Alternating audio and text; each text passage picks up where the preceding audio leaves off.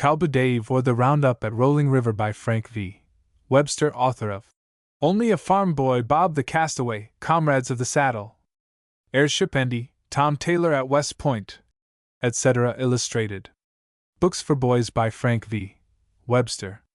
Only a Farm Boy Tom, the Telephone Boy, the Boy from the Ranch, the Young Treasurer Hunter Bob, the Castaway, the Young Fireman of Lakeville, the Newsboy Partners, the Boy Pilot of the Lakes, the Two Boy Gold Miners Jack, the Runaway Comrades of the Saddle, the Boys of Bellwood School, the High School Rivals Bob Chester's Great Airship Andy Derry, the Lifesaver Dick, the Bank Boy Ben Hardy's Flying Machine, the Boys of the Wireless Harry Watson's High School Days, the Boy Scouts of Lenox Tom Taylor at West Point, Cowboy Dave, the Boys of the Battleship Jack of the Pony Express, Cowboy Dave I, After Stray Cattle 2, The Taunt 3, A Confession 4, A Small Stampede V, Treachery 6, A Cry for Help 7, The Rescue 8, Mr. Belmore 9, Dave Meets Len X, Dave Wonders 11, Hazardous Work 12, The Fight 13, Some News 14, A Warning 15, Retaliation 16,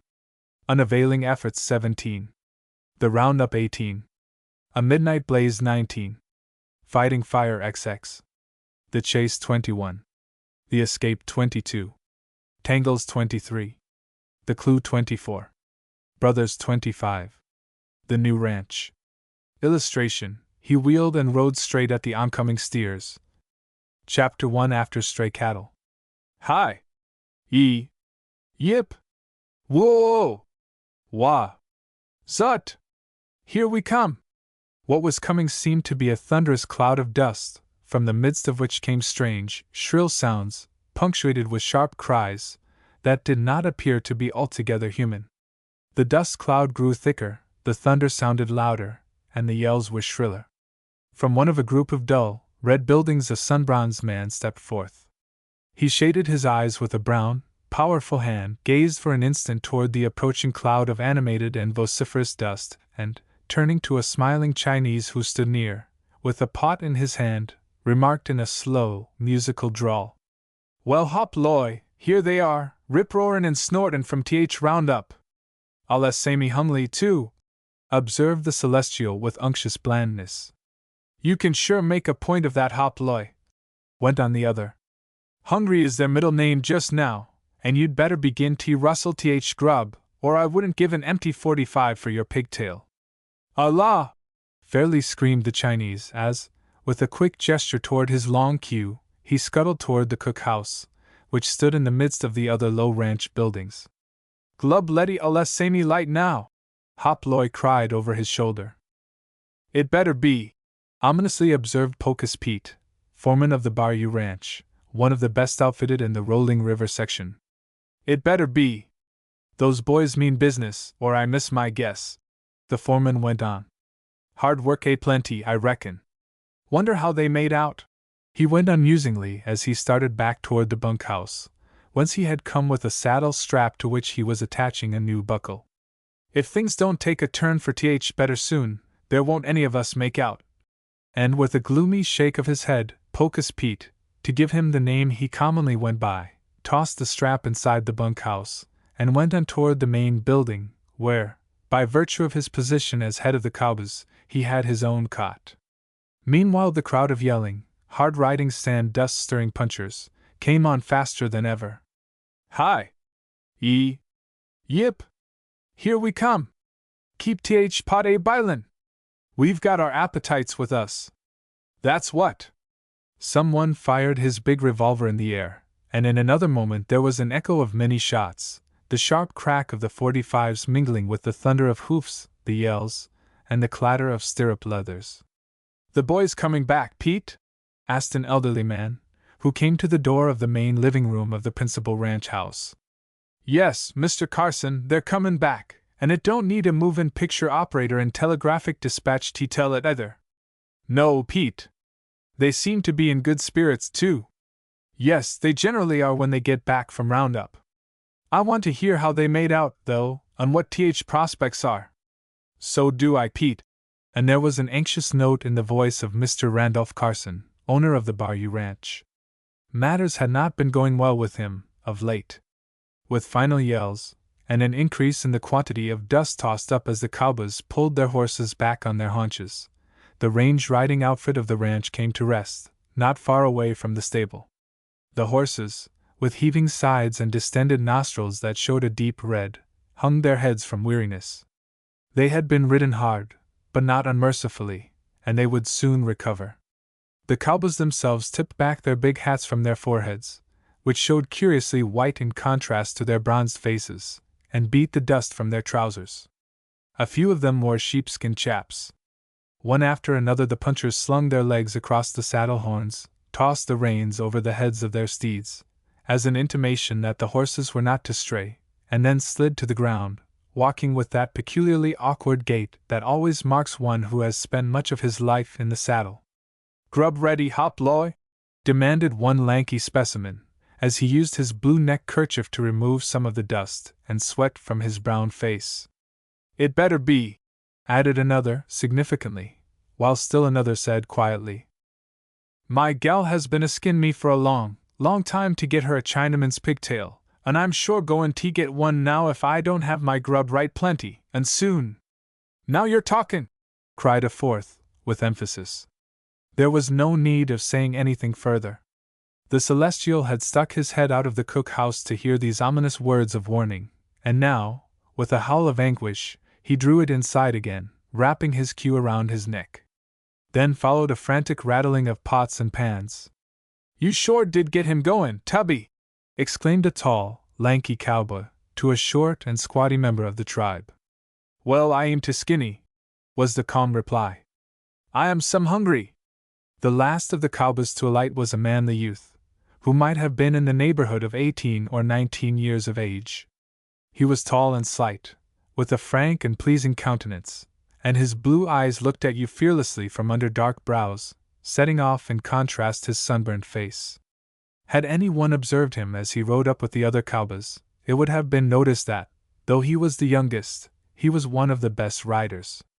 He advanced from among the others, pausing to pet his horse, which stuck out a wet muzzle for what was evidently an expected caress. Then the young man walked forward, with more of an air of grace than characterized his companions. Evidently, though used to a horse, he was not so saddle-bound as were his mates. As he walked up to the ranch house, he was met by Mr. Carson and Pocus Pete, both of whom looked at him rather eagerly and anxiously. "Well, son," began the ranch owner, "how did you make out?" "Pretty fair, Dad," was the answer. "There were more cattle than you led us to expect, and there were more strays than we calculated on. In fact, we didn't get near all of them." "Is that so, Dave?" asked Pocus Pete quickly. "Whereabouts do you reckon them strays is hidin'?" "The indications are they're up Forked Branch way. That's where we got some, and we saw more away up the valley, but we didn't have time to go for them, as we had a little trouble, and Tubby and the others thought we'd better come on, and go back for the strays tomorrow." "Trouble, Dave?" asked Mr. Carson, looking up suddenly. "Well, not much, though it might have been. We saw some men we took to be rustlers heading for our bunch of cattle, but they rode off when we started for them. Some of the boys wanted to follow, but it looked as though it might storm, and Tubby said we'd better move the bunch while we could, and look after the rustlers and strays later." "Yes, I guess that was best," the ranch owner agreed. "But where were these rustlers from, Dave?" "Hard to say, Dad. Looked to be Mexicans." "I reckon that'd be about right," came from Pocus Pete. "We'll have to be on watch, Mr. Carson." "I expect so, Pete. Things aren't going so well that I can afford to lose any cattle. But about these strays, Dave. Do you think we'd better get right after them?" "I should say so, Dad." "Think there are many of them?" "Not more than 2 of us could drive in. I'll go tomorrow with one of the men. I know just about where to look for them." "All right, Dave. If you're not too much done out, I'd like to have you take a hand." "Done out, Dad? Don't you think I'm making a pretty good cowpuncher?" "That's what he is, Mr. Carson, for a fact," broke in Pete, with admiration. "I'd stake Cowboy Dave Agee in any man you've got right in range today." "That's what I would." "Thanks, Pete," said the youth, with a warm smile. "Well, that's the truth, Dave. You took to this business like a duck takes to water, though the land knows there ain't any too much water in these parts for ducks. Yes, we could use more, especially at this season, Mr. Carson admitted. Rolling River must be getting pretty dry, isn't it, Dave? I've seen it wetter, Dad. And there's hardly any water in Forked Branch. I don't see how the stray cattle get enough to drink. It is queer they'd be off up that way, observed Pete. But that might account for it, he went on, as though communing with himself. Account for what? Asked Dave, as he sat down in a chair on the porch. Rustlers. If they were up Forked Branch way, they'd stand between strays and cattle comin' down where they could get plenty of water in Rolling River. That's worth lookin' into. I'll ride up that way with you tomorrow, Dave, and help drive in them cattle. Will you, Pete? That will be fine, the young cowboy exclaimed. Evidently there was a strong feeling of affection between the two. Dave looked to Mr. Carson for confirmation. Very well, the ranch owner said. You and Pete may go, Dave. But don't take any chances with the rustlers if you encounter them. We're not likely to, said Pocus Pete, significantly. From the distant cookhouse came the appetizing odor of food, and Dave sniffed the air eagerly. Hungry? Asked Mr. Carson. That's what I am, Dad. Well, eat heartily, get a good rest, and tomorrow you can try your hand at driving strays. Evening settled down over the Bayou Ranch, a calm, quiet evening, in spite of the earlier signs of a storm. In the far west a faint intermittent light showed where the elements were raging, but it was so far off that not even the faintest rumble of thunder came over Rolling River, a stream about a mile distant, on the banks of which were now quartered the cattle which the cowboys had recently rounded up for shipment. The only sounds that came with distinctness were the occasional barking and baying of a dog, as he saw the rising moon, and the dull shuffle of the shifting cattle, which were being guarded by several cowboys who were night riding. Very early the next morning Dave Carson and Pocus Pete, astride their favorite horses, and carrying with them a substantial lunch, set off after the strays which had been dimly observed the day before up Forked Branch way. This was one of the tributaries of Rolling River, the valley of which was at one time one of the most fertile sections of the largest of our western cattle states. The tributary divided into two parts, or branches, shortly above its junction with Rolling River. Hence its name. Forked Branch came down from amid a series of low foothills, forming the northern boundary of Mr. Randolph Carson's ranch.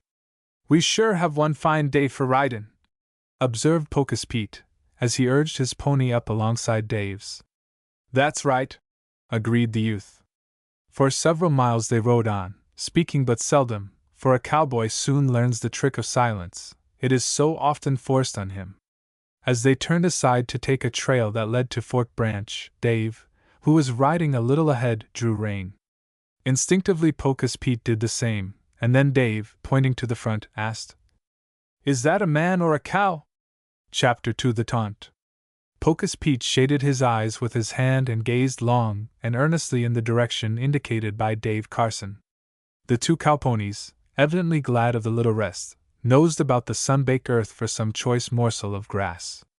It might be either or both, Pete finally said. Either or both? Repeated Dave. How can that be? Don't you see two specks there, Dave? Look, Aegean. Dave looked. His eyes were younger and perhaps, therefore, sharper than were those of the foreman of Bayou Ranch, but Dave lacked the training that long years on the range had given the other. Yes, I do see two, the youth finally said. But I can't tell which is which. I'm not altogether sure myself, Pete said quietly and modestly. We'll ride a little nearer, he suggested, and then we can tell for sure.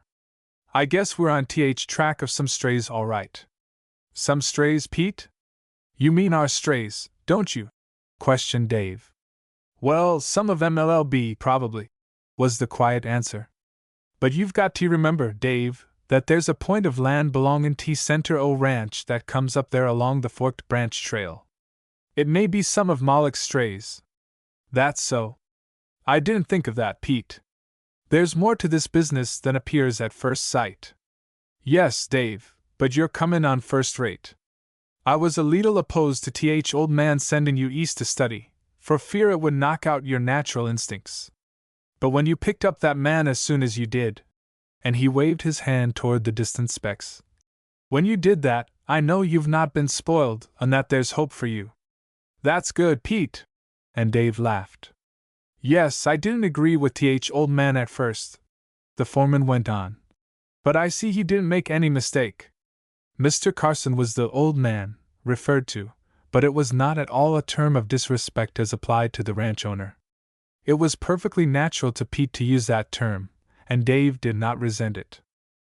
Yes, I'm glad Dad did send me east, the young man went on, as they continued on their way up the trail. I was mighty lonesome at first, and I felt, well, cramped, Pete. That's the only way to express it. I know how you felt, Dave. There wasn't room to breathe in City. That's the way I felt. Out here it's different. He straightened up in the saddle, and drew in deep breaths of the pure air of the plains, an air so pure and thin, so free from mists, that the very distances were deceiving, and one would have been positive that the distant foothills were but half an hour's ride away, whereas the better part of a day must be spent in reaching them. Yes, this is livin', that's what it is, agreed Pocus Pete. You can make them out a little better now, Dave. And he nodded his head in the direction of the two distant specks. They were much larger now. It's a chap on a horse, and he's going in the same direction we are, Dave said, after a moment's observation.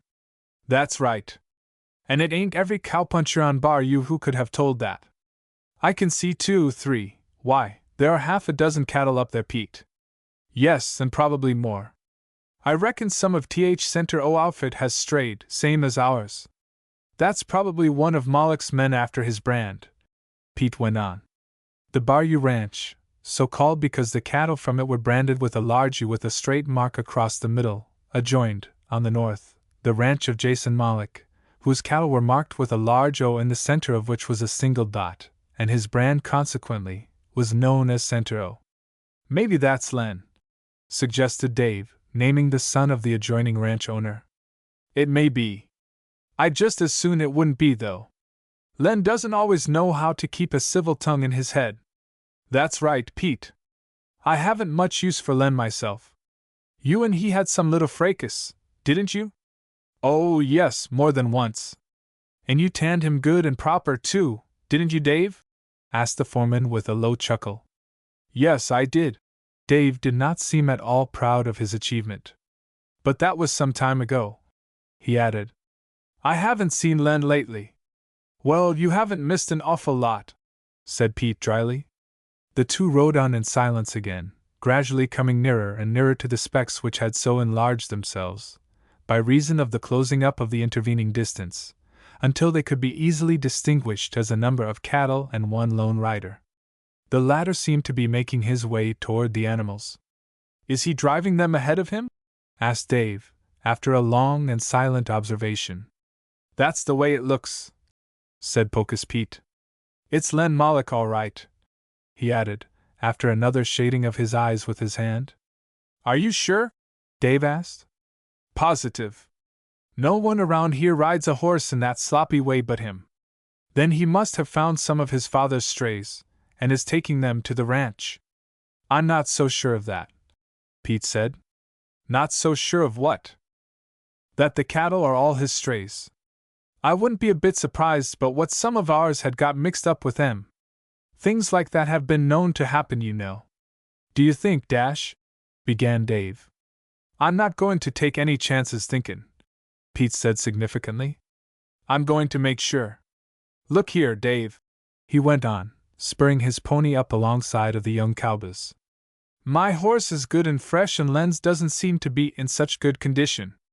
Probably he's been abusing it as he's done before. Now I can take this side trail, slip around through the bottomlands, and get ahead of him.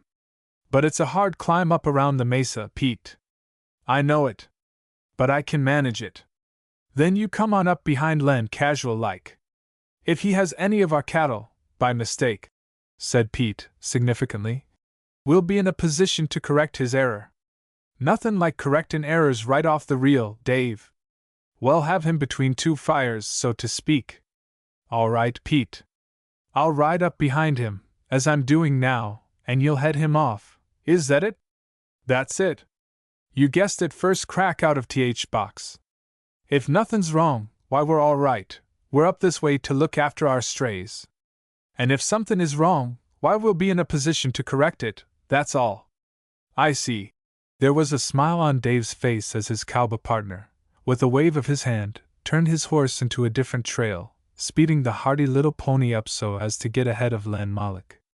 Dave rode slowly on, busy with many thoughts, some of which had to do with the youth before him.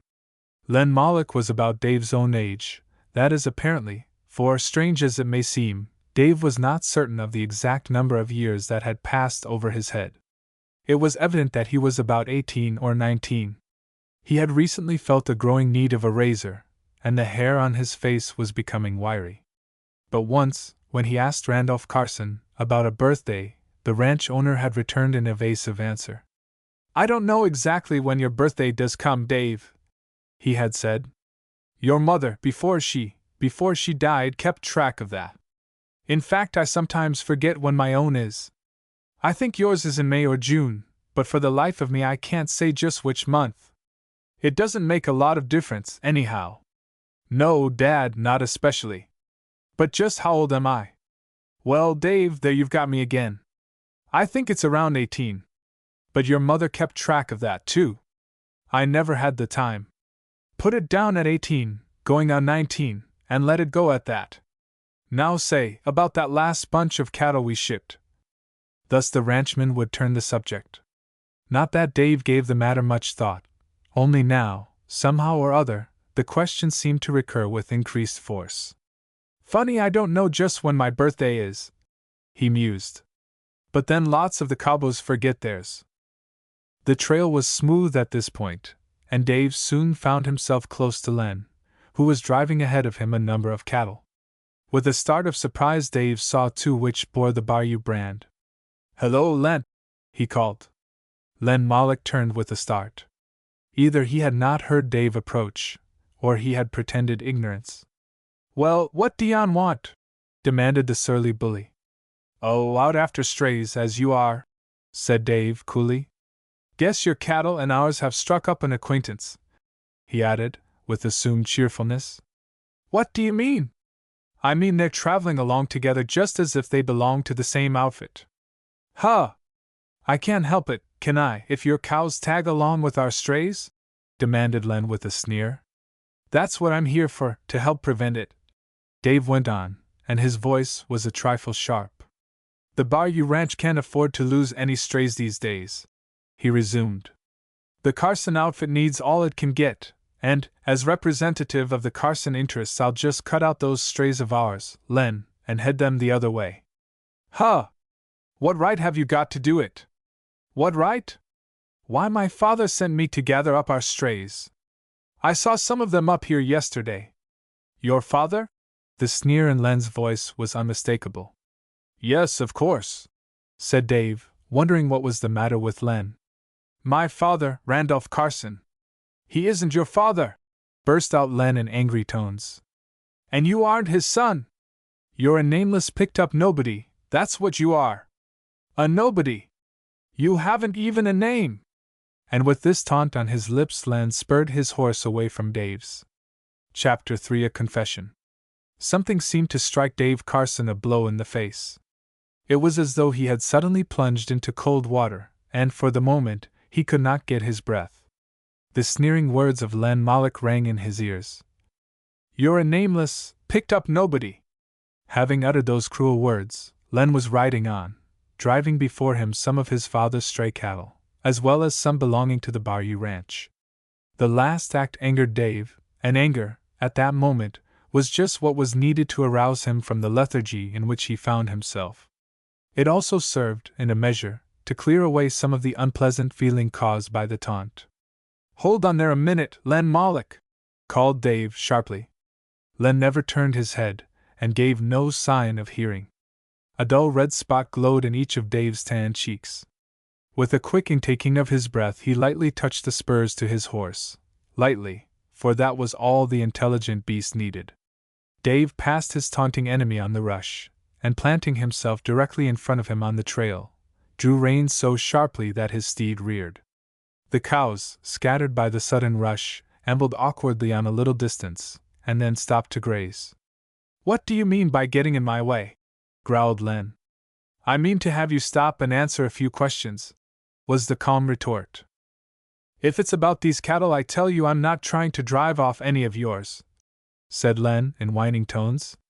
He knew the severe penalty attached to this in a cow country, and Dave was sufficiently formidable, as he sat easily on his horse facing the bully, to make Len a little more respectful. "I'm not going to ask you about these cattle, at least not right away," Dave went on. "This is about another matter. You said something just now that needs explaining." "I say a good many things," Len admitted, and again there sounded in his voice a sneer. "I don't have to explain to you everything I say, do I?" "You do when it concerns me." And Dave put his horse directly across the trail, which, at this point, narrowed and ran between two low ranges of hills. "You said something about me just now. You called me a nameless, picked-up nobody." Dave could not help wincing as he repeated the slur. "Well, what if I did?" demanded the bully. "I want to know what you mean. You insinuated that Mr. Carson was not my father." "He isn't." "Why do you say that, and how do you know?" Dave asked. In spite of his dislike of Len, and the knowledge that the bully was not noted for truth-telling, Dave could not repress a cold chill of fear that seemed to clutch his heart. "I say that because it's so, and how I know it is none of your affair," retorted Len. "Oh yes, it is my affair, too," Dave exclaimed. He was fast regaining control of himself. "It is very much my affair. I demand an explanation. How do you know Mr. Carson isn't my father?" "Well, I know all right. He picked you up somewhere. He doesn't know what your name is himself. He just let you use his, and he called you Dave. You're a nobody, I tell you." Dave spurred his horse until it was close beside that of Len's. Then, leaning over in the saddle, until his face was very near to that of the bully's, and with blazing eyes looking directly into the shrinking ones of the other rancher's son, Dave said slowly, but with great emphasis, "Who told you?" There was menace in his tone and attitude, and Len shrank back. "Oh, don't be afraid," Dave laughed mirthlessly. "I'm not going to strike you, not now." You'd better not," Len muttered. "I want you first to answer my questions," Dave went on. "After that I'll see what happens. It's according to how much truth there is in what you have said." "Oh, it's true, all right," sneered the bully. "Then I demand to know who told you."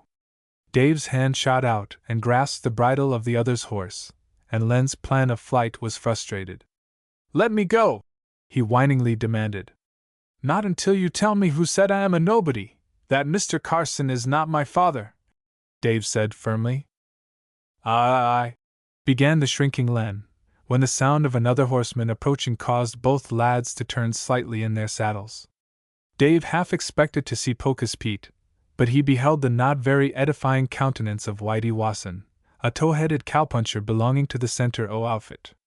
Whitey and Len were reported to be cronies, and companions in more than one not altogether pleasant incident.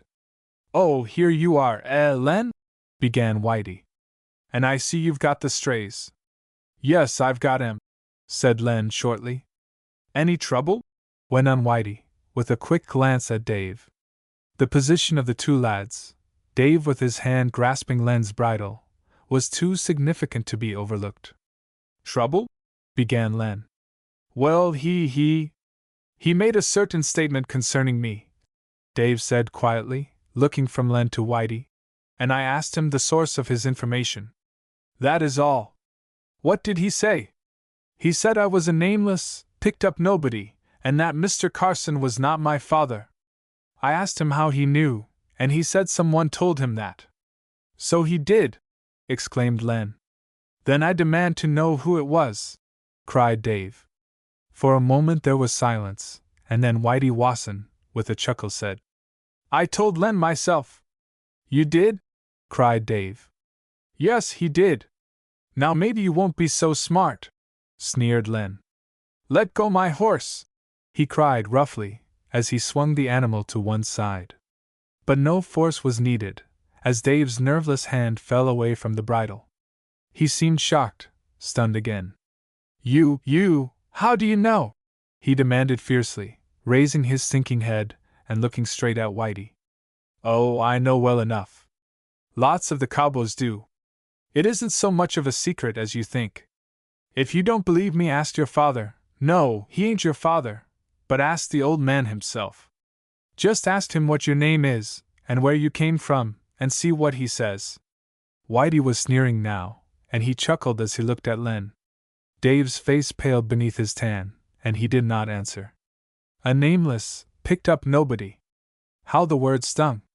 And he had considered himself, proudly considered himself, the son of one of the best liked, best known and most upright cattle raisers of the rolling river country.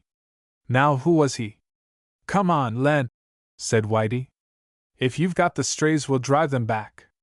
Been out long enough as 'tis. He wheeled his horse, Len doing the same, and they started after the straying cattle.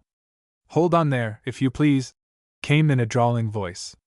Just cut out them bar you steers before you mosey off any farther, Whitey. And riding around a little hillock came Pocus Pete. Grunted Whitey. Guess you'll be needin' a pair of specs, won't you, Whitey? Went on the bar-you foreman, without a glance at Len or Dave. A center-o brand in a bar you looks mighty alike to a feller with poor eyes, I reckon. And he smiled meaningly. Oh, we can't help it, if some of the Randolph cattle get mixed up with our strays, said Len. Who's talkin' to you? Demanded Pocus Pete, with such fierceness that the bully shrank back. Now you cut out what strays belong to you, and let ours alone, Mr. Wasson, went on Pocus Pete with exaggerated politeness. Dave and I can take care of our own, I reckon. And move quick, too, he added menacingly. Whitey did not answer, but he and Len busied themselves in getting together their own strays. Pocus Pete and Dave, with a little effort, managed to collect their own bunch, and soon the two parties were moving off in opposite directions. Dave sat silent on his horse. Pete glanced at him from time to time, but said nothing. Finally, however, as they dismounted to eat their lunch, Pete could not help asking, Have any trouble with them, Dave? Trouble? Oh no. Dave relapsed into silence, and Pete shook his head in puzzled fashion. Something had happened, but what, he could not guess. In unwonted silence, Dave and Pete rode back to the Bayou Ranch, reaching it at dusk with the bunch of strays. They were turned in with the other cattle, and then Dave, turning his horse into the corral, walked heavily to the ranch house. All the life seemed to have gone from him. Well, son, did you get the bunch? Asked Mr. Carson as he greeted the youth. Yes, I did, was the low answer. Mr. Carson glanced keenly at the lad, and something he saw in his face caused the ranch owner to start. Was there any trouble? He asked. It was the same question Pocus Pete had propounded. Well, Len Moloch and Whitey Wasson had some of our cattle in with theirs. They did? Yes, but Pete and I easily cut 'em out. But, oh, Dad! The words burst from Dave's lips before he thought. Am I your son? He blurted out. Len and Whitey said I was a picked-up nobody. Am I? Am I not your son? He held out his hands appealingly. A great and sudden change came over Mr. Carson. He seemed to grow older and more sorrowful. A sigh came from him. Gently he placed one arm over the youth's drooping shoulders. Dave, he said gently, I hoped this secret would never come out, that you would never know. But since it has, I must tell you the truth. I love you as if you were my own son, but you are not a relative of mine. The words seemed to cut Dave like a knife. Then if I am not your son, who am I? Dave asked in a husky voice. The ticking of the clock on the mantel could be plainly, yes, loudly heard, as Mr. Carson slowly answered in a low voice. Dave, I don't know. Chapter for a Small Stampede. Dave Carson, to use the name by which we must continue to call him, at least for a time, may have hoped for a different answer from the ranchman. Doubtless he did so hope, but now he was doomed to disappointment, for the words of Mr. Carson seemed final. Dave, I don't know, he repeated. I don't know who you are, who your parents are, or even what your name is. I wish I did. Dave sank down in a chair. He seemed crushed. Mr. Carson, too, was somewhat overcome. There must be some explanation," said the lad at length, slowly. "There is," was the reply. "I'll tell you all I know. I suppose I should have done it before, but I have been putting it off. I hoped there would be no need. I don't know just how Len and Whitey found it out," went on Mr. Carson. "If they had only kept still a little longer you might never have known, for I intended to go away from here soon." "Go away from here, Dad?" The endearing name slipped out before Dave was aware of it. A surge of red sprang up into his cheeks, under their tan. "Don't stop calling me that, Dave," begged Mr. Carson in a low voice. "I have been a father to you, at least I've tried to be. And you've succeeded," Dave said affectionately. "And I want to keep on in the same way," said the man softly. "So don't stop calling me Dad, Dave. I couldn't bear that, even though I have no right to it. But you asked me a question just now. I'll answer that before I go on with the story. I did plan to leave here. I'm not making this ranch go, Dave, as I'd like to see it. I have been thinking of giving it up. But that was before I knew that my secret about you was known." "Then you're not going now, Dad?" Dave hesitated just a moment over the name. "No. It would look like desertion, cowardice, as if I went because this matter became known. It will get out soon enough now, since the Moloch outfit knows it. But that's just the reason I'm going to stick. I won't fly in the face of the enemy. I won't desert. The real reason why I intended to go, though, Dave, is because the ranch isn't making money enough. It is holding its own, but that is not enough. As you know, I was, up to a year or so ago, pretty well off. But those unfortunate cattle speculations pulled me down, so now I am really what would be called poor, as ranchmen go. But I'll make good," declared the cattle owner. "I'm going to stick now, until something happens. It may be for the best, or it may be for the worst. But I'll stick until I'm fairly beaten. The ranch needs more water, that's the main trouble. I haven't control of the water rights I need. I can't go into the cattle business on a large enough scale because of the lack of water. Rolling River and Fork Branch, while well enough in their way, aren't big enough to stand the dry years. That was the reason I was going to sell out, Dave, but I'm not now. I'm going to stick. And now I'll tell you the secret concerning you, that is as much of it as I know. It isn't much, for I know so little myself, so you will not be much wiser than you are now." "Won't I know who I am?" Dave asked in a low voice. "No, Dave, for I can't tell you myself. I wish I could. I wish I could either really find your parents, or know that I had a good legal claim on you. But that is impossible. Some years ago, Dave, I was in business in Missouri. I was doing fairly well, but I always had a hankering to get out west and raise cattle. I had lived on a ranch when I was a small lad, in fact all my people were ranchers, and I longed for the life of which I had had only a little taste. So I planned to sell out, raise all the money I could, and buy a ranch. I had my plans all made when one spring there came a big flood that practically wiped out the town where I was then living, as well as a number of others along that part of the Missouri River. There was rescue work to be done, and I did my share, I guess. Among the others whom I saved from the wreckage of houses, barns, and other debris that rushed down the river was a little baby boy." Dave caught his breath sharply. "You were that little chap, Dave," went on the ranchman after a pause. "As cute a little chap as I ever saw. I fell in love with you right away, and so did a number of women folks who were helping in the rescue work. They all wanted you, but I said if no one who had a legal claim on you came for you, that I would keep you. And that's what happened. I could not find out where you came from, nor who your folks were, though I made many inquiries. I had been about to start for the West when the flood came, but I delayed a bit, wanting to give your parents, if they were alive, a fair show. But no one claimed you, so I brought you out West with me, and here we've been ever since, living just like father and son." "And do you think my parents are dead?" Dave faltered. "I am afraid so," was the low answer. "There were many grown folk and children who perished in the flood.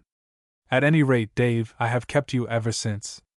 How this Whitey Wasson learned the secret I cannot say. I did hope it would never be brought to your knowledge, though I made no effort, at the time I rescued you, to conceal the fact that I had, in a measure, adopted you. I suppose Whitey must have heard the story from someone who was in the flooded Missouri district at the time, and who has since come west. But that is how the matter stands. You are not really my son, though you are as dear to me as though you were. I hope this will make no difference to you, knowing this secret. I want you to continue living here just as you always have. In fact, it would break my heart if you were to leave me after all these years. You will stay, won't you? And he held out his hands appealingly. Why, yes, said Dave, after a moment. I have no other place to go. And I certainly owe you a deep debt of gratitude for your care of a nameless orphan for so many years. Don't say that, Dave. Don't call yourself nameless. You can have my name, and welcome. You know that. I want you to have it. I will legally adopt you if necessary. And as for owing me, don't name it. You were welcome to all I could do, and more. Why, you have been like a son to me. I wouldn't know how to get along without you at the ranch here. You must stay. Oh, yes, I'll stay, said Dave. And then he added with, perhaps, the least tinge of bitterness in his voice, I have nowhere else to go. Then stay, was the eager invitation. I need you, Dave. And if those skunks bother you any more. Oh, I'm not worrying about them, Dave said quickly. I don't mind their taunts. After all, it is no disgrace not to know who I am under the circumstances. Perhaps some day I may find out. Perhaps, said Mr. Carson softly, but he did not really believe that such an event would happen. Is that all you can tell about me, Dad? Asked Dave. That's right. Don't forget to call me Dad, exclaimed the ranchman, and his tone showed more delight than at any time since the talk. For I am just the same as your father. But Dave, I'm afraid I can't give you any clues. You were only a baby at the time, and I don't even remember just now much as to how you were dressed. You came down the flood in part of a wrecked house. You were in a cradle in the exposed upper story when I got you out. I was going around in a boat doing what rescue work I could. I turned you over to some women, temporarily, and claimed you later. That's about all there is to it. I came out west with you and here we are now. And now, since the secret is out, I'm going to make it known to all who care to listen. There is no use trying to keep it under cover anymore. What do you mean, Dad? I mean I'll tell everyone connected with Bayou Ranch. We'll take the wind out of the sails of Moloch, Wasson, and their like. We won't have them sneering at us. I'll tell the men here. I fancy Pocus Pete knows something about it, Dave said. He must have heard what Whitey and Len said to me. Well, we'll tell him the whole story. It's no disgrace. And this was done. Soon all the cowboys on Bayou Ranch knew the story, and talk buzzed around concerning it. But no one thought the less of Dave. In fact, his friends and those of Mr. Carson were warmer than before. Then the matter was tacitly dropped, and was never mentioned among the cowboys of Bayou Ranch. For a time the knowledge hurt Dave cruelly. Then he grew more accustomed to it. But though he called Mr. Carson Dad, there was more or less of reserve. And Dave found himself many times wondering who his real parents could be. Some day I may find out, he said. There was much to do at the ranch, from rounding up cattle, looking after strays and branding, to making shipments. Dave found his time fully occupied, and he saw little of Len and his crony. But one day Len and Dave had a run-in. Dave, who was riding range, came upon Len in the act of beating his horse. It seems the animal had stepped into a hole and thrown the bully, who, in retaliation, mistreated the animal shamefully. Here! You quit that! Ordered Dave, riding up. What for? Sneered Len. Because I say so! He isn't your horse. That may be, but I'm not going to see you abuse him that way.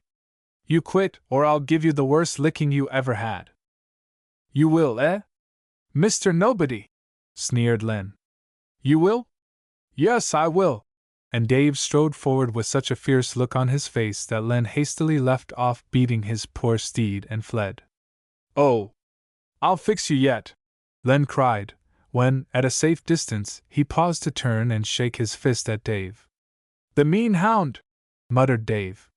It was about a week after this that Dave rode over to a small corral where some choice cattle were quartered. These had been cut out and herded by themselves, to get ready for a special shipment. Dave wanted to see if the fence and gate were sufficiently strong. He rode around the corral, and was soon satisfied that all was right. He was riding away over the plain, glad to be able to report to Mr. Carson that the cattle were in fine shape for shipment, when a sudden noise caused him to turn around. To Dave's surprise, he saw the cattle, in a small stampede, rushing from the corral, straight toward him in an overwhelming mass. Dave hesitated but a moment, and then clapping spurs to his horse he wheeled and rode straight at the oncoming steers, shouting and waving his hat in one hand, while with the other he fired shot after shot from his big revolver. Chapter 5: Treachery. "Don't fall now, Crow! Don't you dare to stumble!" breathed Dave, leaning over to speak into the very ear of his coal-black steed. "Don't step in any holes and throw me. For if you do, it's all up with both of us." Yet, knowing that danger as he did, Dave never for an instant faltered. He was going to stop that stampede and drive back the valuable cattle before they could stray and get far out on the range or among the wild hills where they would lose much of their prime condition that would ensure a good price. Dave was going to stop that stampede, though he took his life in his hands to do it. And for what? He might have reflected. To save the property of a man who was no relation to him. Yet never for an instant did Dave ask this question of himself. It never entered his mind. For the time being he had forgotten that Mr. Carson was not his father. "I'm going to save those cattle," Dave murmured over and over again, as he neared the frightened, tumultuous mass of steers. "But don't you stumble with me, Crow!" For to stumble meant, very likely, the death of horse and rider. Cattle on the range are used to seeing mounted men, in fact they seldom see them otherwise, and for a mounted cowpuncher it is perfectly safe to ride in front of even a wildly running mass of steers. But once let a man be on foot, while the cattle do not actually attack him, they seem to lose all fear of him, and may trample ruthlessly over him. Then is when a cowpuncher's life depends on his steed. The cattle seem to regard horse and man as one and as a superior being to whom they must give place. That is why Dave did not want his horse to stumble and throw him. For his life, and that of his fine steed Crow, would not have lasted a minute under the pounding rush of those sharp hoofs. While thus riding wildly at the rushing steers, Dave had many thoughts in his mind. "How did they get out?" he mused. "The gate and fastenings were all right 5 minutes ago. And I wonder if I can turn them and drive them back alone? I've got to, that's all, for I don't see any help coming." Dave rose in his stirrups and gave a quick, frightened, tumultuous mass of steers. But don't glance ahead of him and over the backs of the steers. He saw no one in sight, and settling in the saddle again, prepared for the work ahead of him. Got to have some more shots, anyhow, Dave reasoned. His revolver was empty. Fortunately, Dave had trained Crow so that he could ride him without the use of the reins, merely by the pressure of the knees on either side of his neck. Dropping the leather, Dave broke his gun, scattered the empty shells out on the ground, and filled the chamber with fresh cartridges. He depended upon the thundering reports of his .45, as much as on his voice and his fearless riding straight at the oncoming steers, to drive them back. Now again he was ready for his task, and it was high time, for he was almost at the front line of advancing cattle. Shouting, waving his big hat with one hand, and with the other working the trigger of his gun, Dave sought to drive back the maddened animals. He put into his action all the energy of which he was capable, rising in his stirrups as though he would hurl himself over the head of his horse at the beasts. "Steady now, Crow," he called into the ear of his faithful pony, leaning over far on its neck. The front line of cattle began to divide to let Dave through, or rather, to pass around him. But he did not want that. He wanted to turn the animals back. "Oh, if I only had someone to help me," he cried aloud. Once more his gaze swept over the backs of the cattle.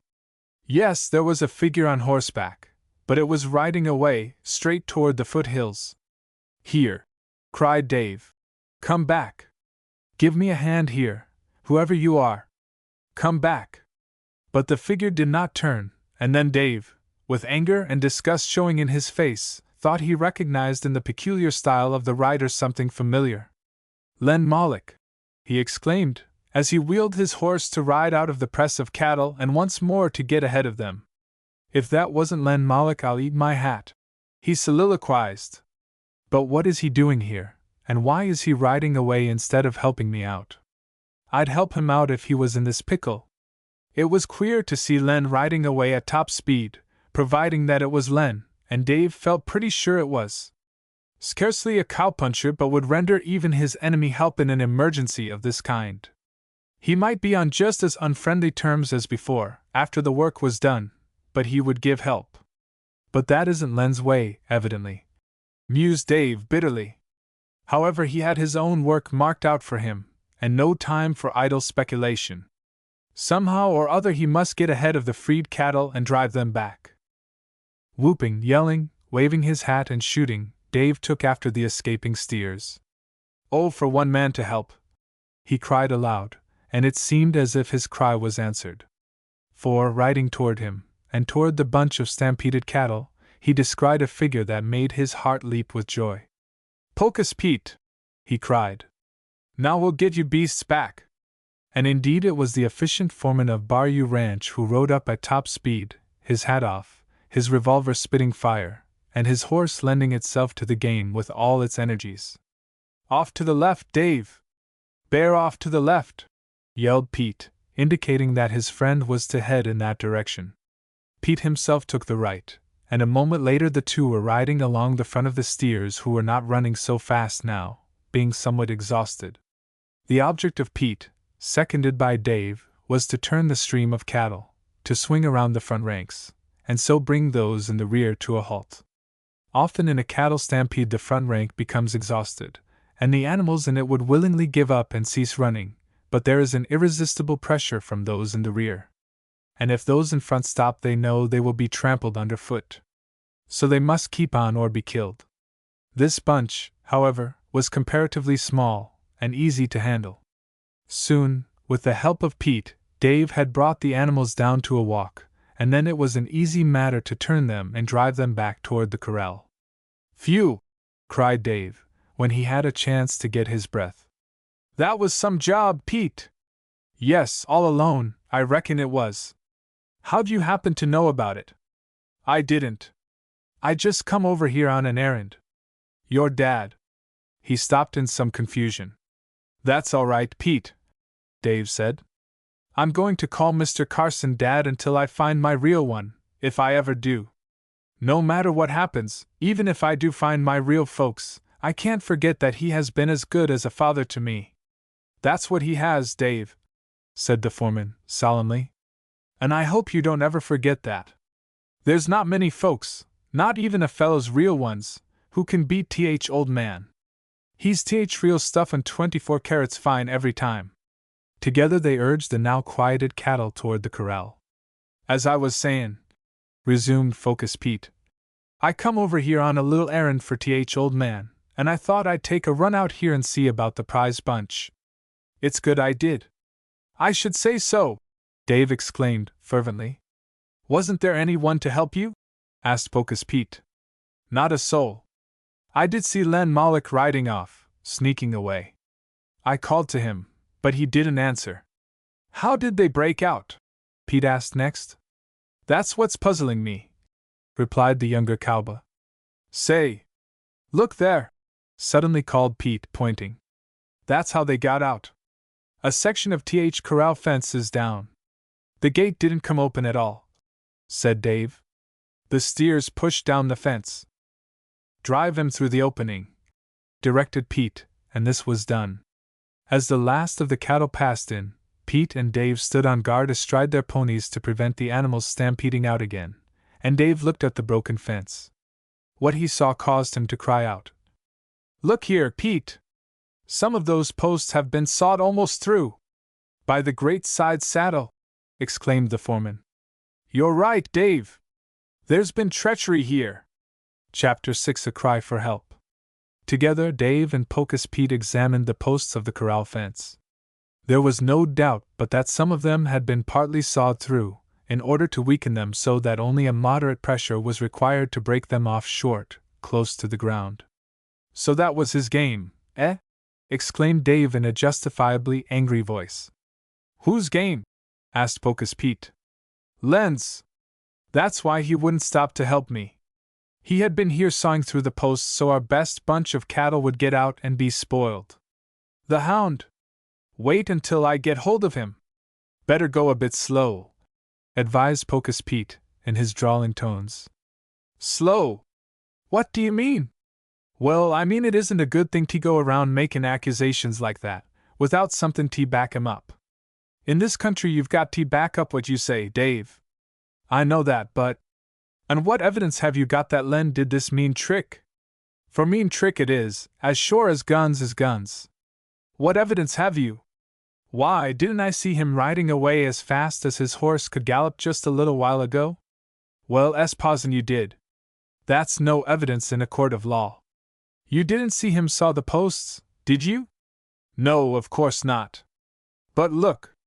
Here's some fresh sawdust on the ground. The posts have been sawed within a few hours, perhaps even inside an hour. Maybe just before I came. Dave pointed to the moist earth under some of the splintered posts and boards. There was the fine sawdust where it had been preserved from the trampling hoofs of the steers. Yes, job's been done recent, admitted Pocus Pete. But that doesn't prove anything. Now if we could find a saw with Len's name on it, that might be some law evidence. But I don't see any, do you? There was no saw in sight.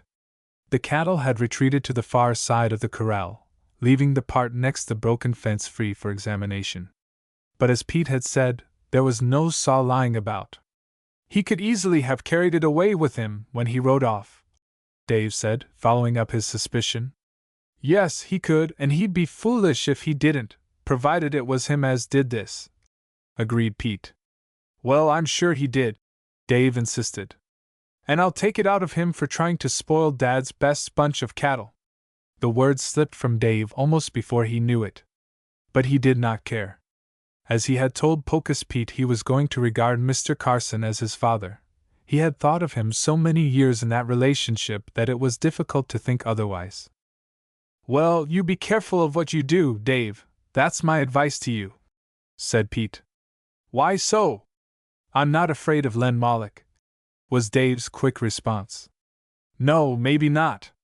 Yet Len trails in with a middlin' mean crowd, and though you are pretty good, you're no match for Whitey Wasson and his bunch of cowpunchers. But my quarrel is with Len, for I'm sure he did this. That's all right. I have a sneakin' suspicion that way myself, but Len is a coward, as well as a bully, and he'd howl for help if you went at him. And Whitey is just kind to pitch in on you if he saw you givin' Len a drubbin'. So you take my advice and go a bit slow. I will. I won't have it out with Len until I can get him alone somewhere, and then I'll put it up to him. Well, maybe that's a good way, though I don't approve of fightin' as a rule. Oh, no! You don't? Laughed Dave, for it was a well-known fact that Pocus Pete was considered the best man with his fists in that section of the country. Oh, of course I'll fight when I have to. But I'm not going out of my way to look for trouble. This was strictly true, and Dave knew it. Pocus Pete would never needlessly quarrel with anyone, but once he had started on what he regarded as a right course, nothing would turn him aside until he had either vanquished or been beaten. And the latter was seldom the outcome. Well, that's my case, said Dave. I'm not going to put this on Len until I give him a chance to defend himself. But now, Pete, what are we going to do? We can't leave these choice cattle here in a broken corral. They'll stray all over the range. That's right. We've got to fix that fence, and we'll need help. Some new posts will have to be set, and it's got to be done before dark. Tell you what to do. You ride back to the ranch, and get some of the boys. What will you do? I'll stay here and guard the cattle. It won't take long, and your horse is faster than mine. All right, I'll go. But first let's make what repairs we can. That will make it easier for you to hold in the cattle. There was some wire at the corral, and with this, and by using some of the broken posts and boards, the gap in the fence was made smaller so the cattle would not be so likely to try to rush through it. This done, Pete prepared to mount guard while Dave leaped to the back of Crow and started for the ranch on the gallop, to bring help and to tell the story of the broken corral. "I wonder if I'd better mention Len?" thought Dave, as he rode on. "I'm pretty sure he did the trick, but I don't want to accuse anyone unjustly, even him." After thinking it over, Dave decided that it would be better not to say anything about Len just yet. He would let matters take their own course. "But I'll be on the watch for him." He made up his mind. Dave's mind was busy with many thoughts, and his body was weary with the exertions through which he had just passed. But there was a certain sense of exhilaration after all. He had done a good piece of work, and he realized it. Of course, Pocus Pete had helped, but Dave was in a fair way to stop the stampede when the old foreman came along. "I'll get to be a regular cowboy after a while," thought Dave, not without a little smile of gratification. To get to the ranch more quickly, the young cowpuncher took a trail that led through a patch of rocky woodland. It was a curious formation in the midst of the flat cattle country, being a patch several miles square, consisting of some rocky hills, well wooded, with a number of deep gullies in them. More than once cattle had wandered in among them and been lost. And it was said that at one time a noted band of cattle rustlers, or thieves, had made their headquarters in this wood, and had held out a long time against the attacks of the cattlemen. Dave rode through this not very cheerful place. He had been keeping his eyes open for a sight of Len Moloch, but had caught no further glimpse of the bully whom he suspected. "Hit it up, Crow! Hit it up!" Dave called to his black horse, who was going along a not very safe trail amid the rocks and stones. Dave was about halfway through the place when the silence, undisturbed save by the rattle of Crow's hoofs, was suddenly broken by a cry. "Help! Help!"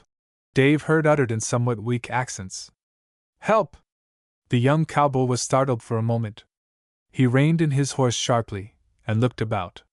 He could see nothing, and the silence seemed more pronounced after the echo of the appeal for aid had died away. "Hello?" Dave called. "Who are you, and what do you want?" "Where are you?" he asked, for he could see no one. "Over here. To your right.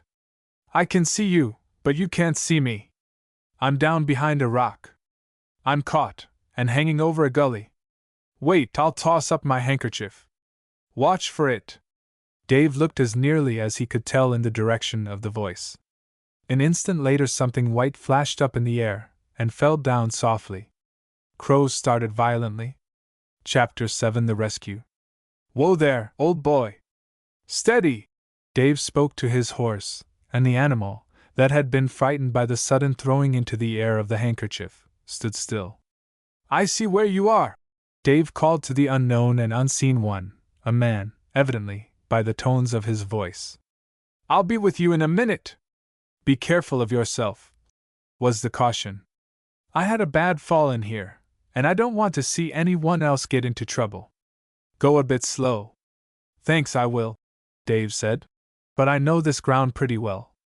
Stand still now, old fellow," he went on to his horse. "I don't want you falling, and breaking your leg or neck."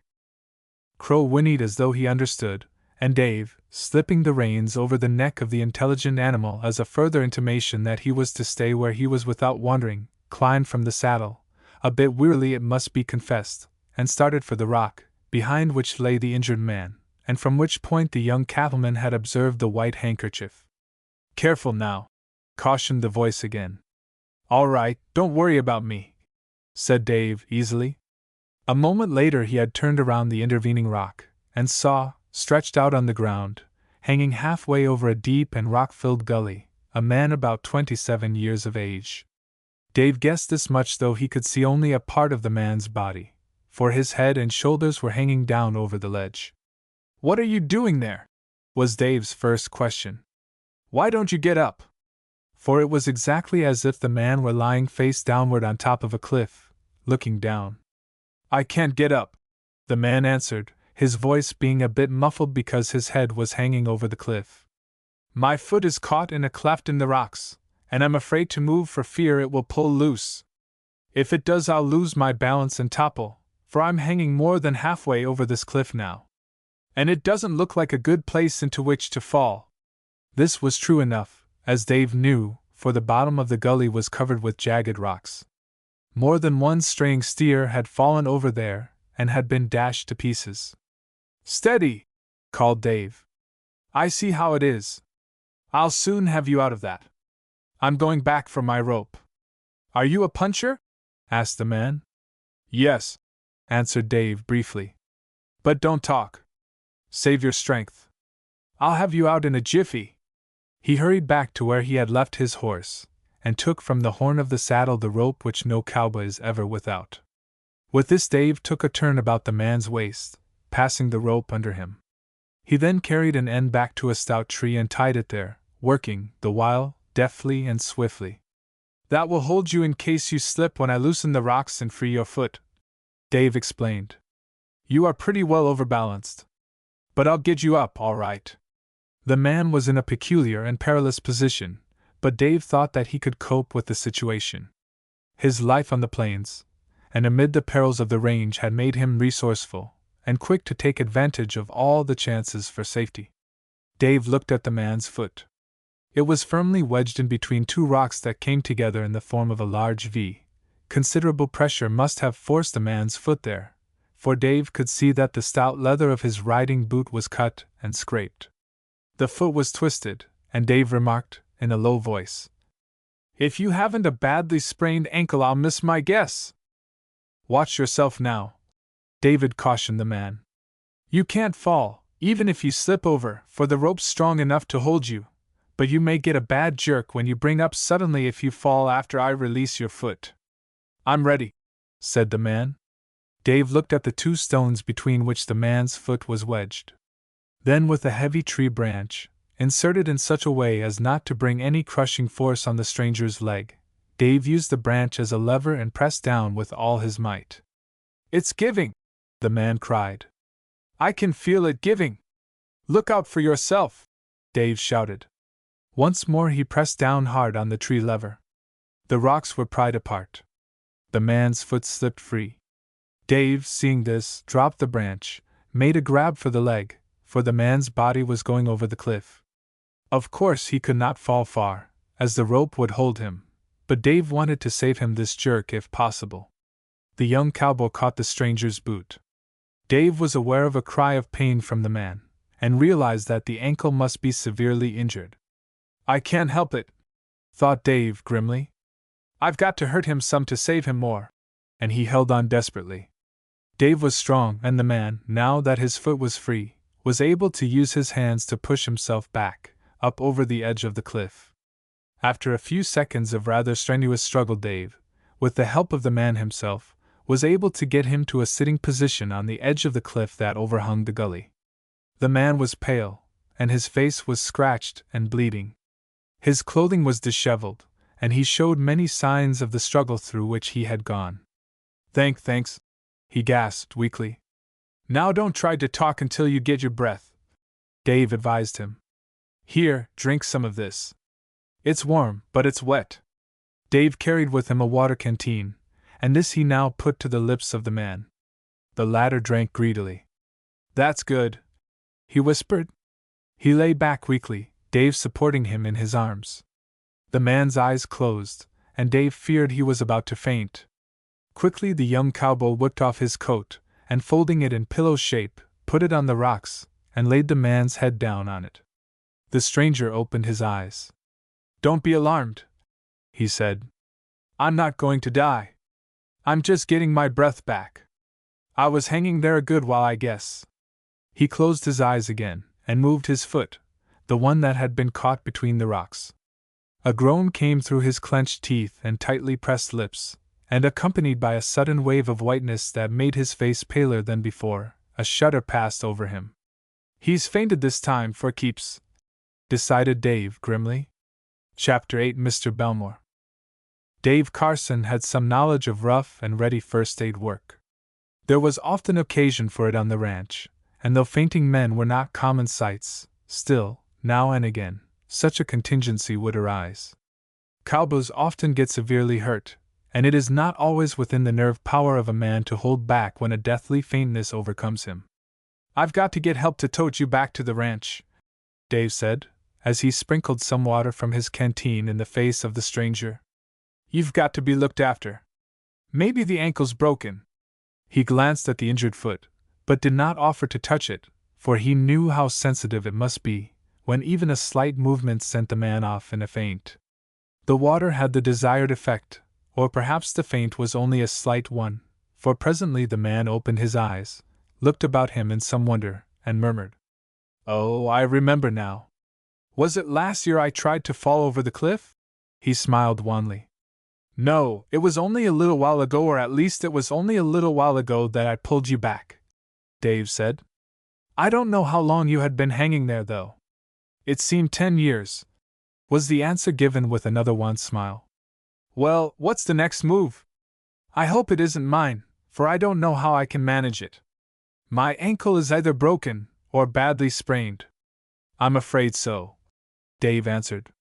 "Now I don't know where you came from or where you're going, but our ranch, bar you, is the nearest place you can get help. I can put you on my horse, I guess I can manage that, and walk with you, but it will take a long time. Crow won't carry double, I'm afraid. Certainly not with the way I'd have to put you on." "I had a horse," said the stranger. "He can't have gone very far. I left him beside the trail while I came in here to look about. He must have wandered off away." "A horse!" cried Dave, eagerly. "That's good, if I can find him. We'll not have any trouble getting you to the ranch in that case, Mr. Dave paused significantly, adding, after a moment's thought, "My name's is Dave Carson." He had hesitated, and then quickly reflected that this was no time to enter into explanations about his lack of parentage. "My father, Randolph Carson, owns Bayou Ranch." "Yes, I have heard of him," the man said. "In fact, I was going to call on him within a few days in regard to a certain matter. I am afraid I can't reach my card case, but my name is Belmore, Benjamin Belmore. I'm from Chicago, but I'm out here representing the Rolling Valley Water Company." "Never heard of them," Dave said. "They don't deal in cattle, do they?" "No, they hope to deal in water, that is later on. But I'll go into details after a bit." "Pardon me, Mr. Belmore," burst out Dave. "Here I am keeping you talking, when I ought to be looking for your animal, and helping you to our ranch. I don't know what's got into me. But I just had some trouble with a bunch of our cattle, and I guess I'm thinking of that yet. I was on my way to the ranch to get help, when I took this short cut and heard you call. I'll go and see if I can find your horse.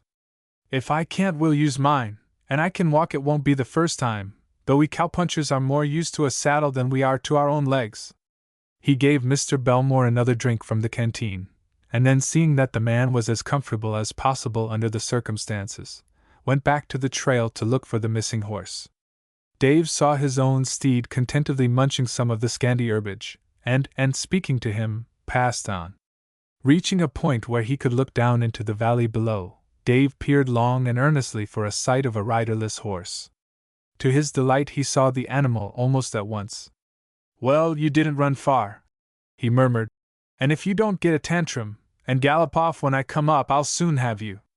Going back to where he had left Mr. Belmore, Dave reported, "Your horse is down in the valley. I'll jump on mine and try to catch him for you. If I can, we'll not have any trouble, and I'll soon have you at our ranch." "Thanks," murmured the representative of the water company. "His name is Curd," he added. "My horse's, I mean," he explained, with a smile. "He generally comes when I call him, but here are some lumps of sugar I give him. He'll be sure to come if you hold these out to him." Dave took the sweets, which Mr. Belmore extracted from his pocket, and hurried back to where he had left Crow. A moment later Dave was moving off down the trail toward the valley. "Careful, old boy," he cautioned his steed, for the going was anything but good. "It won't do for you to slip and stumble now." But Crow had no intention of doing anything of the sort, and a little later Dave was galloping rapidly across the grassy plain toward the lone horse. "I hope he doesn't bolt and give me a chase," reflected the young cowboy. "I haven't much time." And he looked at the declining sun, and thought of Pocus Pete on guard at the corral, waiting for help to mend the broken fence. "It's all Len's fault, too, the mean skunk," said Dave. "If it hadn't been for him, the cattle wouldn't have gotten loose. Though I suppose if they hadn't, I wouldn't have ridden home this way, and I wouldn't have discovered that man. Maybe it'll be a good thing in the end." Just how good this chance was to prove to Dave, the young cowboy little dreamed. "Here, Curd! Curd!" he called, as he approached the horse. Dave wondered how Mr. Belmore had hit on that odd name. "Here, Curd!" the youth called. The horse, a beautiful and intelligent beast, raised his head, and looked at Dave approaching on Crow. "Here you are, old boy." "Curd!" called the young ranchman again.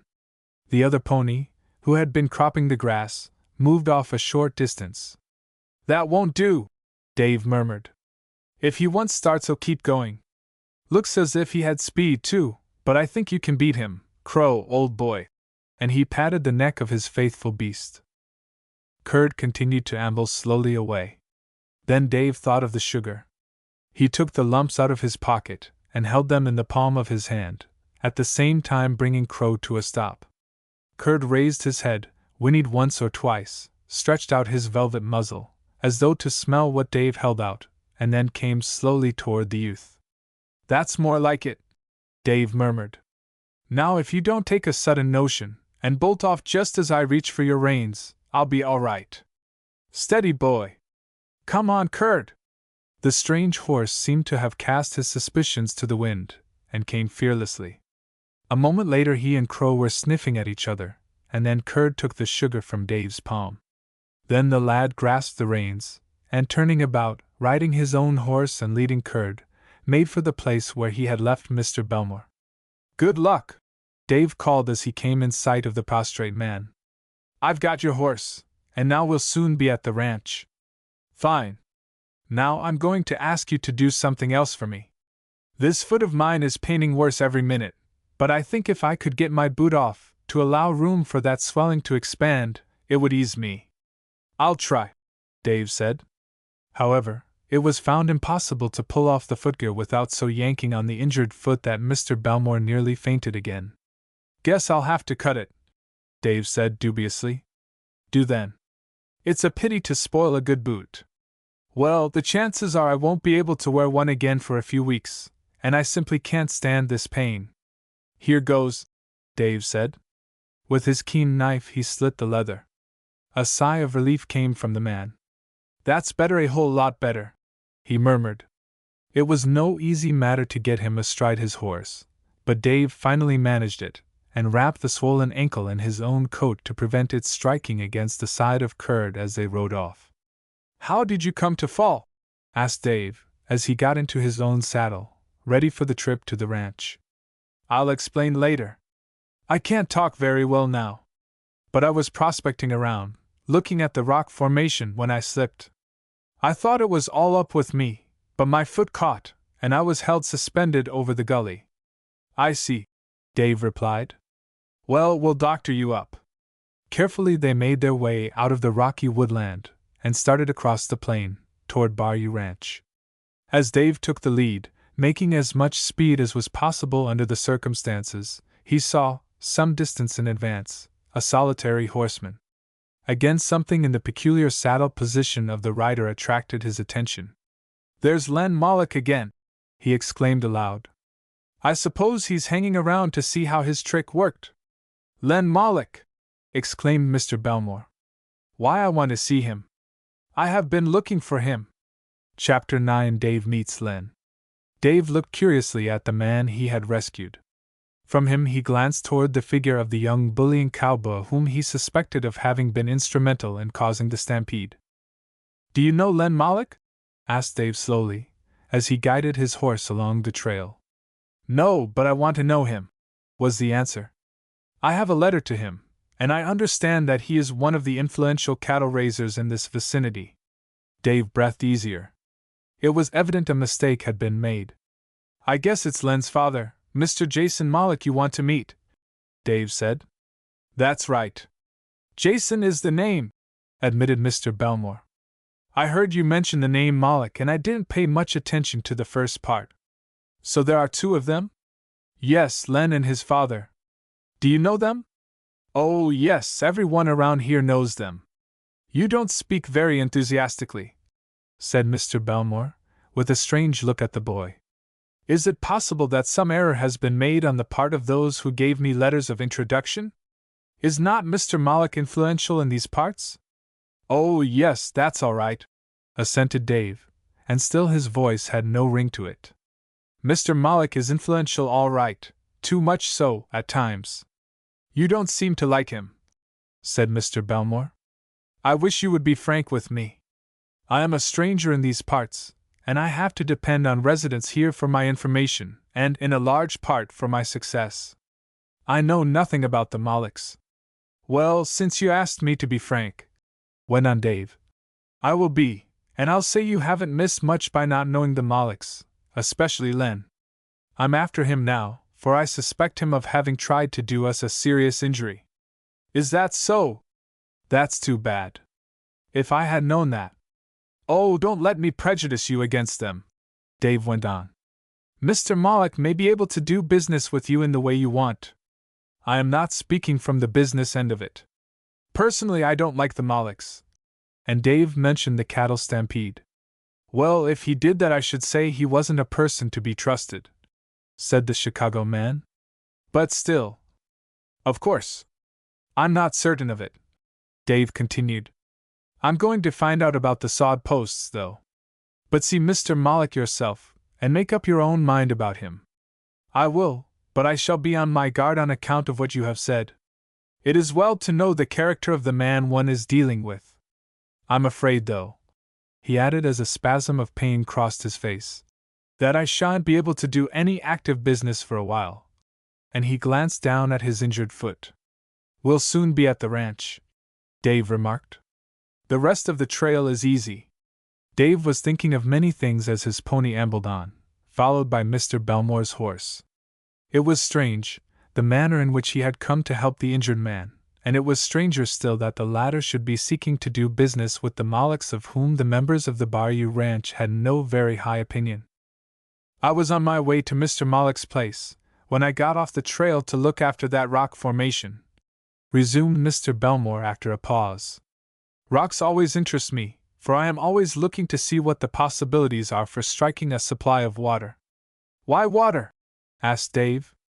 Because I am an irrigation engineer, was the reply. That is my business. I have been sent out here by a concern, recently formed, called the Rolling Valley Water Company. Our concern has acquired rights in the valley of the Rolling River, and I have been sent out to see what the chances are for getting the ranchmen and other landowners interested. I thought irrigation schemes had only to do with farming, said Dave. No, irrigation takes in much more than that. Of course, farmers need water, and we hope to develop some big farms out here. But ranchmen also need water for their cattle. Yes, that's true, said Dave. My father was saying only the other day that he could do a lot more if we had a better water supply. Then he's one of the men I need to see, exclaimed Mr. Belmore. Perhaps he already has some rights in the water supply of this valley that we could negotiate for. You see, our idea is, he continued, to get the whole water supply under one head in a big company, of course giving those who sell us their rights a certain control. Then we intend to build a big dam to conserve the water supply. As it is here now, I imagine, from what I know of other places, at one time you have too much water, and at another you don't have enough. That's just it, Dave admitted. It isn't even.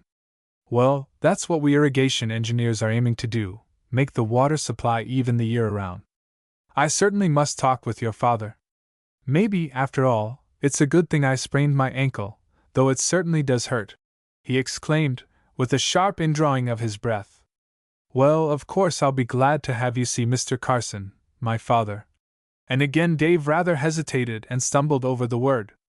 But as a matter of fact, some of the rights he has in Rolling River are subject to some agreement with Mr. Moloch. I know my father doesn't like it, for it makes him too dependent on this man, but he could do nothing else. He had to have water for his stock. Of course, agreed Mr. Belmore. Well, perhaps we can get together and form a company so he can have more water and will not have to worry about it. I hope so, Dave said. A little later they came within sight of the ranch buildings, which were glowing in the rays of the setting sun. What a fine place! Exclaimed Mr. Belmore. Yes, I like it, Dave made answer. Then a pang seemed to shoot through him. What if he had to leave the place? He could not count on always staying there, as he might have done had he been Mr. Carson's son. Even though the ranchman might love Dave as one of his own blood, when Mr. Carson died there would be other heirs very likely, who would step in and claim the place. Dave was not legally adopted. He might inherit nothing. He had always counted on taking up as his life work the cattle business. But now, since the disclosure had been made, this was, perhaps, impossible. And he sighed again as he looked at the group of buildings set down in a little valley, with rolling river in the distance glistening in the slanting rays of the setting sun. On all sides stretched the vast prairies on which grazed the hundreds of cattle, not only from the Bayou Ranch, but from the Center O, and others. Yes, that's our place, said Dave. For the present, at least, this man need not know his secret, though he might find it out soon enough. And I guess you'll be glad of a chance to lie down, won't you? Indeed I will, was the answer. A moment later the two rode up toward the main ranch buildings. The cowboys had come in from their day's labors, and were washing themselves at their bunkhouses, in readiness for supper. From the quarters of Hop Loy, the Chinese cook, came a grateful odor. That certainly smells good, exclaimed Mr. Belmore. The cowpunchers looked curiously at the drooping figure on the horse that followed Dave. It needed but a glance from their sharp eyes to tell that the man was hurt. Mr. Carson came out. Well, Dave, he began, I was just wondering where you were. Are the cattle all right? They are now, Dad, but they weren't for a time. They got out of the corral, but Pocus Pete and I got them back again. I'll tell you about that later. Here's a gentleman who needs help. He's a Mr. Belmore from Chicago interested in irrigation. He was in the rock grove, caught by the foot. I got him out. You look after him, Dad. I've got to get some of the boys, with fence material, and go back to relieve Pete. He's on guard there. Say, it takes you to tell it, exclaimed Mr. Carson with a smile. Welcome to Bar U, Mr. Belmore.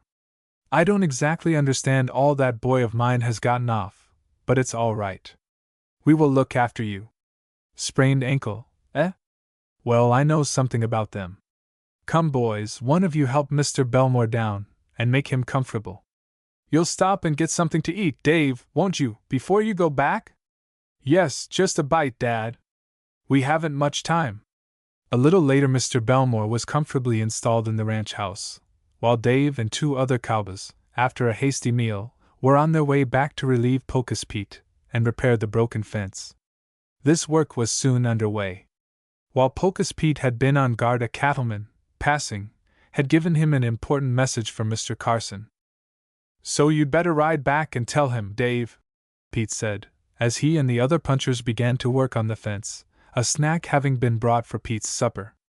But I want to stay and help you, objected Dave.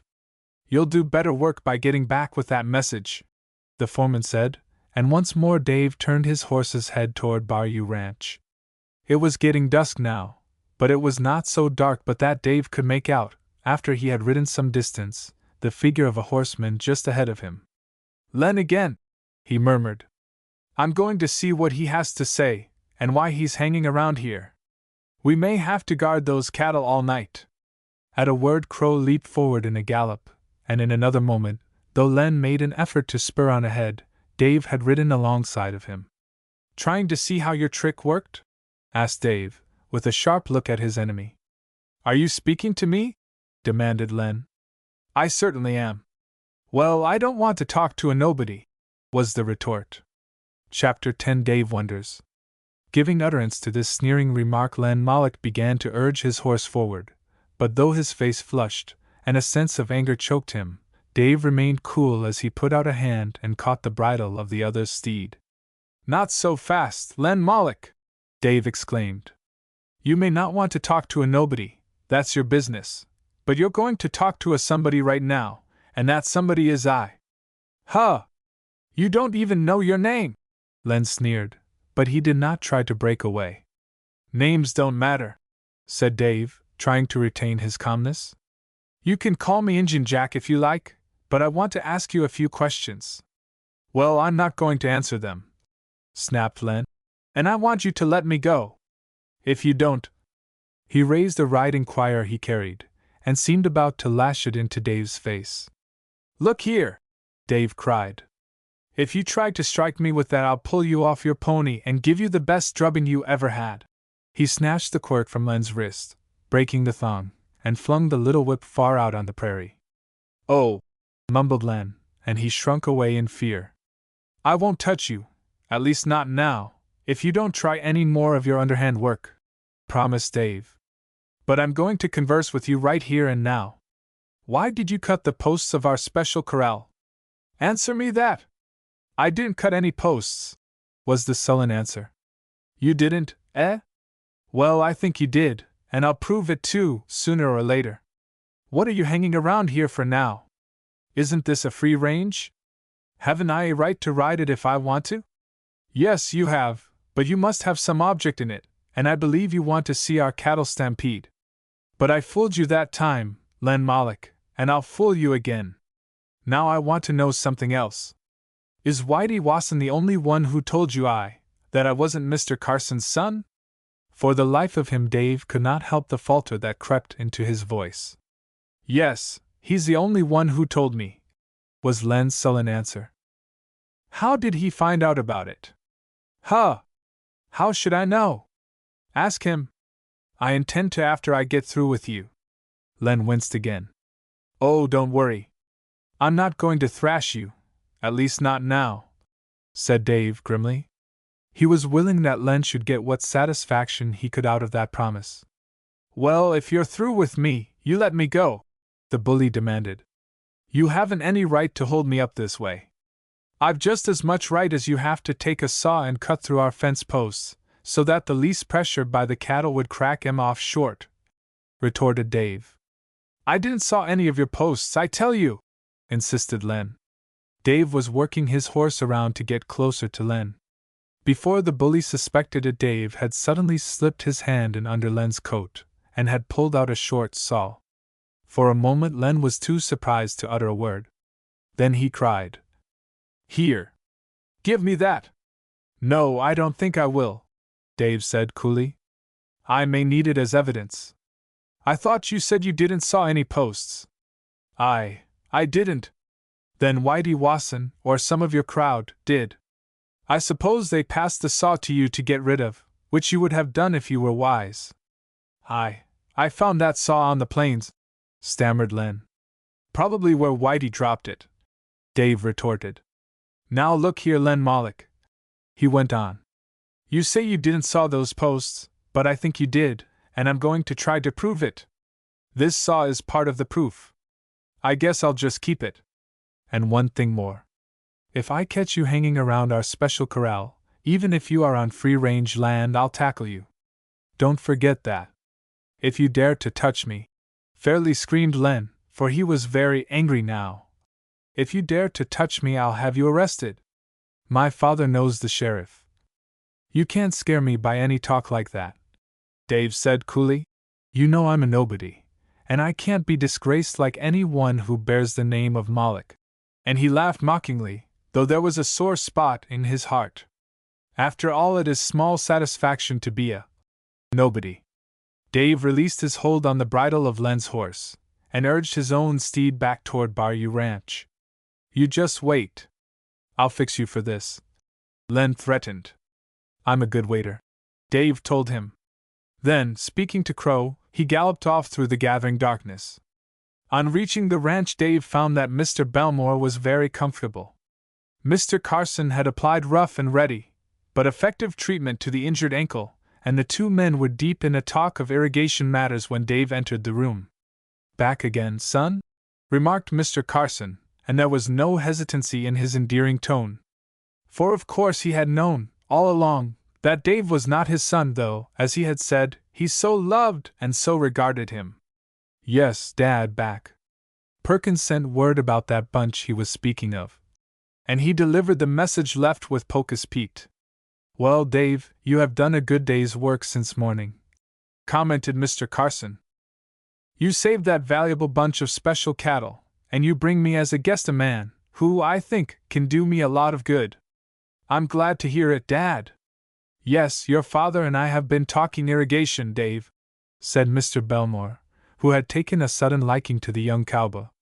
And to himself Dave could not but admit that the more he saw of Mr. Belmore the better he liked him.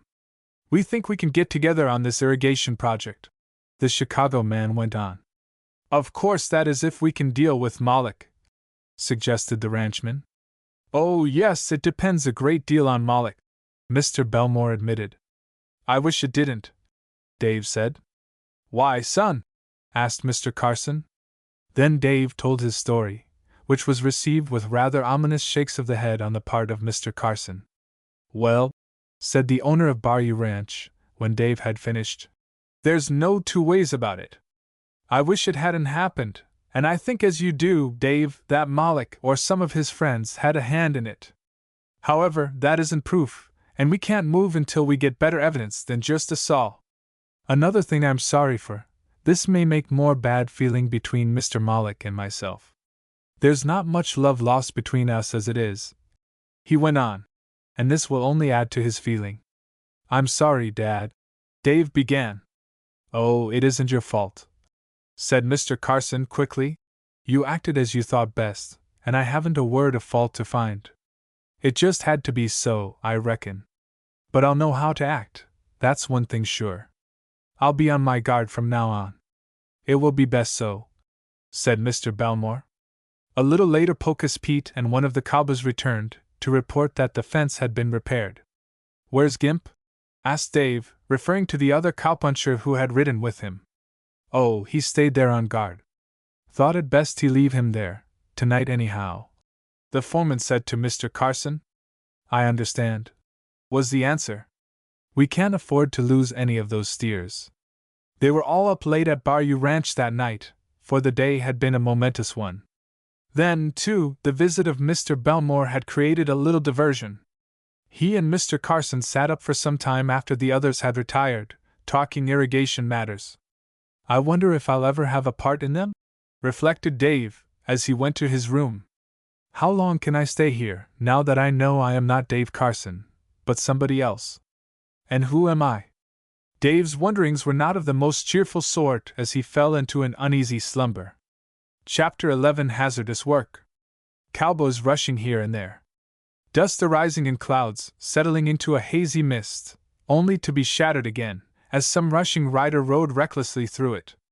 Yells, shouts, the snapping of whips, the barking of heavy-calibered revolvers, now and then the shrill neigh of a cowpony. Above all a deep resonant note, a sort of distant thunder, a pounding of the earth as thousands of hoofs smote it at once. That was the scene on which Dave Carson gazed, as he rose in his saddle, his breath coming in quicker measures, while a fierce light shone in his eyes, for he was having a part in it all. It was one of the many roundups on the Bayou Range, and there was work for all, more than enough. Hi there, Gimp! Watch where yo all are ridin'! Swing him over there! I'll handle that critter! What's the matter with your fire? Can't get no kind of an impression with irons as cold as a chunk of ice. Look out for that cayuse! He's sure a bad un! Over this way now! That's talkin'!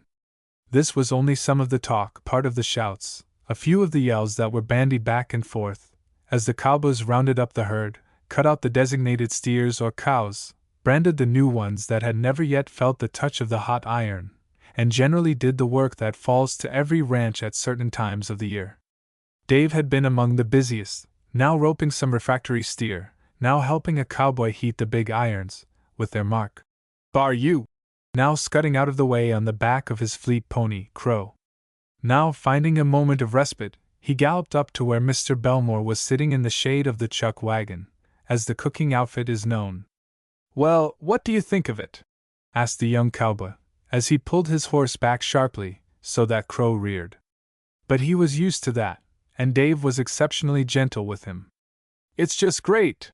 exclaimed the man who had been a semi-invalid since coming to Bayou Ranch. "I never imagined there was so much work attached to a roundup." "Oh, there's work all right," said Dave, removing his big hat and wiping the sweat from his brow with a big handkerchief. "It isn't much like locating a water trail, I expect?" "Not much," assented the visitor, who had now been at the ranch about a week, and who was progressing favorably. His ankle would not yet permit him to step on it, but he managed to get about with the help of his horse. Today he had ridden out in the chuck wagon to witness the roundup. "Locating a good place to plant an irrigation scheme is child's play compared to this cattle business," went on Mr. Belmore. "Still, I suppose you'd get more or less used to it." "In a way, yes," said Pocus Pete, who rode up just then. "But there are always some things you never can count on. Gimp's horse just broke his leg," he added, more to Dave than to the visitor. "You don't say!" exclaimed the lad. "That will make Gimp feel bad." "Well, it's all in the game," added the foreman with a shrug of his shoulders. "That's the end of him," he went on as a shot rang out.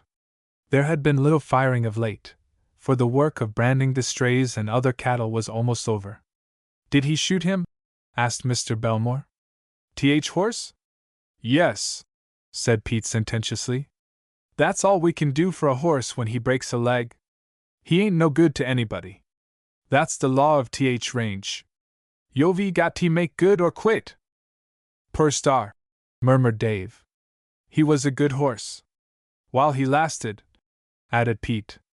"But Gimp pulled him around too sudden like, I'm thinkin', t' get out of the way of an one-y steer. Well, that's Th way it goes." And Dave, as he thought of his own new and peculiar position, wondered if that was to be his way. He was really no one now. Would he be thrust aside, and not counted as one of the family? And yet, as he reflected on the fact that Mr. Carson had always known of their relation, or, rather their lack of relation, he would not be likely to change. "I wonder if I'll ever find out who my parents are?" thought Dave. "I must have some folks somewhere." But as he recalled what had been told him, how he had been swept down the river in a great flood, the chances that he had any kin living seemed more and more remote. But the boy was awakened out of his momentary brown study. "Hi there! Look out for that critter! He's a bad one! Rope him!" Such were the wild cries that greeted Dave as he spurred away from the chuck wagon toward what seemed more than the usual commotion. A steer that had been roped and thrown that a new brand might be put over the almost obliterated one, had broken away and regained its feet and was wildly rushing here and there. A lasso had been thrown over his head, and this now trailed in the dust. Several of the cowboys, clapping spurs to their ponies, set off either to throw more ropes about the escaping beast, or else to grasp the trailing lariat. "Take him, Dave!" cried Pocus Pete, who wanted the lad to get as much practical experience as possible. "I'll get him," was the instant call in response. "Look at him go!" murmured Mr. Belmore, who half rose from a pile of blankets to watch the antics of the steer. "Yes, that boy of mine can ride," said Mr. Carson, who was looking on. A tender look came into his eyes.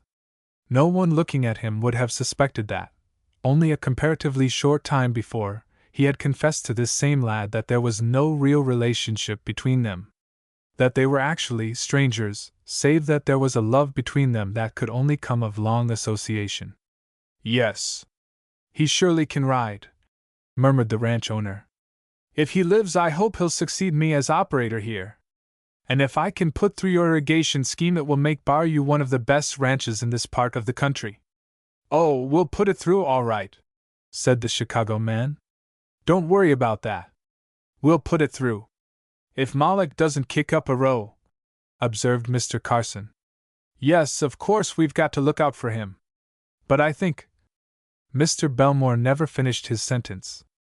"Look out, Dave!" he yelled, as if he could warn the lad who was riding toward the rushing steer. "Oh! Oh!" gasped Mr. Carson. The next instant they both saw the trailing rope on the steer's head tangle around the legs of Dave's pony. The plucky crow made a brave effort to keep his feet. But a moment later he went down heavily in a cloud of dust with his rider, while the maddened steer, brought up short, reared and seemed to fall backward on pony and cowboy. Chapter 12 The Fight. With one bound, it seemed, Mr. Carson leaped away from the side of his invalid guest, and was in the saddle of his favorite pony, that had been standing near the chuck wagon. "He's killed!" was the thought that came instantly into the mind of Mr. Belmore. No rider could suffer such a fall, and live! Such an idea, too, it seemed, was in the thought of the ranch owner, for he was slightly pale underneath his coat of tan as he spurred his steed forward. A number of other cowboys had seen the happening, and those who could leave the work in which they were engaged started for the scene of the accident. But there were some, holding down a refractory steer, or engaged in putting on the hot branding irons, who only looked over, shrugged their shoulders, and kept on with their tasks. For that, too, was the law of the range. If a man had a fall, he was either killed or he was not killed.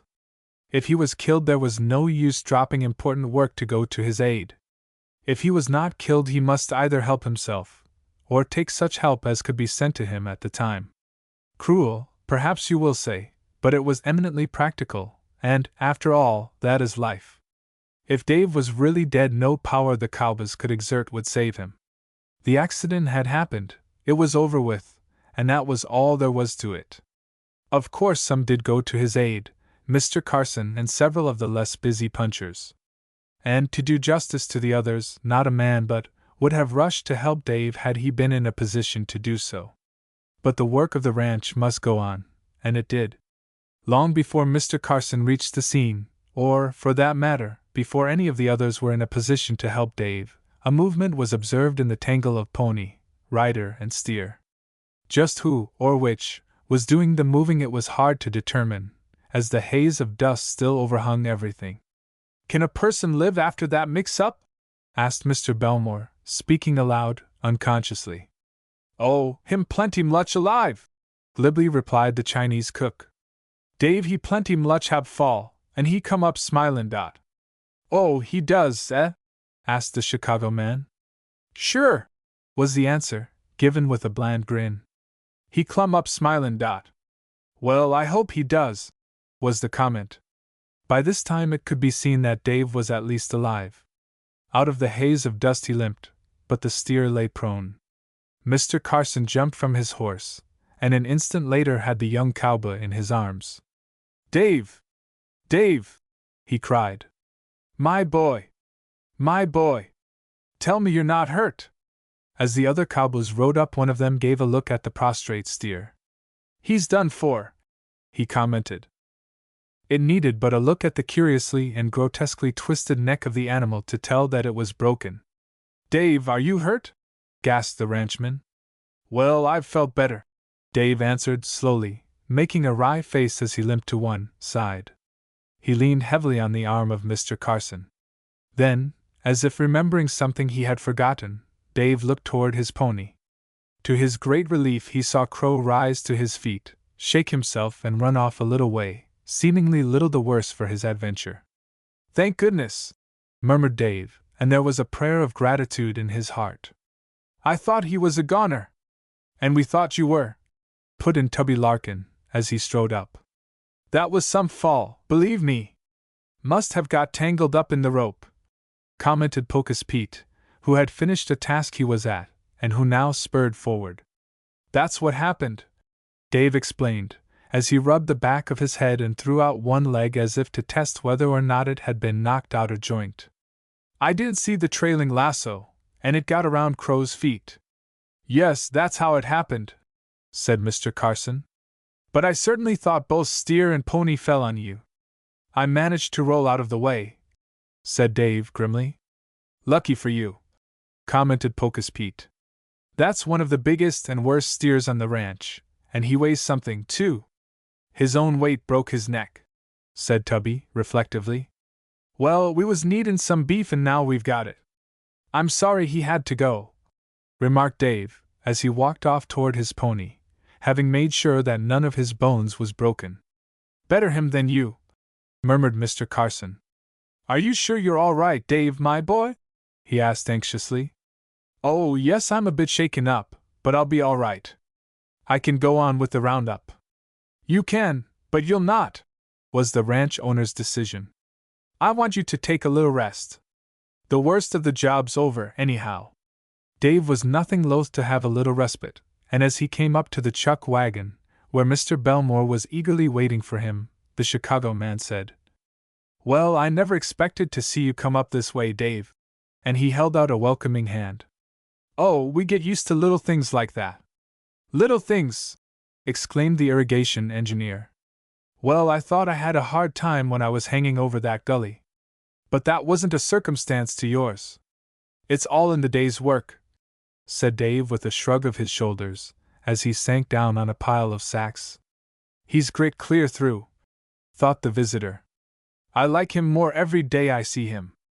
As for Dave, in addition to the thankfulness in his heart that he was not hurt, and that his favorite pony had escaped, was a deep sense of gratitude for the manner manifested toward him by Mr. Carson.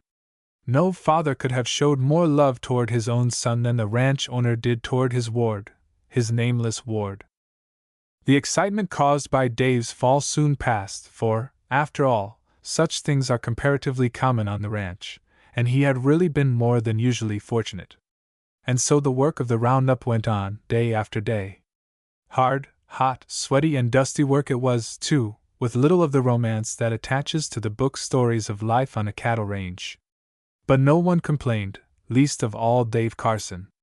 It was about a week after this that Dave was sent out again to look up some stray cattle.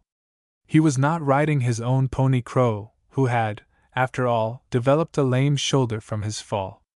So he was left in the stable for a day or two.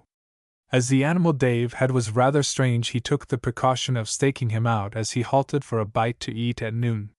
Dave was taking his nooning, resting lazily on the silent plain, when he heard a noise that caused him to rouse up suddenly.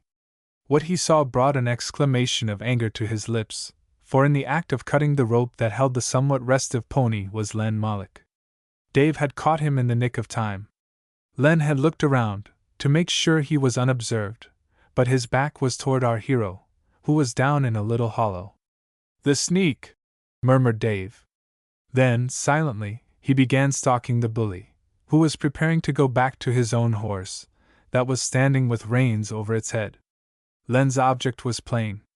He wanted to let Dave's pony run back to the ranch, so our hero would have a long walk, but his plan failed. Just as Len was about to sever the lariat, Dave sprang up, and with a yell that startled both horses, fairly threw himself on the back of the bully.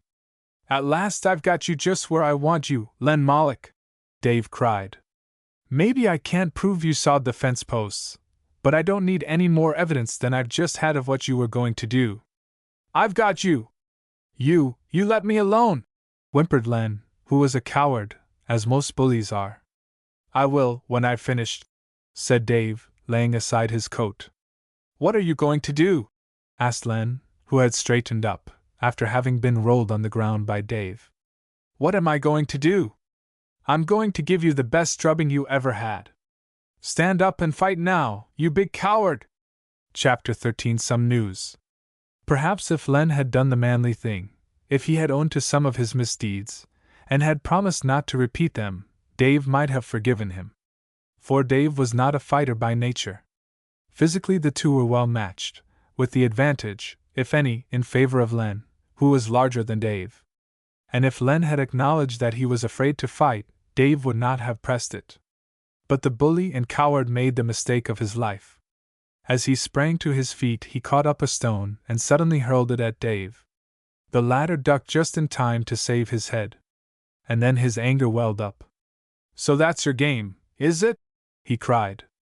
Even then Len might have gotten out of it, only he did not.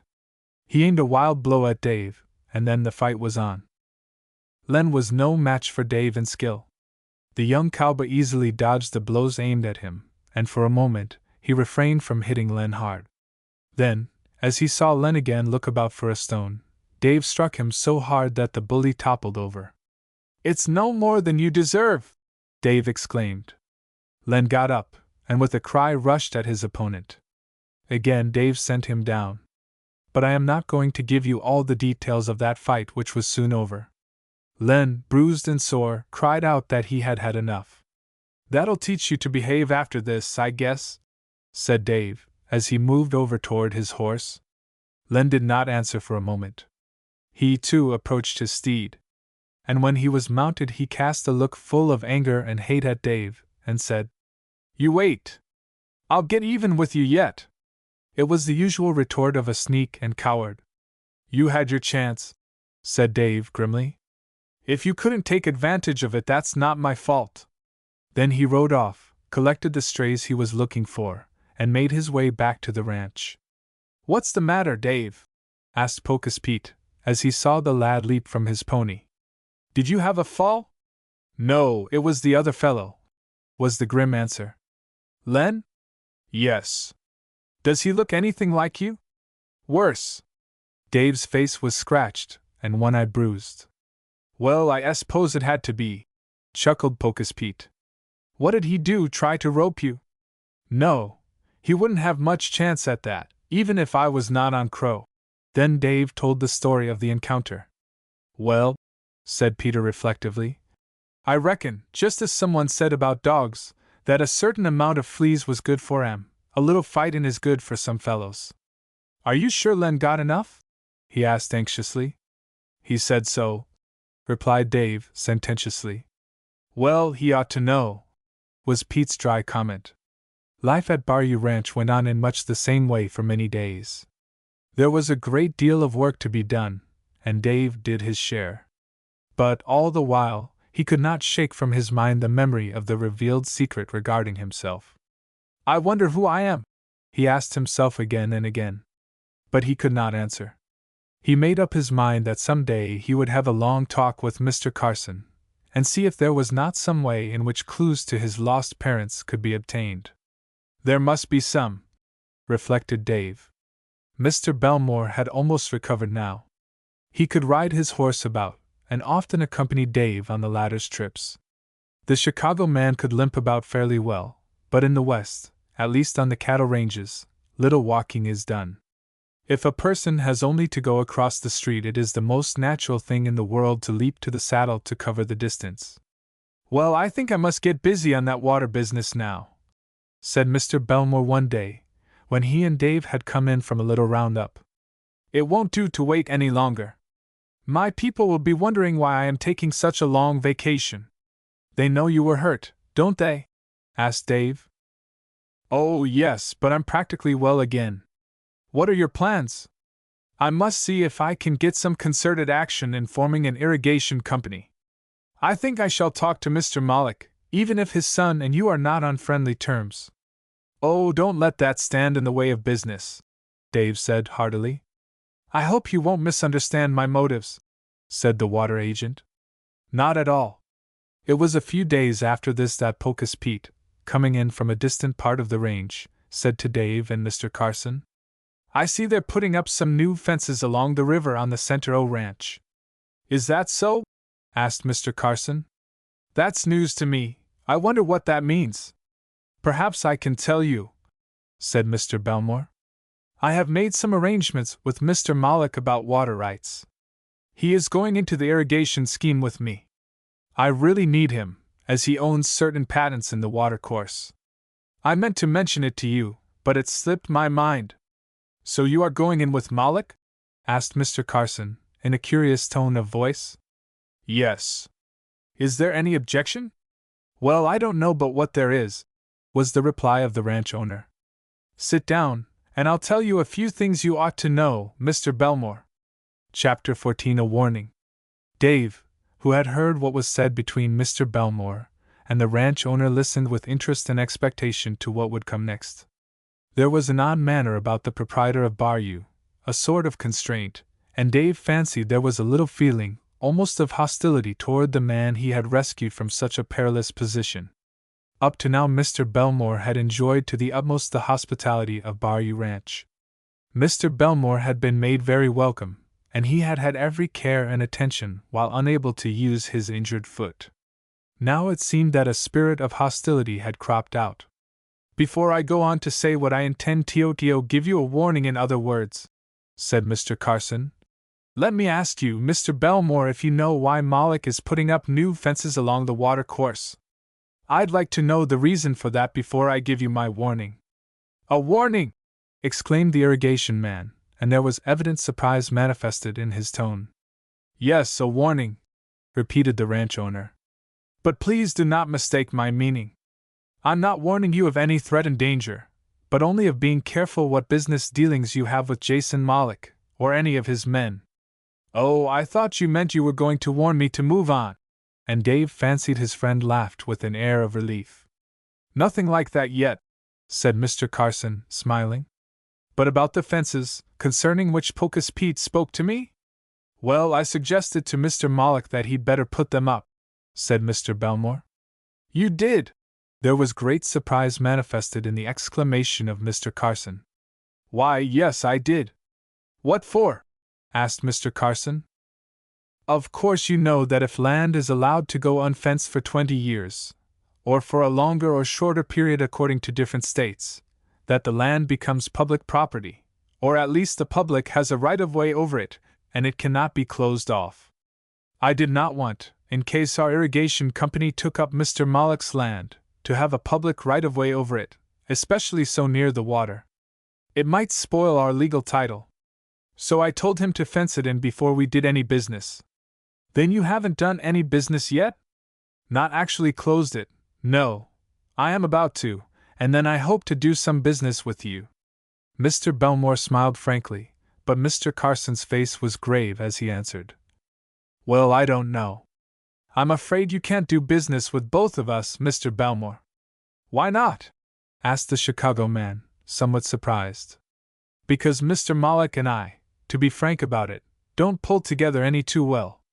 I'm not saying whose fault it is, but he and I have been on the outs for some time, and his men are continually seeking to pick quarrels with my men. He has taken more than his share of the water that is supposed to be for our joint use, and when I objected he was very ugly about it. I feel it my duty to warn you that if you have any business dealings with him to look well to your own interests. He will take every legal advantage, and some that, in my opinion, are not legal." "You surprise me!" exclaimed Mr. Belmore. "I did not know that he was that kind of man." "Well, he is," put in Dave. "You mustn't think we cowpunchers are in the habit of giving our neighbors black eyes, Mr. Belmore," went on the young cowboy. "But it is for your own interests that my father is speaking." Dave did not hesitate at the word of relationship now. Mr. Belmore did not know the secret. "Oh, I think I understand," the waterman said. "I'm sorry I began negotiations with Moloch, but I don't very well see how I can get out of them. I need his water rights." "Perhaps he hasn't as many rights as you think he has," suggested Mr. Carson. "What do you mean?" "I mean there's a dispute about the river boundary lines. I claim more water than I'm getting, but I'm not in a position to enforce my claims just at present. That is why I wanted to know about the fences. It may be that Moloch is encroaching." "I'd be sorry to hear that," Mr. Belmore said. "When I told him to go ahead and fence in certain open tracts, so we would know just where the water boundaries extended, I had no idea I would cause you trouble, Mr. Carson." "You haven't yet," was the dry answer. "And I don't intend to," went on the Chicago man. "Oh, if there's any trouble, I'll not lay it at your door," went on the ranch owner, smiling grimly. "It will be Moloch who causes it, if anybody does. But I want, for your own good, to warn you against this man. He has done a lot of mean things in this section, and he is capable of doing more. He's as mean as they make 'em, and I truly hate to say that about a neighbor." "Oh, I accept it in confidence," replied Mr. Belmore. "I know you do, and that's why I didn't hesitate. I thought it my duty," resumed the owner of Bayou Ranch. "I've come to like you a heap since Dave brought you here. Seems almost as though you were kin to us. That's why I'd hate to see you wrong. And you surely will be outwitted if you don't watch Moloch. He'd take the eye teeth out of a stuffed alligator if he wasn't watched, and sell 'em for watch charms. Dave knows him." "Oh, yes. He's made a lot of trouble for us," Dave assented. "Well, I don't know exactly what to do," said Mr. Belmore slowly. "I have asked Moloch to go ahead, and have practically promised to do business with him. I can hardly back out now. If I did, he might begin suit against my company, claiming a breach of contract. He'd do that if he had half a chance," answered Mr. Carson. "But perhaps matters are not so bad as they seem. He's just begun to build the fences, so Pocus Pete says. It may not be too late to stop him. We'll take a run out that way tomorrow and see what's going on. Meanwhile, consider yourself warned against Jason Moloch, Mr. Belmore." "I shall, and I thank you for telling me. I hope to do business with you, also, in this water matter." "Well, if Moloch has his way, I won't have any water to negotiate about," said the ranch owner grimly. "However, we'll go and take a look at the fences tomorrow." Chapter 15 Retaliation. Benjamin Belmore's injured foot was now so nearly healed that he had no difficulty in getting about on horseback. True, he had to favor the injured member somewhat, but that did not greatly hinder him. Accordingly, early on the morning following the conversation of warning, the irrigation man, Dave, Mr. Carson, and Pocus Pete set out across Bayou Ranch to see what the Molochs were doing. "Well, they're at it, I see," remarked Dave, as the little party topped a rise and saw, down in the river valley below them, a number of men erecting fence posts and stringing barbed wire. "Yes, he doesn't lose any time, that's one thing I'll say for Jason Moloch," answered the ranch owner. Indeed, Moloch's forces were very active. They seemed to be in a hurry to get a certain length of fence up before night, and as Dave looked at the cowboys and others employed, he realized that the owner of Center O Ranch had called in from the distant parts of his holdings most of his employees and set them to work on the fence. Nor was this all. Farther off, another gang of men, with picks and shovels, seemed to be erecting a small dam, partially across a narrow part of rolling river. "Hello!" exclaimed Mr. Carson in surprise, as he saw their activities. "What does that mean?" "It's some irrigation work," explained Mr. Belmore. "Moloch didn't believe me when I said that even a small dam would impound enough water to supply not only a good herd of cattle but would also water the dry land. So I told him to try it himself, and see how it worked. I thought if he had a practical demonstration he would be willing to go into the scheme with me. But that was before I had your warning," he added with a look at the ranchman. Yes," said Mr. Carson musingly. "Well, Moloch has a right to do as he pleases on his own land, of course, at least I reckon so. But I don't like that business of putting a dam across part of the river." "Why not?" asked Dave. "He might shut off too much water," was the answer. "That's so," put in Pocus Pete. "Quite a bunch of our cattle depend for a drink on what they get from Rolling River, and we've got a lot of cattle below there now." And he pointed to a section south of that part of the valley in which the work was going on. "Oh, well, we'll not cross a bridge until we come to it," said Mr. Carson. "I'll not assume that Moloch is going to do anything wrong. But when he does," he added reflectively, "then he'd better look out." "I hope I shan't have started a quarrel," put in Mr. Belmore. "Don't worry," laughed Dave. "It doesn't take much to start a quarrel with the Molochs. Maybe it'll not amount to anything, anyhow. Say, but he is putting up some fence all right." Indeed, the operations were on a large scale, and seemed to indicate that the Moloch outfit had made good preparations. Mr. Belmore seemed very thoughtful. He sat on his horse, looking at the work, for the starting of which he was, in a measure, responsible. Then he remarked, "I think I'll get out of this while I can. I'm sorry I made any tentative proposition to Moloch, but there's time enough yet to withdraw. I'll tell him our irrigation company can't go into that water deal with him. Can I depend on you to make some arrangements with me, regarding your water rights?" he asked of Mr. Carson. "Well, if you give me all the particulars, and I find them to be as you say, I wouldn't have any objections to going in," replied the ranchman slowly. "I surely do need more water for my cattle and land, and if irrigation, conservation, or whatever you call it, is going to bring it about, I'll be only too glad to go into it with you. Isn't that what you say, Dave?" The youth hesitated a moment. He felt a warm glow in his heart that the man he had so long regarded as his father reposed this much faith and confidence in him, when the secret had been disclosed.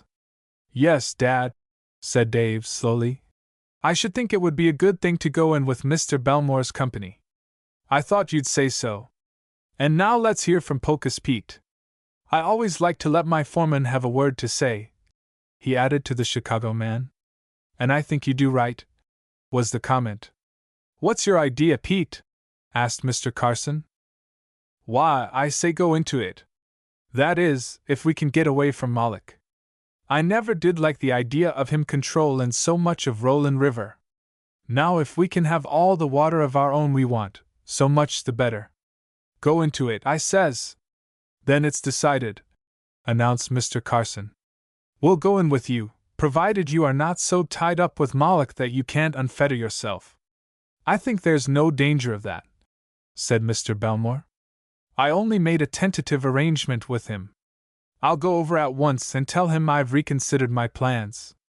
"There he is now," said Dave, pointing to two figures on horses, riding down toward the Centro workers. "Yes, and that bully, Len, is with him," added Polka's Pete. "Do you want to turn back, Dave?" he asked with a mischievous glance. "Indeed I don't," was the quick reply, and the eyes of the young cowboy flashed. Mr. Carson's land, at this point, extended down to the edge of Rolling River, where the stream made a sharp turn. On the opposite shore were the Moloch workmen. And as Dave, the ranchman, and the others rode forward, Jason Moloch and his son also approached the stream from their side of it. Len glanced up and looked at Dave, but gave no other sign. Probably he had not told of the drubbing he had received. "Can I ride across here?"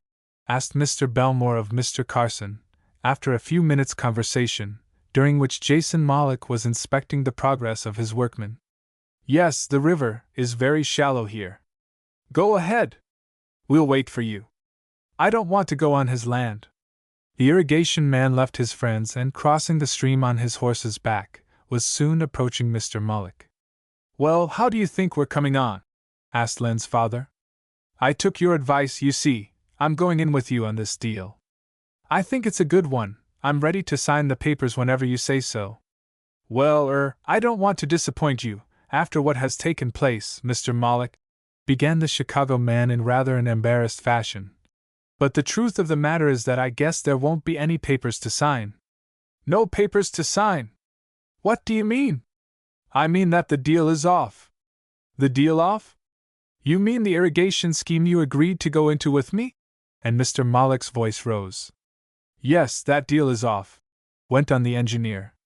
"You remember I only broached it to you. I did not clinch it.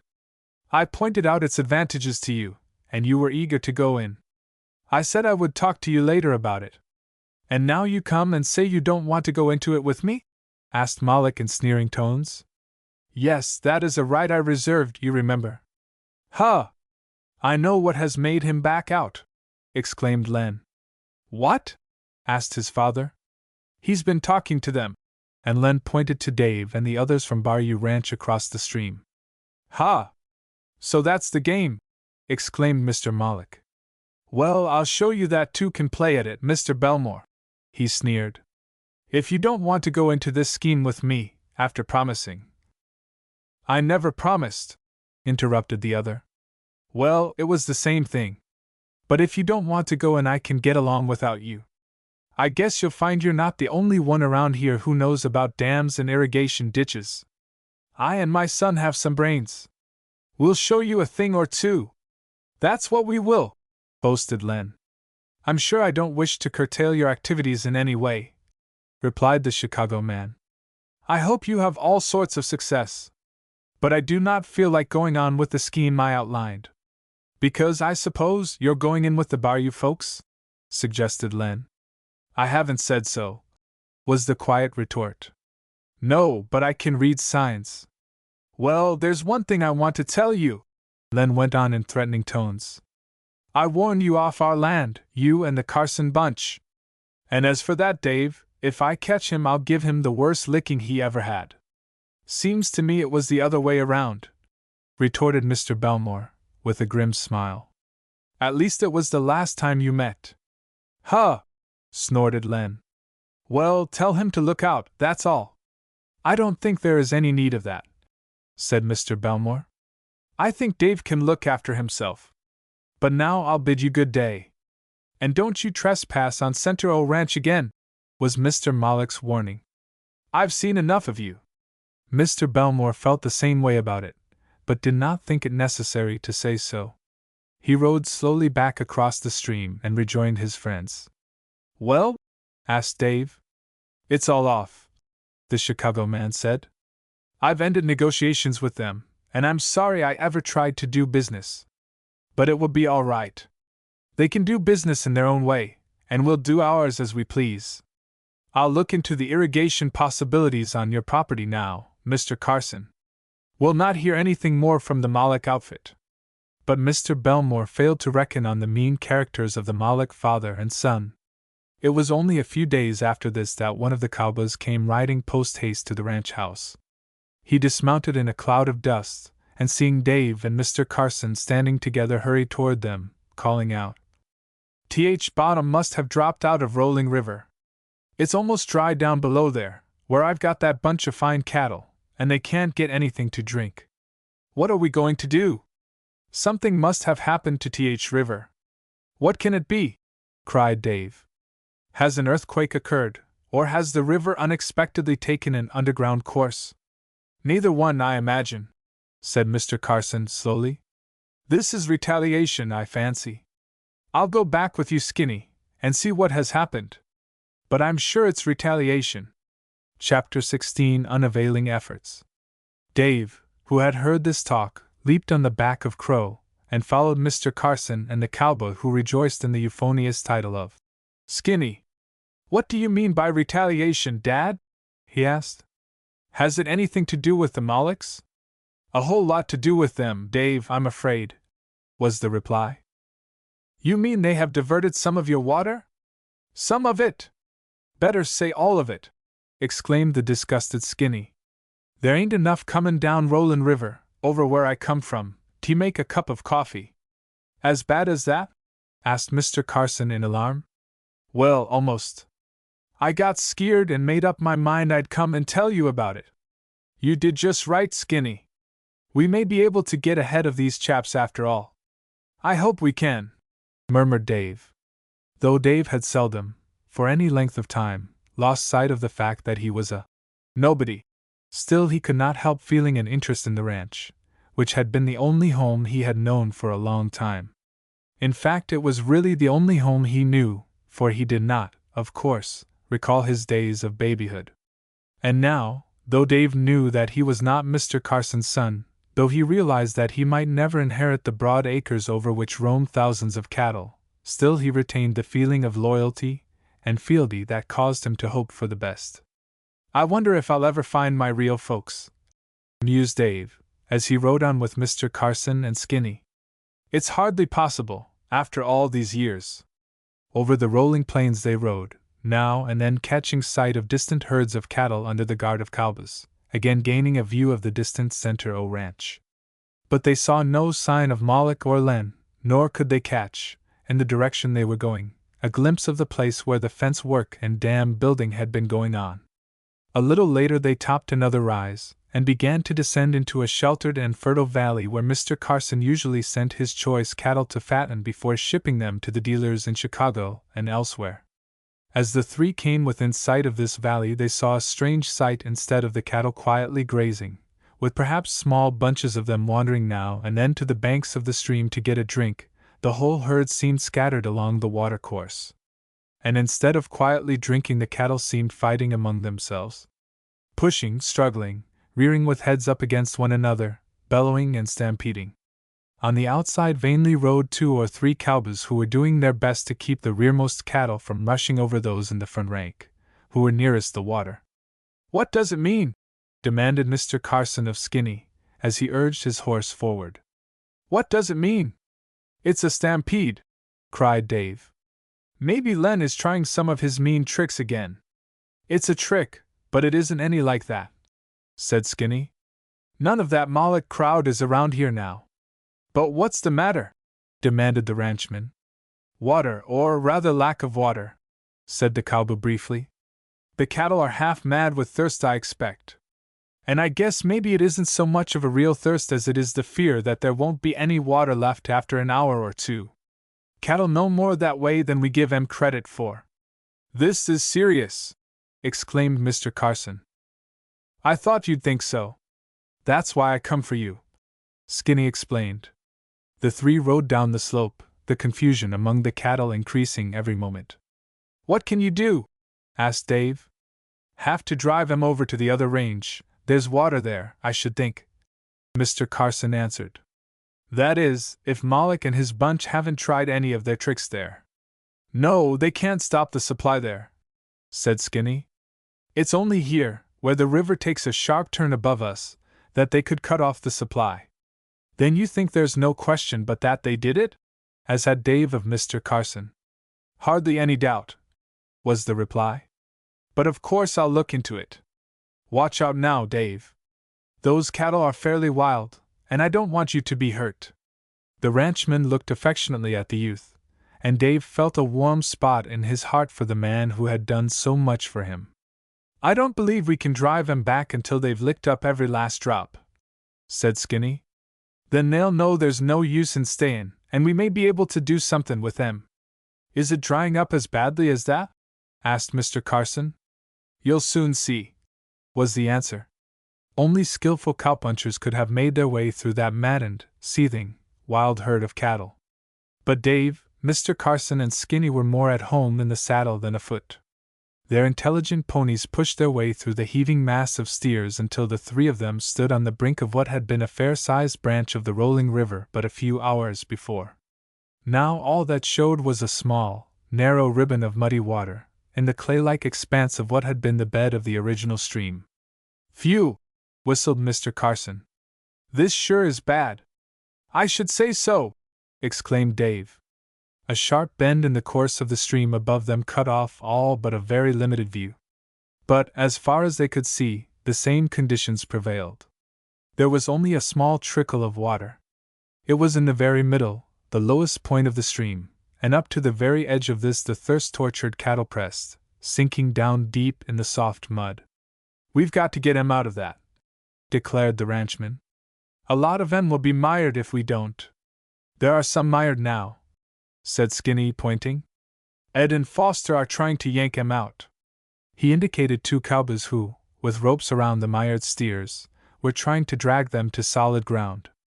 Other animals, though, were pressing in to make their way to the water. It was a hot day, and bore a promise of being hotter. It needed but a glance to show that the water would soon fail entirely. And it was evident what had caused it. At some point higher up, the supply had been cut off or diverted. Well, said Mr. Carson quickly, like a general on the field meeting a reverse, and deciding on the best way to save the day. Well, the only thing we can do is to get the cattle off this range.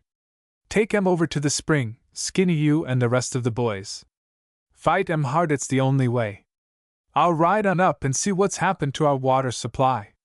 Dave, you ride back and get Mr. Belmore. Maybe he can tell us a way out of this trouble. He's a water engineer. Thus were the orders issued, and the cowboys and Dave prepared to carry them out. Hardly had Mr. Carson ceased speaking than Skinny rode off with a whoop to aid his fellows. Dave watched for a moment as the cowboys prepared to move the herd of valuable cattle. It would be hard work to get them away from the water while a drop yet remained in the muddy pools. But it must be done, for if the steers were allowed to remain there many of them would be mired, and in the fight for water others would be trampled on and killed. As Dave galloped back to the ranch to summon the irrigation engineer, he saw Mr. Carson head his pony for the bend, above which was the beginning of the Center O Ranch. Then the young cowpuncher gave a look at the strenuous efforts of the cowboys to move the maddened cattle. They'll have their own troubles, Dave reasoned. I'll help them as soon as I get back. He covered the distance to the ranch in record time, and found Mr. Belmore busy over some calculations. The engineer was surprised to learn what had happened, and at once jumped on his horse and galloped off with Dave. When they again reached the valley, Mr. Carson had not yet returned from his trip to the bend, but the cattle were in a worse tangle than before. The cowboys' efforts to drive them away from what was now nothing but a long mudhole were unavailing. Something's got to be done, cried Skinny. We've lost some already, and more will die soon. We've got to get 'em away from here.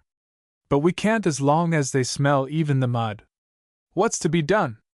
Dave looked gloomily on, but could not answer. Could the engineer solve the problem? Chapter 17: The Roundup. Again and again did the weary cowboys try to force the maddened cattle to move away from the now veritable mud hole, that they might drive them to another range where there was water for them to drink. But the steers, usually intelligent in this matter, seemed to have lost all their instinct. They only wanted to remain near the spot where they had been accustomed to drink. "Say, this is fierce!" cried Mr. Belmore. "It certainly is," agreed Dave. "What can we do?" "Let's see if we can't lend a hand to get the animals off and on the move," suggested the engineer. "Those cowboys need help." Skinny and his mates certainly did. They were almost exhausted from their strenuous labors.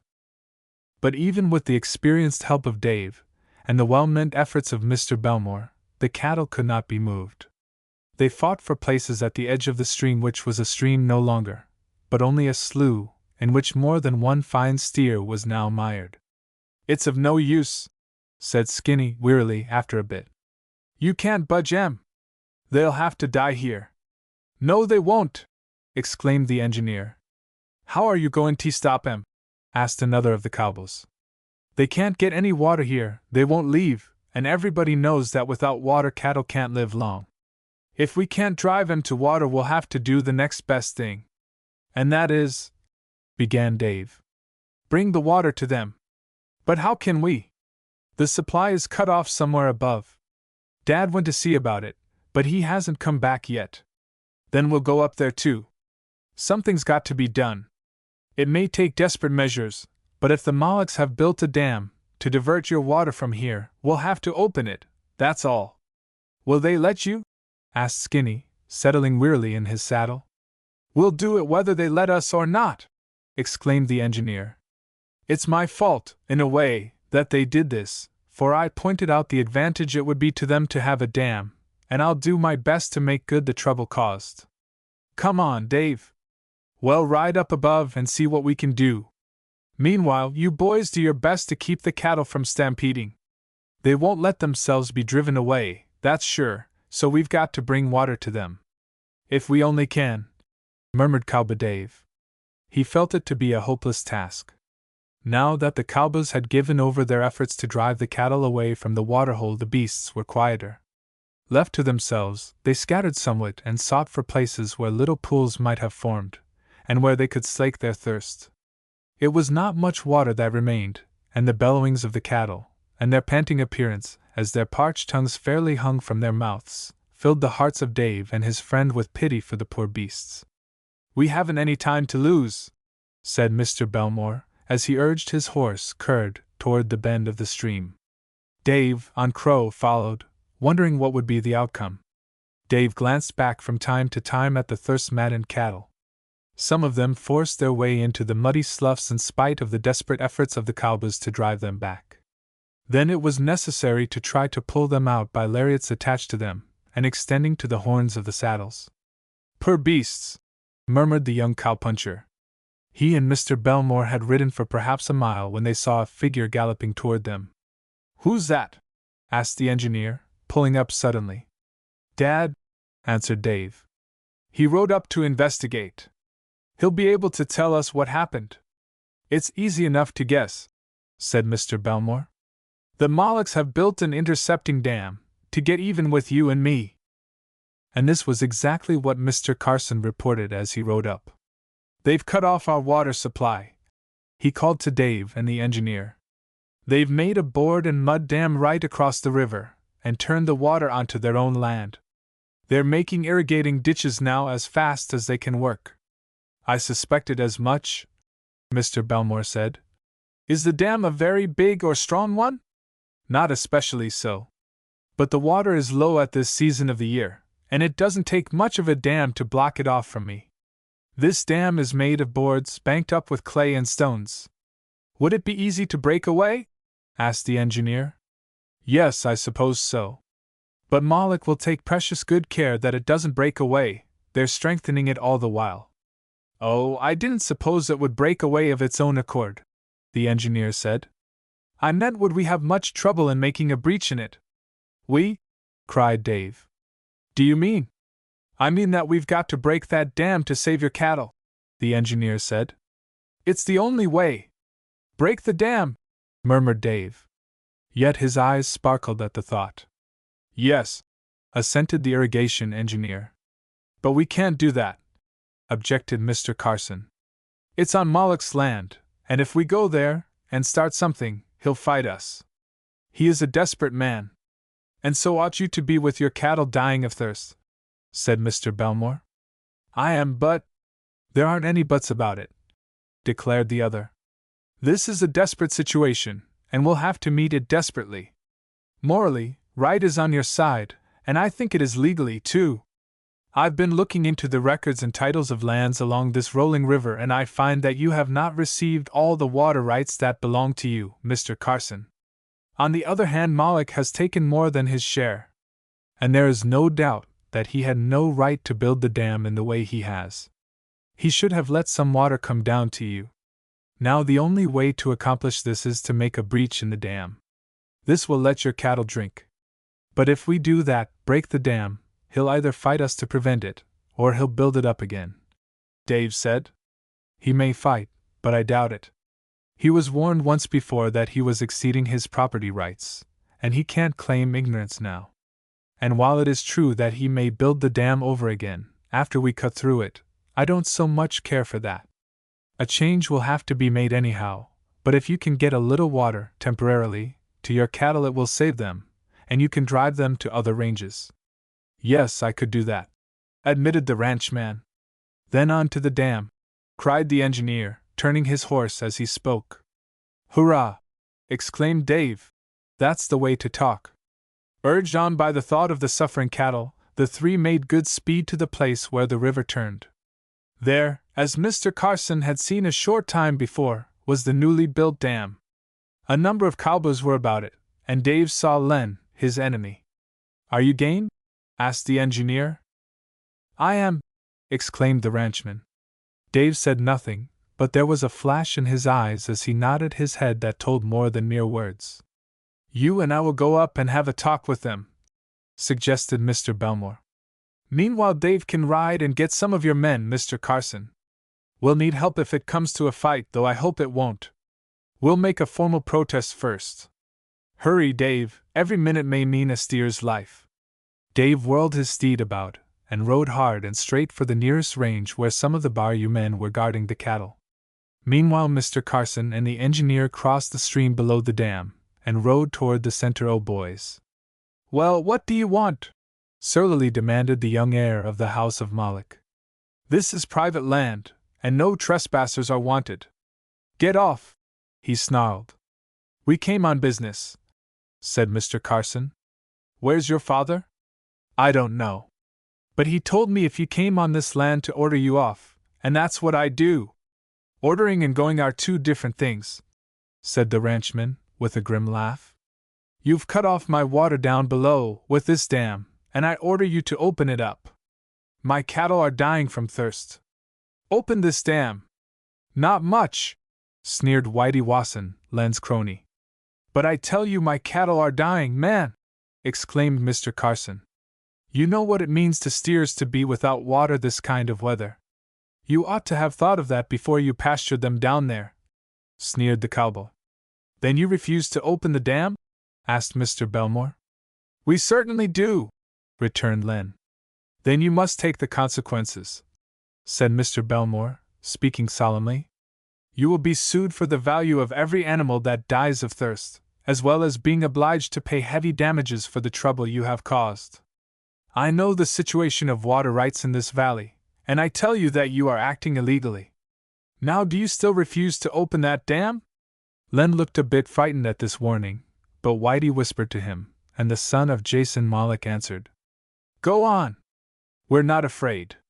This dam is on our land and you can't touch it. At that moment a distant whoop sounded.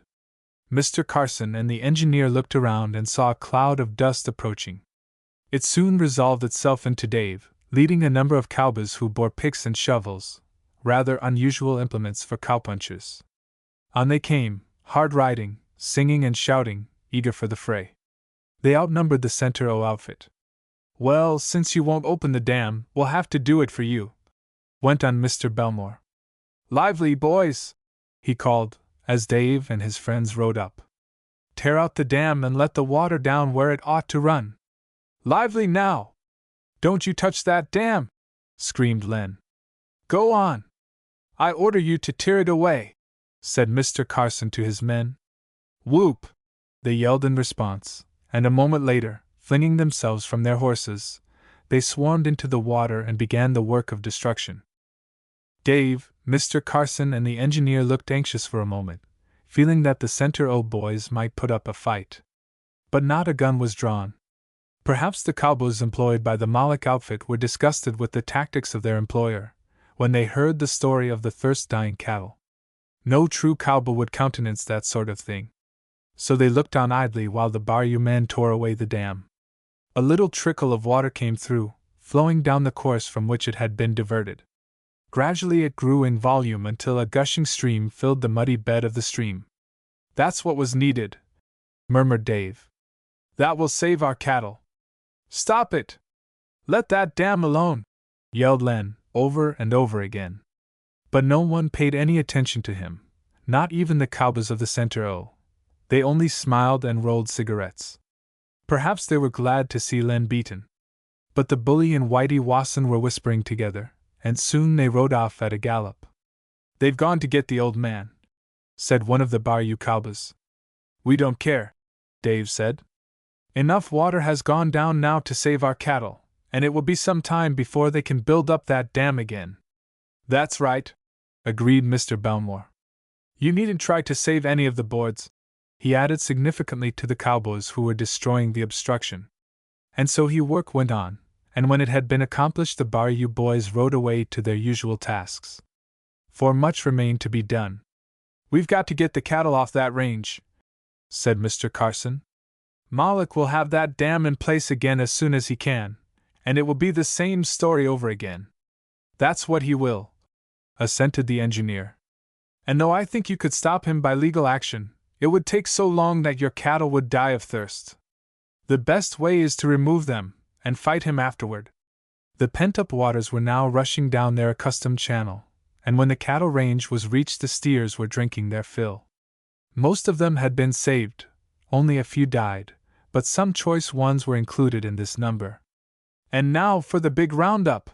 Exclaimed Mr. Carson, when the cattle, their thirst slaked, were willing to be driven on. I'll move all my stock to some place where Moloch can't kill them off. Then I'll fight him to the last ditch. Hurrah! Cried Dave. Hurrah for the roundup! Yelled the cowboys. It meant hard work, but it meant excitement, too, and that was a large part of their lives. Chapter 18: A Midnight Blaze. Once the thirsty cattle had satisfied their longing for water, it was a comparatively easy matter to drive them from the temporary range where they had been sent to fatten. The river was running at its usual rate, but of course it could not be said how long this would continue. Len and his father will get busy and build that dam again, remarked Dave, as he and Mr. Belmore, with Pocus Pete and the cowboys, herded the cattle together to drive them away. Yes, I suppose so, until we can take legal action against him, assented the water agent, who was rapidly learning the rudiments of cowpunching. And legal action is going to take a long time, said Mr. Carson. I haven't done any more of it than I've had to in my life, but it is mighty slow action. But it is sure in the end, said Mr. Belmore. And I am positive that right is on your side. Well, we won't take any more chances with the cattle getting water here, at least for a while, said the ranch owner. We'll make the main roundup while we're at it, and then we'll see what we can do. I'll sell off a big supply of steers, and that will mean less water will be required. Then I'll be in a better position to make a fight against Moloch and his crowd. That's a good idea, reducing your cattle until the water matter is settled, the Chicago man said. Talking and laughing among themselves at the manner in which they had destroyed the dam and let in the water to its former course, the cowboys rode along, driving the cattle. Not all who had been summoned for this work were needed to drive the steers, since they went willingly enough. So some of you had better ride on ahead to the ranch house and get ready for the roundup tomorrow, said Mr. Carson. There'll be busy times then. And, too, he added in a low voice, I rather want them around the place just at present. Why? Asked Dave. Oh, you never can tell what Moloch will do, was the answer. You mean he might try to be revenged on you for opening the dam? Asked Mr. Belmore. Something like that, yes. It wouldn't be the first time if a barn or bunk house or a pile of fodder should go up in smoke. Such things have occurred here. And was it never found out who did it? Well, we had our suspicions. Almost always the one who suffered was on the outs with the Moloch crowd. I think I'll ride back myself, Dave said. I've got a few possessions I wouldn't like to have damaged. I'll go with you, offered Mr. Belmore.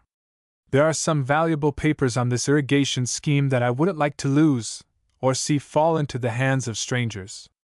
Oh, I don't really believe there is any danger, went on Mr. Carson.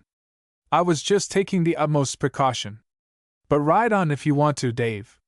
We can handle the cattle all right now, and I want to talk to Pocus Pete about the roundup. So Dave and his friend rode on ahead, following some of the cowboys who had been summoned to tear away the dam. Now that the excitement was over, Dave felt a little reaction, which generally follows high tension.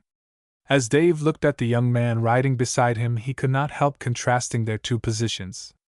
I guess he knows all right who he is, mused Dave. No worrying about his father and mother or about his future. As for me, I don't know whether I'm a ragpicker's son, or whether I came from a millionaire's family.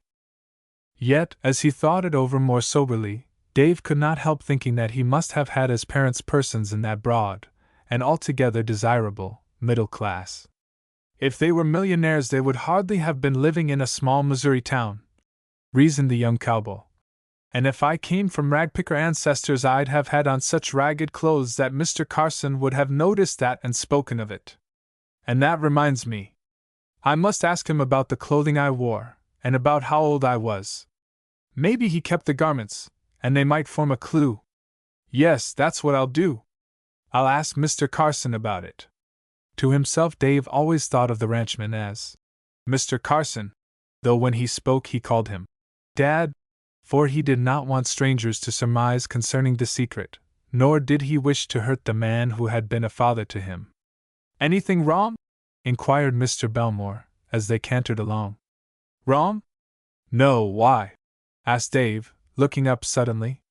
Why, you're as glum as an owl, and as silent as one of these prairie dogs, went on the engineer. You haven't said a word for over a mile. Is something troubling you?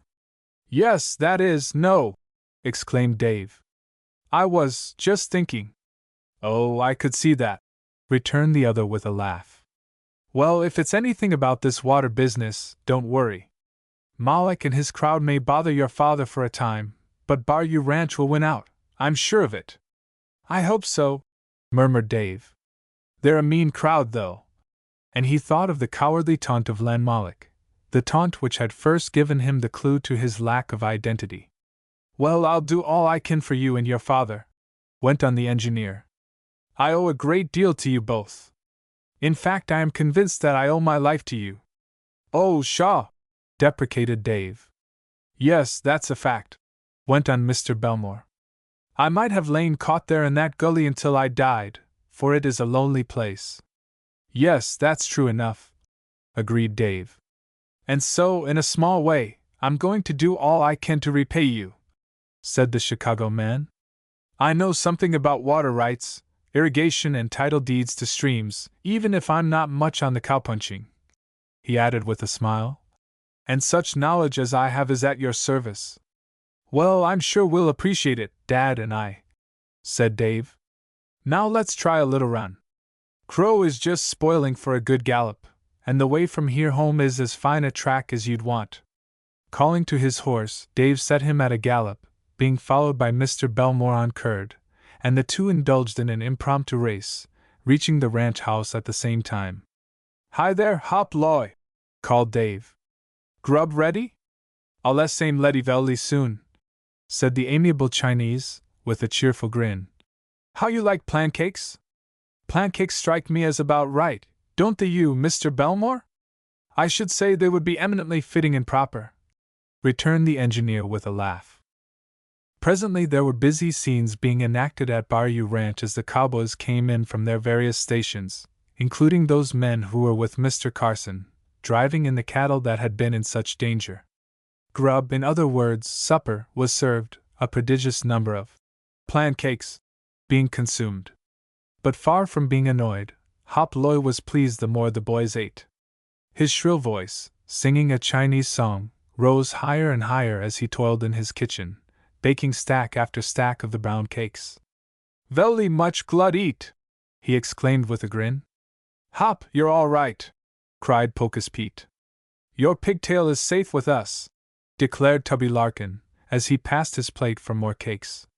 Preparations for the roundup were made that night, and the real work began next morning.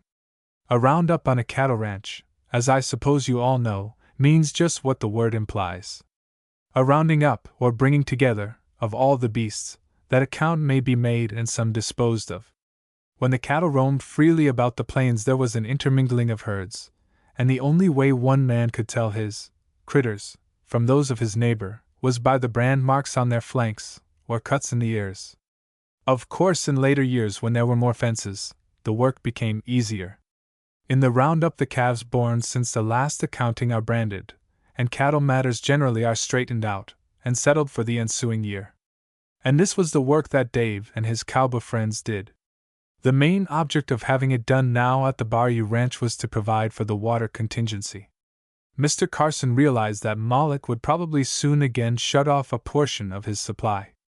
"And if I can't get enough water for all my cattle, I'll have to keep a smaller number until the tangle is straightened out," said the ranchman. "I'll sell off while I have the chance, and buy later in the fall." These were busy times. From distant ranges the cattle were driven in. Those needing branding were cut out, or separated from the rest of the herd. With skillful throws of their ropes Dave and the others would lasso the creatures, throwing them and holding them to the ground, while another cowpuncher, with an iron made hot in a hastily built fire, imprinted on the flank of the unbranded cow or steered the device of a letter U with a straight bar across it. This marked the animal as Mr. Carson's. Riders dashed here and there, shouting, yelling, now and then laughing, and occasionally firing off big revolvers to turn some refractory steer. The dust cloud was thick over everything. It coated the faces of the cowboys until they appeared to be wearing masks. Now and then one of them would have a fall, but seldom with any serious results. It was work, toil, sweat, ride hard, gallop here and there, yell, shout, leap, stumble, fall and get up again. And gradually something like order came out of the chaos. Over at the chuck wagon Hop Loy stood ready to serve a hasty lunch whenever it was called for. Water, thickened with oatmeal, or made spicy with vinegar and ginger. Switchel, as it is called, served to quench the thirst. "Well, I guess we have 'em pretty well where we want 'em," said Dave, at the close of the day. "Pretty good roundup, Dad?" "Yes, but it isn't over yet," was the answer. Mr. Carson cast a look at the sky. All his cattle were now gathered in one immense herd, branded, and ready for division during the following few days. A large number would be shipped away, and others would be scattered over the ranch on ranges where the water supply could not be tampered with by Jason Moloch. "Thinking of a storm?"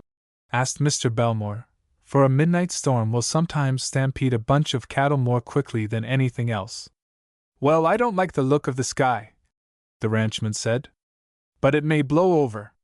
Night on the prairies. Night, with a great herd of cattle to be looked after.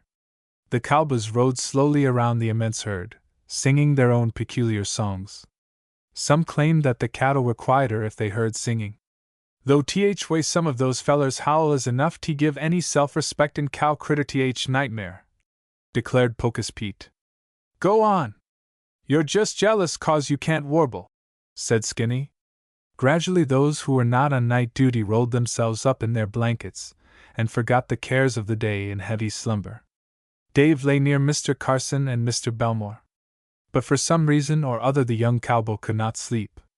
He stared up at the stars which had been dim, but were now quite bright.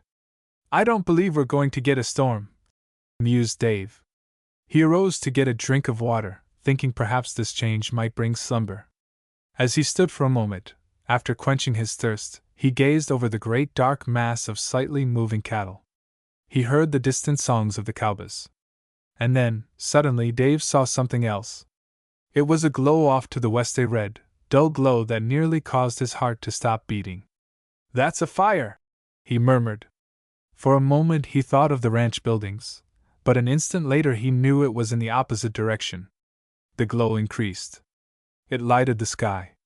Dave sprang toward the place where the ranchmen slept. "Fire! Fire!" he cried. "The prairie is on fire!" Chapter 19: Fighting Fire. The cry of fire at any time is a dreadful one to hear. Whether it be in the crowded city, or in the lonely country, whether on board a ship on the heaving ocean, or an alarm given where factory workers are assembled, it is fearsome, always. And though Dave and his friends were out on the great, open prairies, where the fire might have full sweep without ever coming near them, yet the cry of the young cowboy roused all instantly. For fire on the prairies means more than would at first seem, and when a herd of cattle is in its path, it is a warning that must be heeded at once if one would save the stock. If there is not actual danger from the fire itself, there is the risk of its stampeding the cattle, causing them to make a mad rush in which many will be killed. "Fire! Fire!" yelled Dave, but his first cry was enough. All the sleepers jumped to their feet, and an echoing cry came from the cowboys who, on the far side of the herd of cattle, were riding around them to keep them from straying. As yet the animals had not taken the alarm. They could not smell the fire, for it was too far away, and the dull, distant glow in the west, as yet, meant nothing to them. Nor had Dave's cries, and the answers thereto, given them any alarm. They were accustomed to the shouting and yelling of the cowboys day and night, and a little more or less of this noise did not startle them. "Fire, did you say, Dave?" cried Mr. Carson, as he shook his blanket from him. "Yes, Dad." "Over there!" Dave pointed to the glow. It was brighter now. "Yes, it's a fire sure enough," was the ranchman's remark. "And traveling fast, too?" "Wind's blowing her this way," remarked Pocus Pete, who had joined the two. "Got to get busy, boys." That last to the cowboys, who were now up, ready for business. "A prairie fire!" cried Mr. Belmore. "How are you going to fight it?" "There are only two ways," said Pocus Pete. "By plowing, or by firing a strip so wide that the main fire can't cross. We won't have time to plow. We've got to fight fire with fire. Come on, boys." "Oh, if we only had water," murmured the engineer. "It wouldn't do us much good," said the ranchman. "When that fire gets here it will be a mile or more wide, and no hose would reach that far." "That's right," chimed in Dave.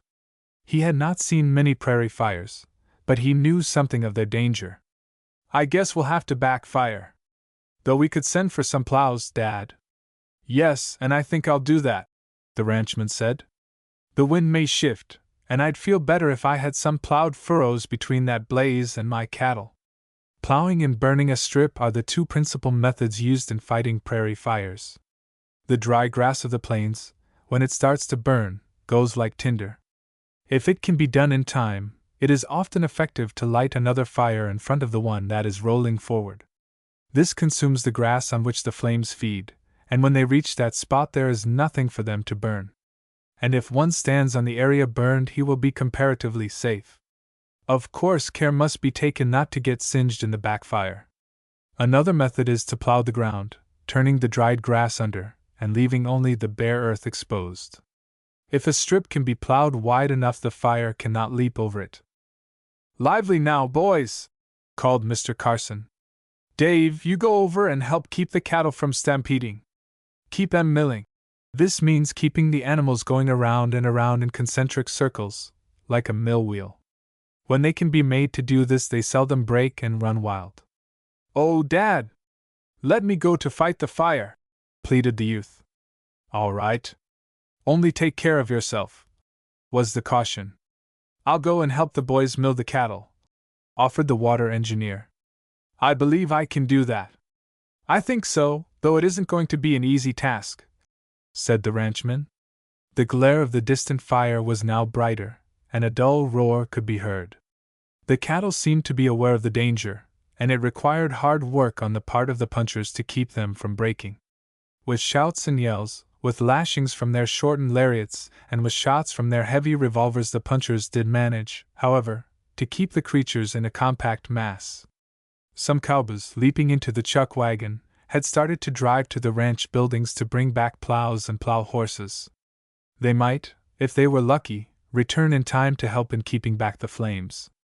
But the main fighting force, which Dave joined, rode straight toward the onrushing flames in the desperate endeavor to fight fire with fire. They would need to reach a spot, though, where the wind was blowing away from them and the cattle, and toward the main blaze. Such places can often be found in the rolling prairie, with its many glades and swales. Then, too, the heat of the big fire often creates a vacuum, or backdraft, causing air to rush in toward the leaping flames, and making a wind blow toward them that will carry with it the fire started to offset the menacing one. "Here's a good spot!" exclaimed Pocus Pete at length.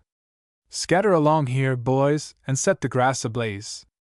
Leaping from the backs of their ponies, the cowboys gave the reins into the hands of one of their number to hold, for the horses could not be trusted to stand alone with the fire coming ever nearer them. And without their mounts the cowboys would be lost. The spot where the party now found itself was down in a little depression, or swale, and the wind was blowing away from them and toward the main conflagration. "Light, boys!" cried the foreman, as he struck a match and applied it to a bunch of dried grass that made a rude torch. The others, including Dave, did the same. Soon little spurts of flame in the grass showed where the contending fire was started. "Watch it now, boys!" Pocus Pete warned them. "If you see it starting to creep back on you, sweat it out. Take your blankets, and see if you can't find a water hole. Sozzle your blankets in that, and sweat the blaze if she starts to run back on you." A spring, or rather a mud hole that passed for one, was found, and in this the blankets were wet. Then, as the contending fire burned onward, some little tongues of flame crept back toward the spot where the cattle had been left. These were swatted, with the wet blankets as fast as seen. "Well, she's going!" cried Dave, as he saw the fire they had set to fight the other leaping onward as though to meet the blazing enemy. "That ought to burn a safety strip." "If th wind doesn't turn," murmured Pocus Pete. "If th wind doesn't turn." Anxiously now they waited, looking the while to see that no stray sparks set afire behind them. Dirty, dusty, choking and smoke-begrimed, the cowboys fought the oncoming fire. Back of them their comrades worked hard to hold in check the frightened cattle, while others were racing back with the plowing outfit. And off to the west glowed, roared and crackled the menacing prairie fire. Chapter 20: The Chase. "Lively, boys! Sweat it out! Farther off to the left there, Skinny! All right, Pete! I get you! Dave, there's a flicker behind you! Sweat it out! Out she goes!" answered the young cowboy. "Tubby, step along with a little more life!" the foreman cried. "Th fire'll get yo if yo don't watch out." "I'm going along as fast as I can, Pete." "Well, move faster. We've got to beat this fire." Thus with friendly jibes and taunts Pete kept his men at work.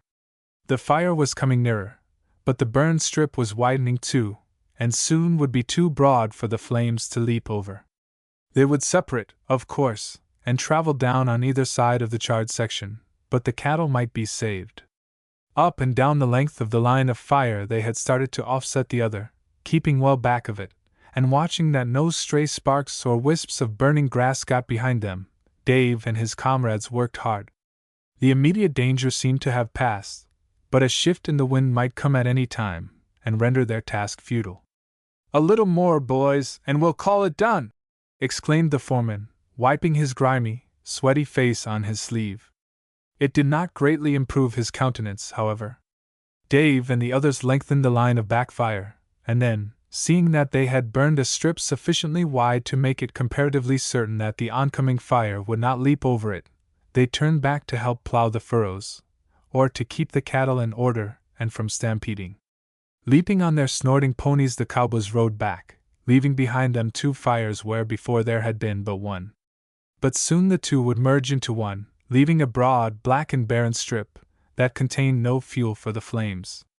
It's lucky we struck that swale where the wind blew in the other direction, Dave remarked.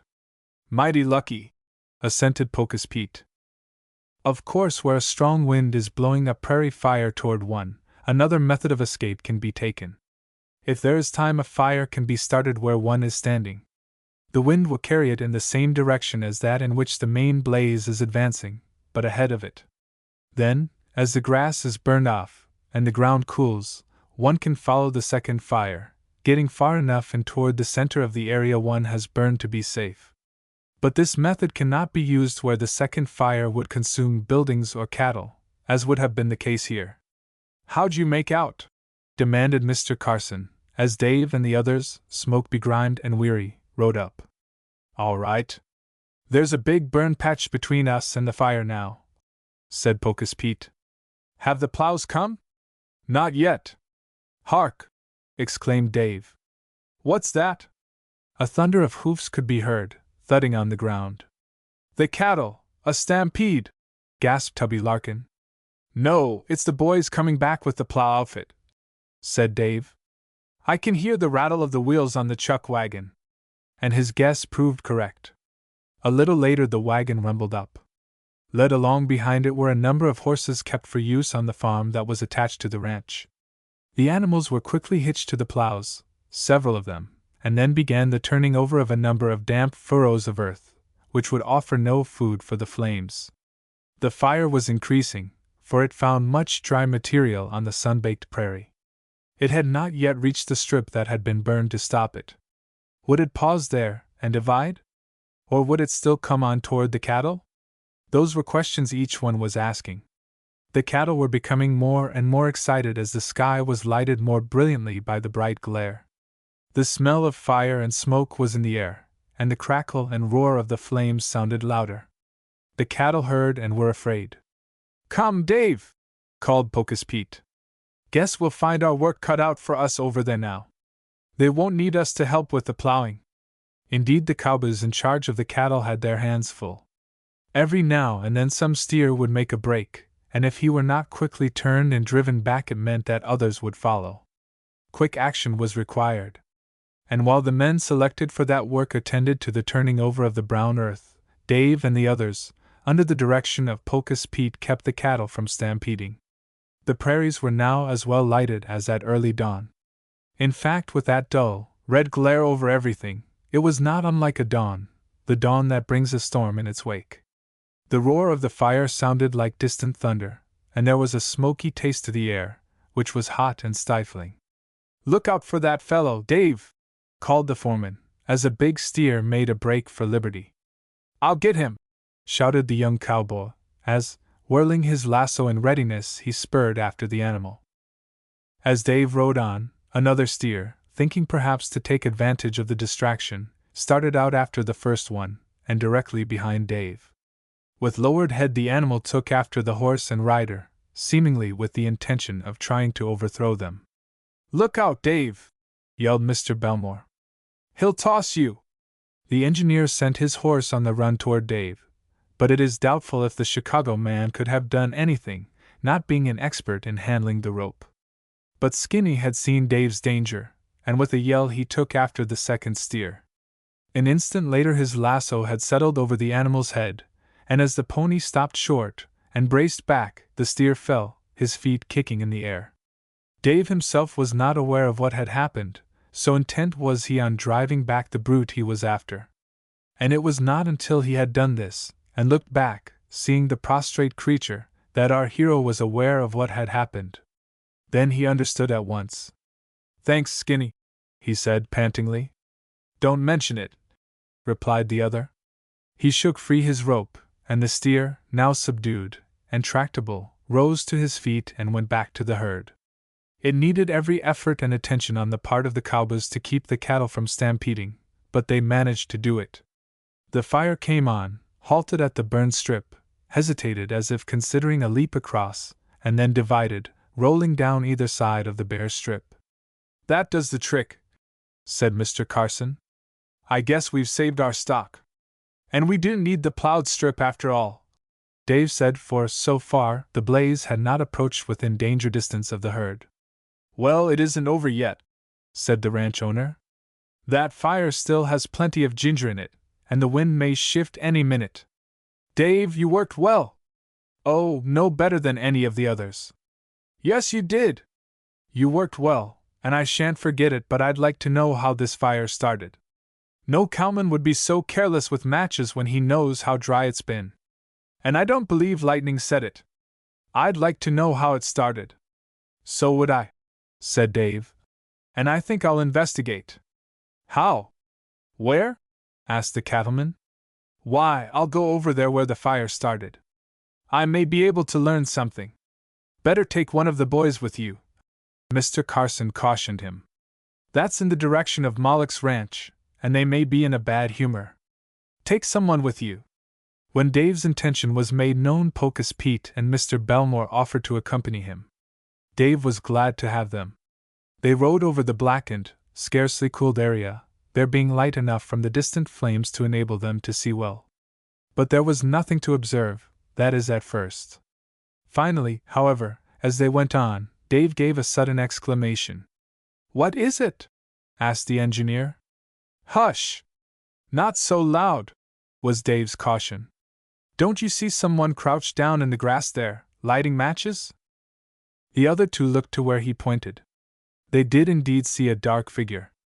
Suddenly it became plain, and the three saw someone stooping over in the dry grass, setting fire to it with matches.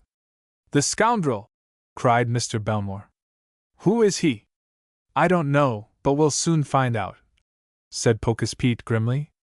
Come on, boys! He spurred forward, followed by Dave and Mr. Belmore. The person in the grass heard them, and leaping to his saddle, leaving the little blaze to grow, he was off at a gallop. But Dave and his two friends chased on after him. Looks like he was the very man we want, murmured Pocus Pete. Chapter 21 The Escape. What about that fire? Asked Mr. Belmore, as he galloped on beside Dave. I don't know, was the doubtful answer. What do you say, Pete? What's that? Called back the foreman, his eyes never leaving the dim figure that was racing on ahead. The fire he started, replied Dave. Won't it eat back to the cattle? It may. But they've got enough men to fight it now, and the plowed strip will stop almost any blaze. Come on, we want to get that skunk. Do you think he set the big fire, Pete? I don't know what to think, I'm going to catch him first, was the grim reply. I'll do my thinking afterward. The glow of the big fire was dying away now. One reason for this was that the blaze was working its way behind a range of hills. Another was found in the coming of the dawn, the fire paling before the glow of the rising sun. Dave gave a look back at the blaze in the grass he had seen started by the crouching figure. The flames were spreading in the dry, tinder-like grass, and for a moment Dave was worried. Then he reflected that the cowboys who were with the herd ought to be able to handle it, and, as Pete had said, the plowed strip would act in the same manner as had the burned area. We've got to take a chance, murmured Dave. And it can't be a much worse chance than the one we took earlier in the night. And we must get that fellow.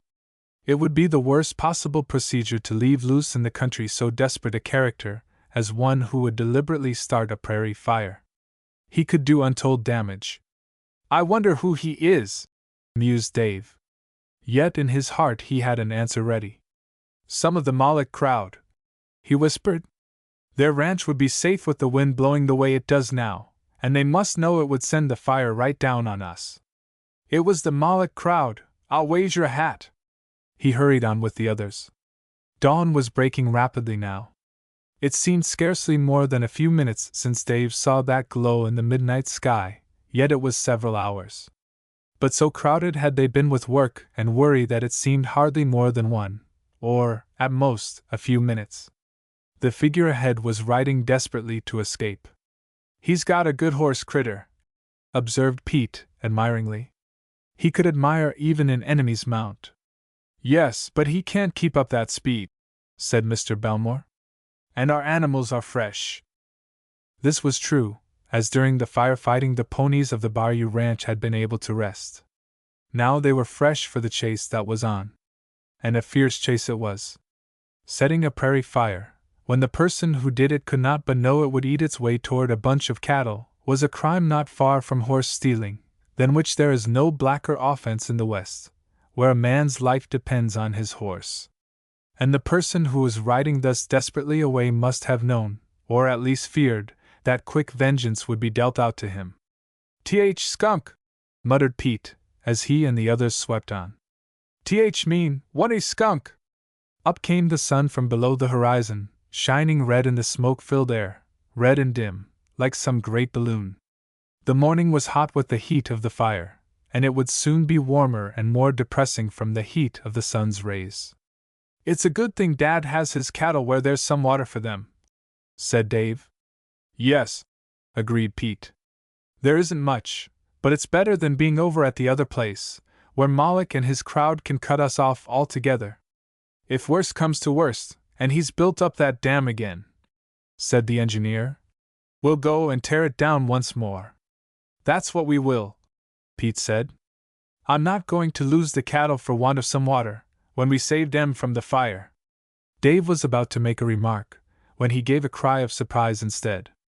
"What's up?" asked Pete. "Look! If that isn't Len Moloch, I'll eat my rope!" cried the young cowpuncher. "Len Moloch started that fire!" "It's him all right," agreed Pete, after an instant's glance. The figure racing on ahead so desperately had turned for a moment in the saddle, and this turning gave a view of his face. Dave had seen it was his enemy, the enemy who had taunted him with his lack of knowledge concerning his birth and parentage. "And we've caught him with the goods," remarked Pete, indulging in the slang which meant so much.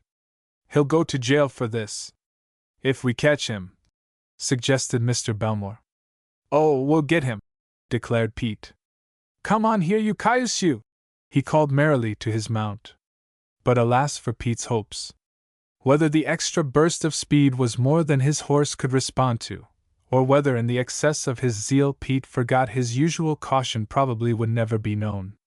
But the fact of the matter was that his horse stepped into the burrow of a prairie dog, and a moment later the foreman went flying over the head of his steed, landing on the soft grass some distance away. Dave and Mr. Belmore pulled up at once, but they had hardly done so before Pete leaped to his feet. "Ride on, I ride on!"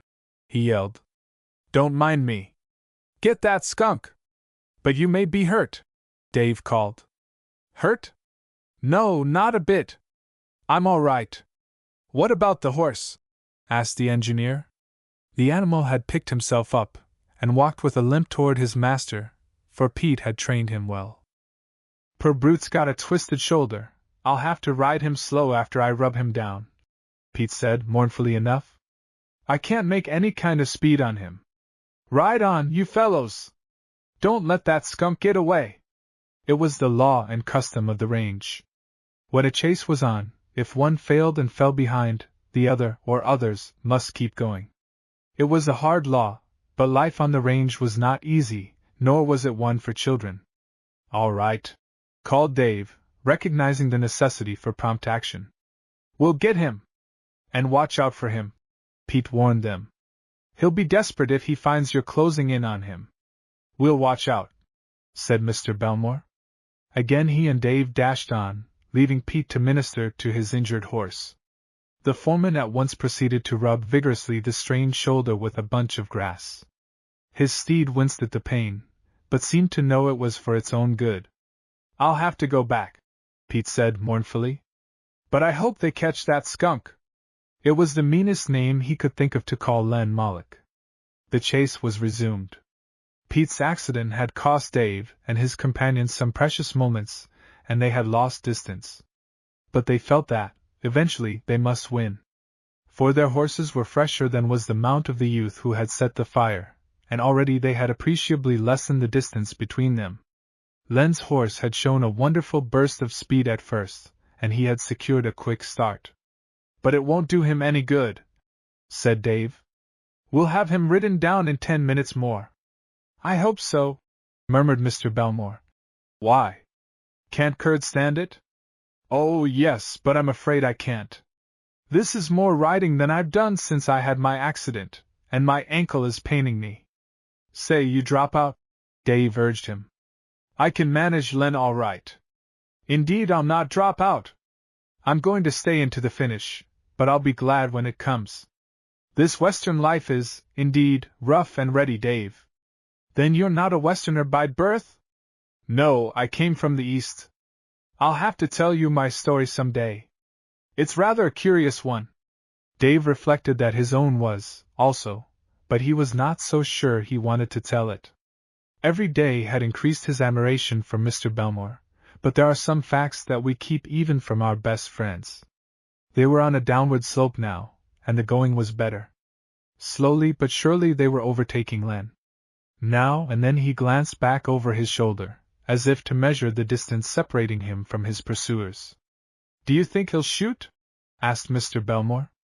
He may, said Dave calmly. He's a big enough bully to do so, but he's the worst shot you ever heard of. I really believe he's afraid of a gun. Still, sometimes those chaps make a bullseye out of pure luck. We've got to take the chance, Dave said. Keep well down on your horse's neck.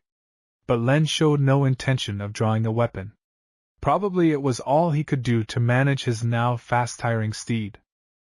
Suddenly the stillness of the morning was broken by a prolonged shrill screech. What's that? Cried Mr. Belmore. Railroad train, said Dave. The line passes just below us. You can see the smoke of the train in a minute. There she is, a fast freight. Whistled because they're going to stop for water, I guess. Yes, there she goes up to the tank. Down below them they could see the crawling freight. As they watched they saw it draw up to the tank and stop. Water poured into the tender of the engine. Why, look at Len! He's riding straight for the freight, cried Dave. That's what he is, echoed Mr. Belmore. Maybe he's going to take it. If he does, murmured Dave. They spurred on, but were too far away. A moment later they saw Len leap from his horse, abandon the creature, and jump on one of the freight cars. The engine whistled, started off, and rapidly gathered speed, taking Len away from his pursuers. Well, if that isn't tough luck, bitterly said Dave, as they pulled up. Len had escaped. There was no use in chasing the fast freight. Chapter 22 Tangles. Sitting astride his tired horse, Dave looked long and earnestly at the fast disappearing freight, as it went around a bend in the hills. He could not see Len, but he knew the young bully was aboard. Well, you're gone now, but there'll come a time when you may want to come back, mused Dave. And when you do, I'll get you. I think you started the big fire, but I'll give you a chance to prove you didn't. He sat there musing for a while longer. The freight was out of sight now, but there came to his ears, faintly through the heavy morning air, the sound of the distant puffing. And he could see the trail of smoke. Smoke! Ugh! Exclaimed Dave. I've seen enough, and smelled enough, in the last few hours to last me a year. His eyes smarted from the acrid fumes of the burning prairie grass, and his mouth was parched. Guess you must want a drink too, Crow, said Dave aloud, and his horse whinnied as though understanding. Dave saw Len's horse, which the young rascal had abandoned, taking a long drink from a pool that had formed under the railroad tank. Dave's horse needed no urging toward the inviting water, and soon both master and beast were drinking deeply. Dave also plunged his head down in a puddle and soused his arms and hands in it. There, I feel better, he said. A heap sight better. And now what am I going to do with you? He asked as he saw Len's abandoned horse cropping the grass near the tank. I can't leave you here for rustlers to make off with. You're too good an animal, if you do belong to a mean skunk. And yet I don't feel like doing Len any favor. If I take you I may get into trouble with Mr. Moloch too. Oh, I'll take a chance though. Can't see a horse suffer. Dave went on, and when his own mount had sufficiently refreshed itself with water and food, the young cowboy leaped to the saddle and rode up to Len's animal. He had no difficulty in catching the pony, as it was quite exhausted from the run. And thus leading his prize, Dave started back. Mr. Belmore, who had done as Dave had, taken a long drink and a wash, was also much refreshed. It surely was tough luck, remarked the engineer, but it couldn't be helped. We did our best. I should say so, exclaimed Dave. I regard it as a pretty sure sign of his guilt, that running away, don't you? Well, most people would, I think, said the Chicago man slowly. And yet, from what you have told me, I guess Len would run from you anyhow, wouldn't he, if he saw you take after him? He might, admitted Dave, with a grin, as he thought of the encounter he had had with the bully. Yes, I guess he might. But we saw him start one fire, didn't we? Yes, but of course he could claim that he was starting a backfire, just as we did. Huh, Dave mused. I didn't think of that. But I'm sure Len did start the big blaze anyhow. He wanted to either stampede our cattle, or burn some of them, and you can't make me think any differently. Oh, I'm not trying to, said Mr. Belmore. I'm only giving you an idea of the view a judge and jury might take of it if you had Len arrested. I didn't think of that, Dave said. I guess it won't come to an arrest, as far as that is concerned. We Western folk generally administer the law ourselves.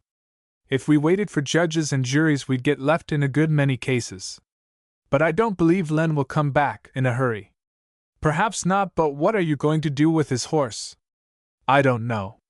Take it back with us for the time being. It's a good animal. I might hold it as a sort of hostage until Len claims it. But I don't believe he will. Phew! That was some chase. It certainly was, agreed Mr. Belmore. They rode back slowly. The air was gradually clearing of the smoke from the prairie fire, though far off it could be observed burning yet. But the worst of it was over.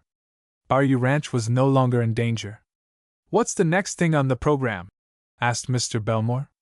Finish the roundup, get rid of as many cattle as we can, provide for the rest so they'll have plenty of water in the dry spell, and then fight the Moloch crowd, said Dave. Plenty of room for action there, commented the engineer with a smile. I guess so, assented Dave. But we're depending on your help. And I'll give it to the best of my ability. I think it is wise to undertake legal action as a starter to regaining control of your water rights. If they don't help us, why, then we'll try some of our Western persuasive ways, finished Dave. I guess Dad will be anxious to get busy right away. This fire shows how desperate that other crowd is. Yes. And if the Molochs had a hand in starting it, which seems reasonable to believe, they probably did it out of revenge for the breaking of the dam. But we had a perfect moral, if not a legal, right to do that, the Chicago man said. They rode back slowly, and soon overtook Pocus Pete, who was ambling along on his injured pony. How'd he get away? Asked Pete, as he saw Dave leading the riderless horse. Was there any shootin'? No, nothing like that, Dave replied. He jumped on the fast freight, and left his animal behind. Huh! Well, maybe it's just as well, the foreman said. It's one skunk less in a country that's got more than its share. That's a good horse, he went on, sizing up Len's mount. Yes, said Dave. You'd better take it for a while, and give yours a rest. I will, said Pete, dismounting and leaping to the saddle of the other. It was a great relief for his own mount, whose shoulder was badly wrenched. This is force and enemy to give us aid and comfort, commented Pocus Pete, as he settled to the saddle, having put on his own in place of the one Len used, which did not fit the foreman.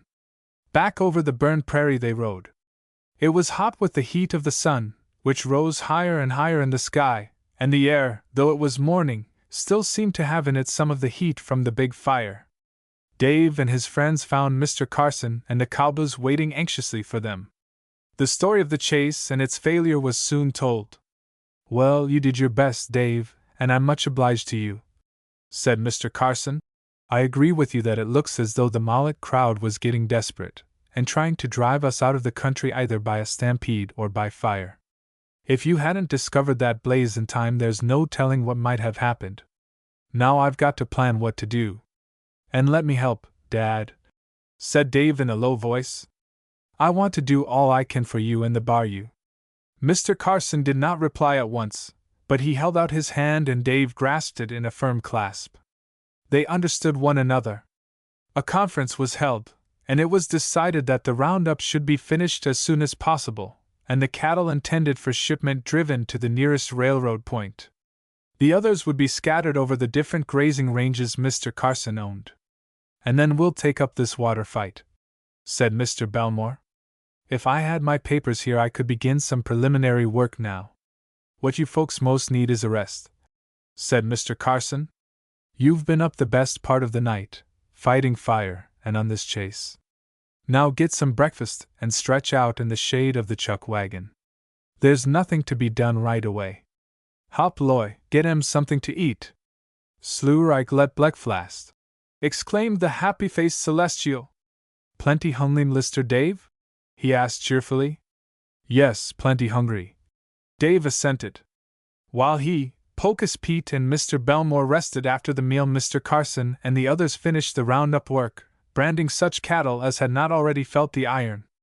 Then the herds were separated, the ones for shipment being cut out from the others. The next few days were busy ones, the work going on from the first peep of daylight until it was impossible to see. And in due time the shipment was successfully made. Well, I can breathe more easily now, said Mr. Carson, when the train had departed, some of his cowboys going with it to see that the cattle were fed and watered on the trip. No matter what Moloch does now, he can't ruin me completely. That's so, and now we'll take up this water matter, said the engineer. I'm afraid it's going to prove a legal tangle, though. And so it did. The chief fight was about the ownership of the water rights at the point where Moloch had built the dam that the Bayou boys had destroyed. It had at once been rebuilt, as was expected, and all water was shut off from Mr. Carson's land in that vicinity. But as he was not pasturing any cattle there for the present, no damage resulted. But you have a right to that water, and I'm going to see that you get your share of it, said Mr. Belmore. It was partly my fault that Moloch built that dam, for if I had not mentioned it to him he probably would never have thought of it. So it's up to me to make this fight for you, and I'm going to. Nor was the fighting all on one side. Moloch brought suit against Mr. Carson for the destruction of the dam, but it would take some time to settle this, since many questions were involved. In turn, Mr. Carson sued the owner of Center O Ranch for shutting off the water supply. Mr. Carson, Dave, and Mr. Belmore also went before the grand jury and gave information about having seen Len starting a prairie fire. That body lost little time in returning an indictment against the missing bully. But of course it was out of their power to go after him and bring him back. But if he ever does come back, I'll get him, the sheriff assured Dave. He daren't set foot in this county again. Of course I'm not saying he's guilty, but I'll arrest him and he'll have to prove his innocence. That's all we want, said Dave. Meanwhile the legal tangles increased. A number of suits were started on both sides, and as a result there were several physical clashes between the cowboys of the Bayou and the Center O ranches. The horse of Pocus Pete was more seriously hurt than he had at first thought, and he had to give his mount a long rest. But I've got Len's critter, Pete chuckled, and I'm going to ride that. This he did to his own great satisfaction. Several times when he and his boys got into more than verbal arguments with the Center O crowd, Pete used Len's horse. It's like getting enemy's ammunition and firing it at him, said Pete with a laugh. I guess they don't relish it none. And Moloch and his crowd did not. They did not make a claim for the horse, however, since this would have involved admitting that Len rode it to escape from the country, and they did not want to do this. So Pocus Pete kept the contraband horse.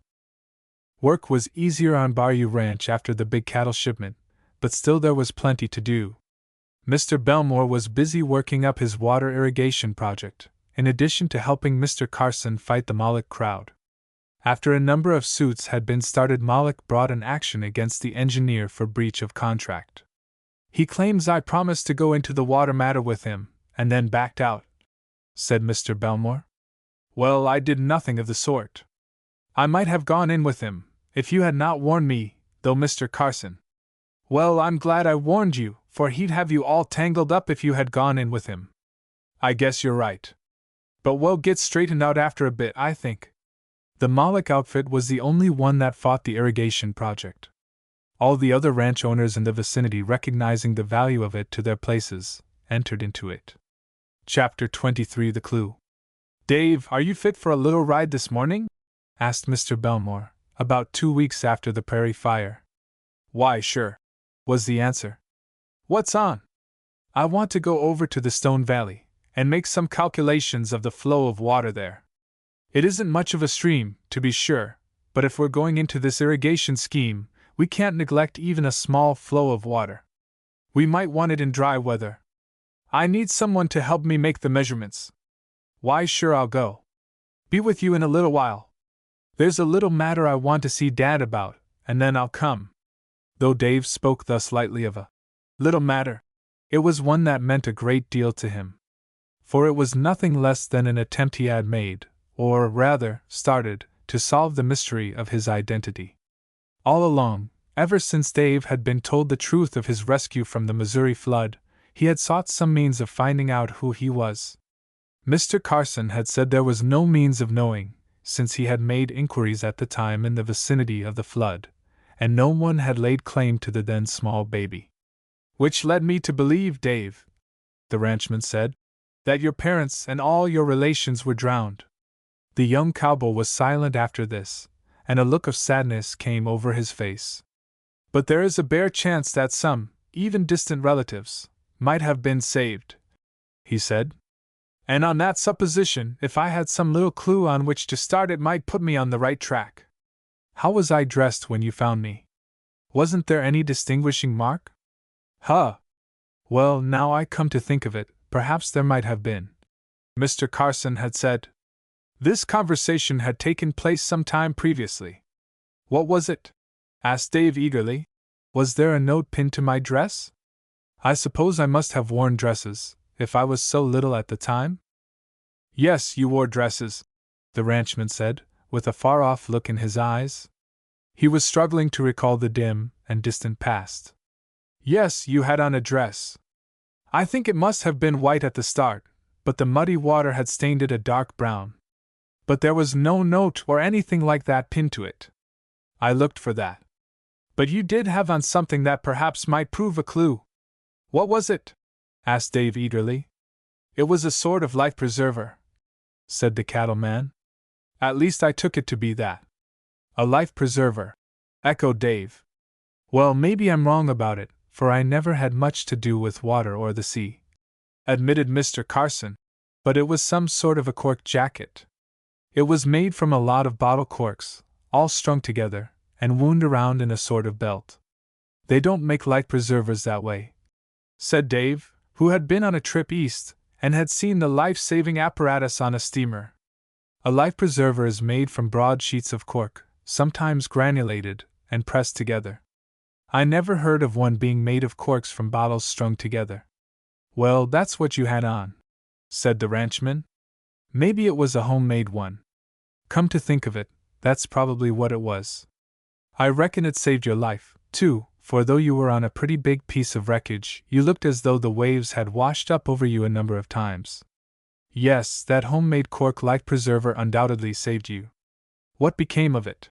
Asked Dave. I suppose you threw it away.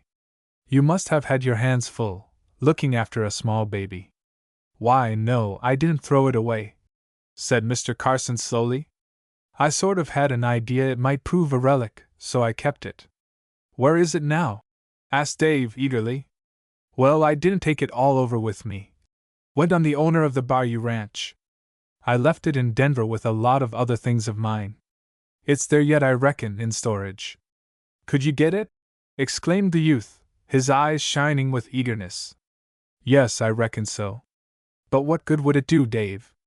It might prove my identity. Mr. Carson shook his head. I'm afraid not, he said.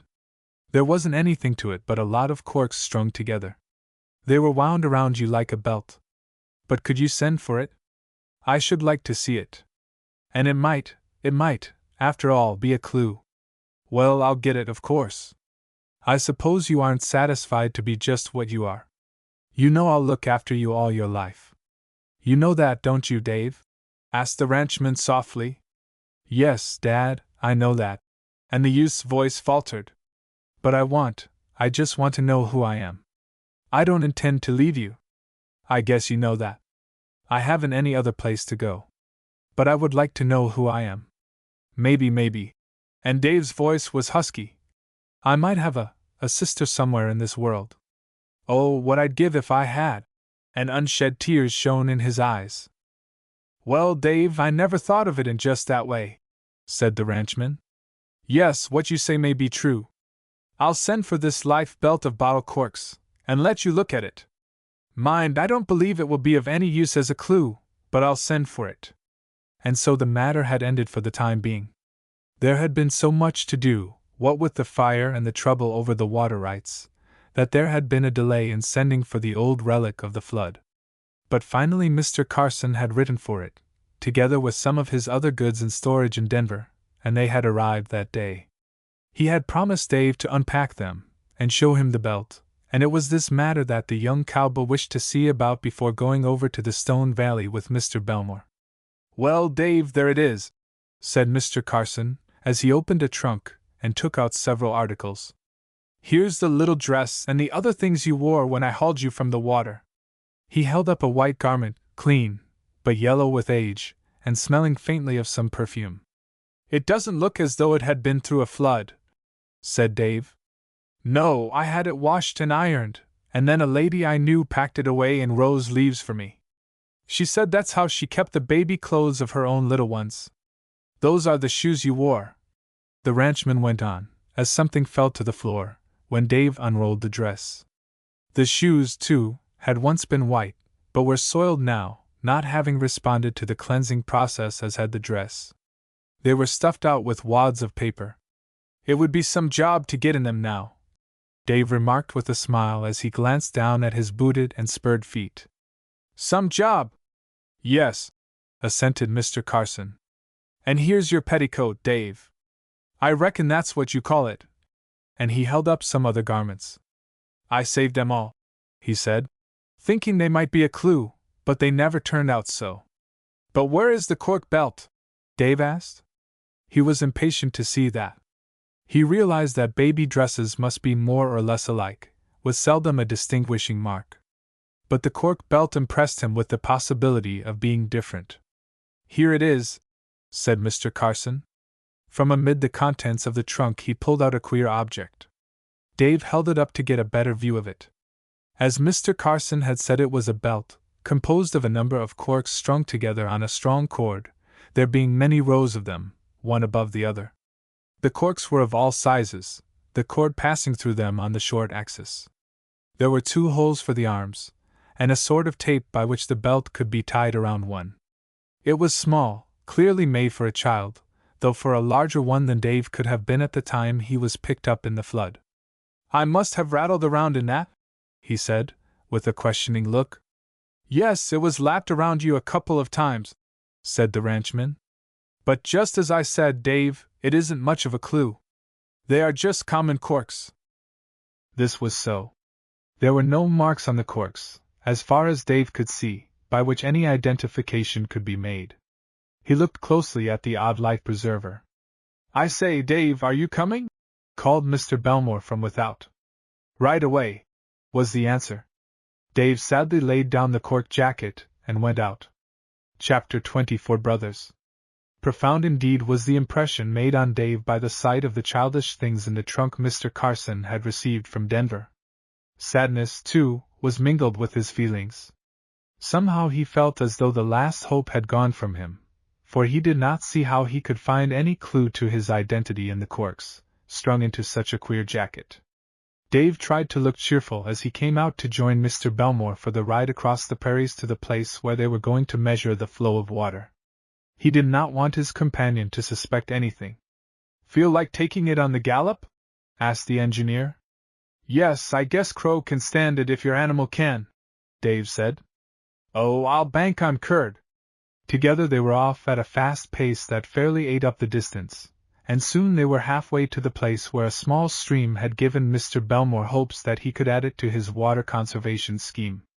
I wonder how it would be to take a trip over to the Moloch Dam and see what they're doing, suggested the waterman. It's just as well to keep tab on those fellows. Go ahead, on with you, said Dave. They changed their course slightly. The whole day, or rather, the best part of it was ahead of them, for they had made an early start. Dave had not much to do at the ranch since the big cattle shipment, though Mr. Carson was getting ready to increase his stock as soon as the question of providing water for them was settled. "Looks as if something was going on," commented Mr. Belmore, as they approached the place where the Moloch Dam had been rebuilt. "Yes, there's a crowd there, anyhow," agreed Dave. "And some of them are on our land, too," he exclaimed, excitedly. "Now take it easy," advised his friend. "This matter must take a legal course, since we have started it that way. Keep cool." "Oh, I will," the young cowboy promised, as he spurred on, followed by the engineer.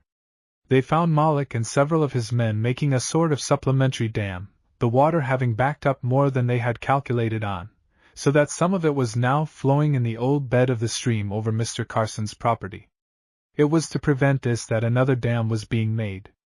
"He wants to get every drop," said Dave bitterly. "Yes," assented the engineer. "He isn't satisfied with a fair share." Some of the workmen who knew Dave seemed a bit embarrassed as he caught them on the Carson land, for it was necessary for them to go there to complete the dam. The young cowboy, however, said nothing, preferring to leave it to Mr. Belmore. The latter looked significantly at Moloch, and remarked, "Seems to me you're overstepping a bit, aren't you?" "I don't know that I am," was the surly answer. "Why, you're on Bayou land, or some of your men are." "I know it. What gives you the right?" "The law. It says I can go where I have to recover my property. I guess that's right enough. Where is any of your property on Mr. Carson's land?" Moloch pointed to the trickling water. "That's mine," he said.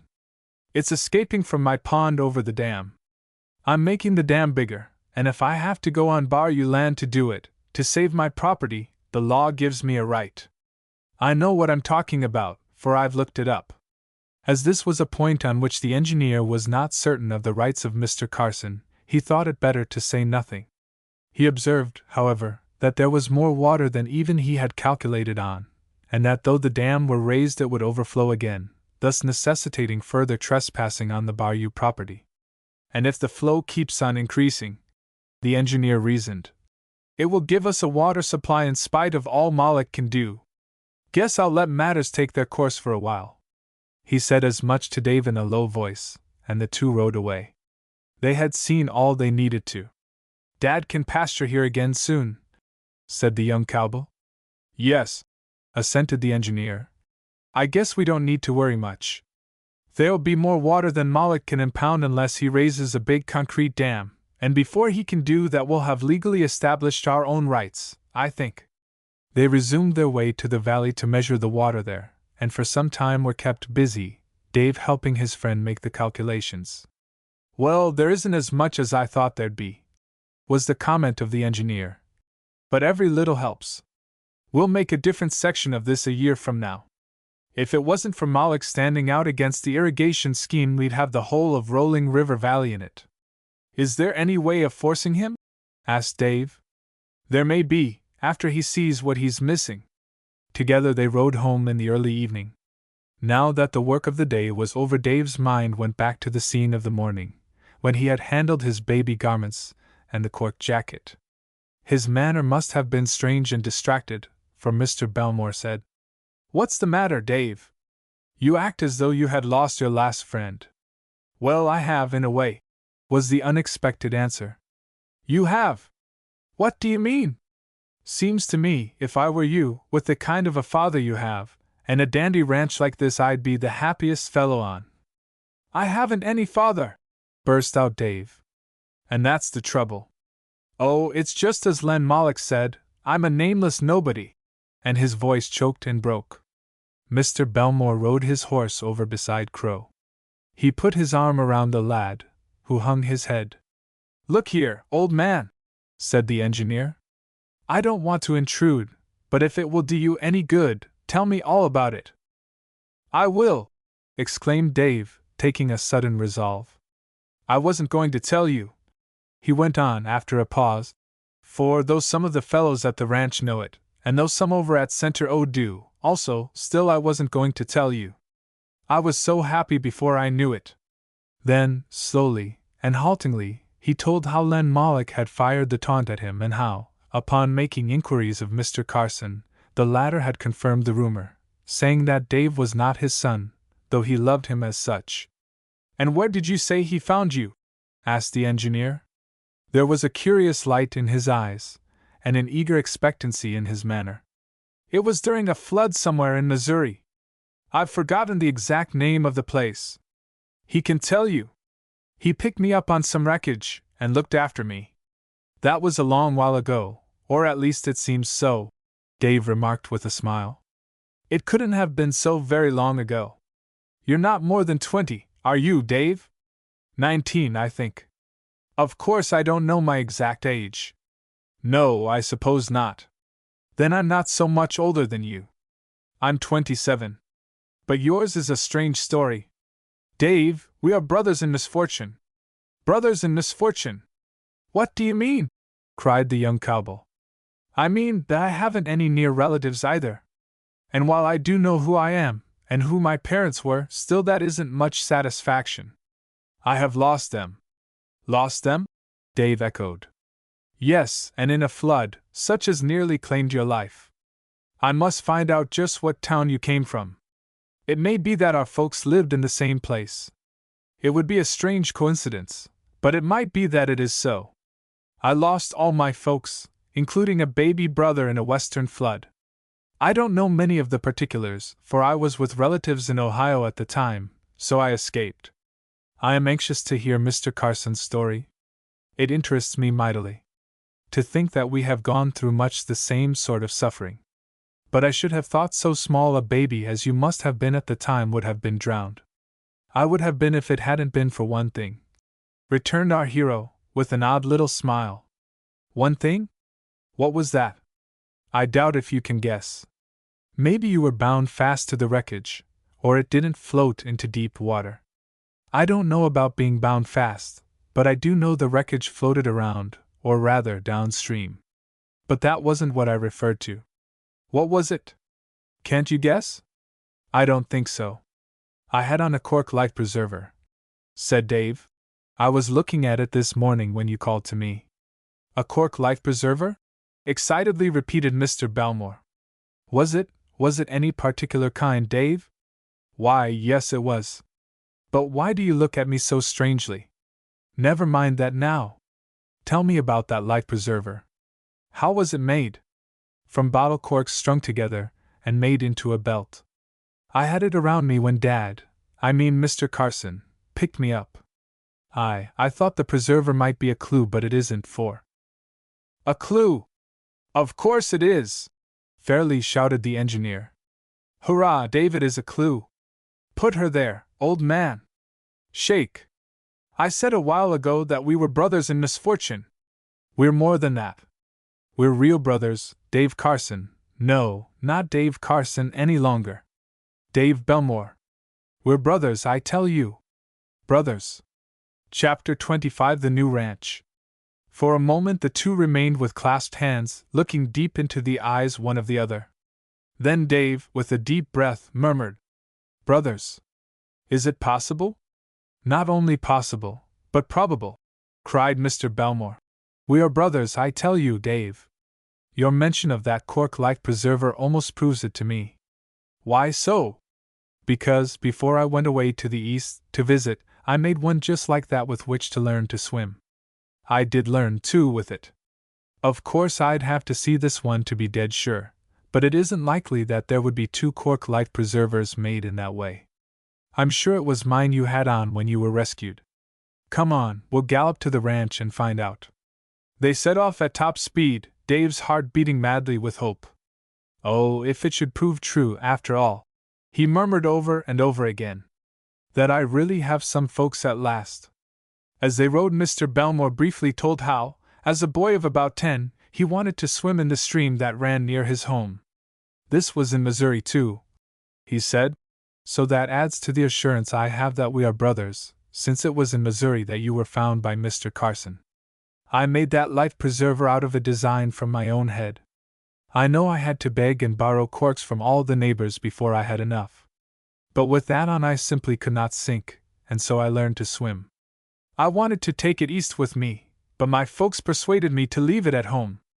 And poor mother or father must have fastened it on you when the flood came. Oh, I'm sure it's the same one. We are brothers!" Once more they clasped hands and looked into each other's eyes. It was two excited individuals who burst into the ranch house of Bar U a little later. Fairly leaping from their steeds, Dave and Mr. Belmore sought Mr. Carson. "Dad, where is that cork life preserver?" asked the young cowboy. The use of the word "dad" seemed perfectly proper under the circumstances. "The life preserver?" repeated the ranchman, wonderingly. "Yes, Mr. Belmore, Benjamin," said Dave, using the name for the first time. "Benjamin thinks it's one he made, and if it is, I'm his brother." "His brother?" Mr. Carson looked from one to the other, as if doubting whether he had heard aright. Slowly the cattleman again produced the old relic. At the first sight of it, Mr. Belmore exclaimed, "Yes, that's it. I'd know it anywhere. Dave, there's no doubt but that you are my brother." "Shake! But are you sure?" asked Mr. Carson. "Positive!"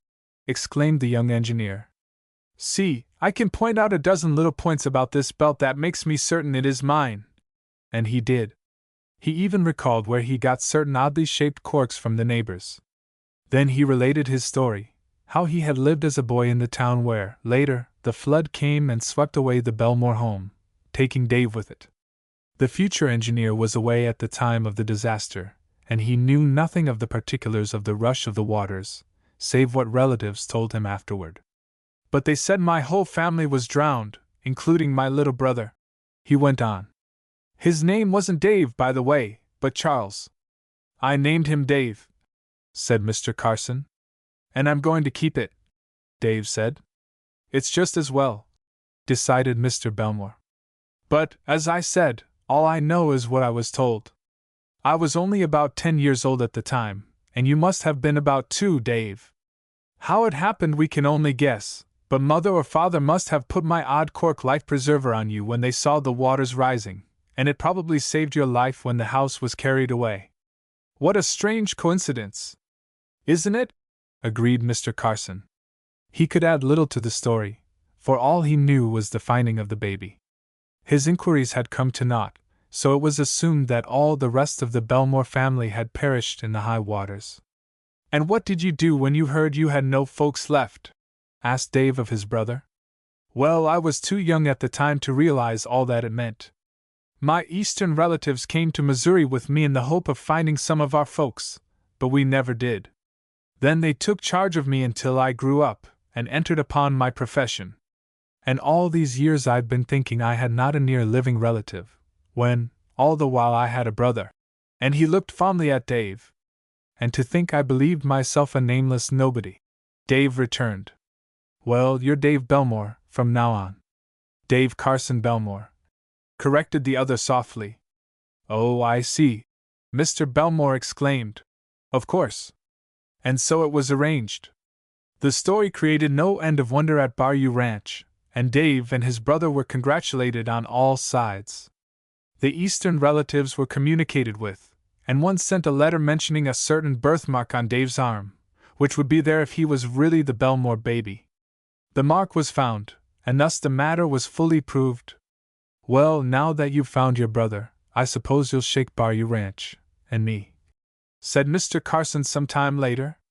"Not much," cried Dave with shining eyes as his arm went around Benjamin. "I'm a cattleman first, last, and always. If you haven't any room for me here, I'll have to start out and work for someone else, I guess. Not while I've got a horse to ride," said the ranchman significantly.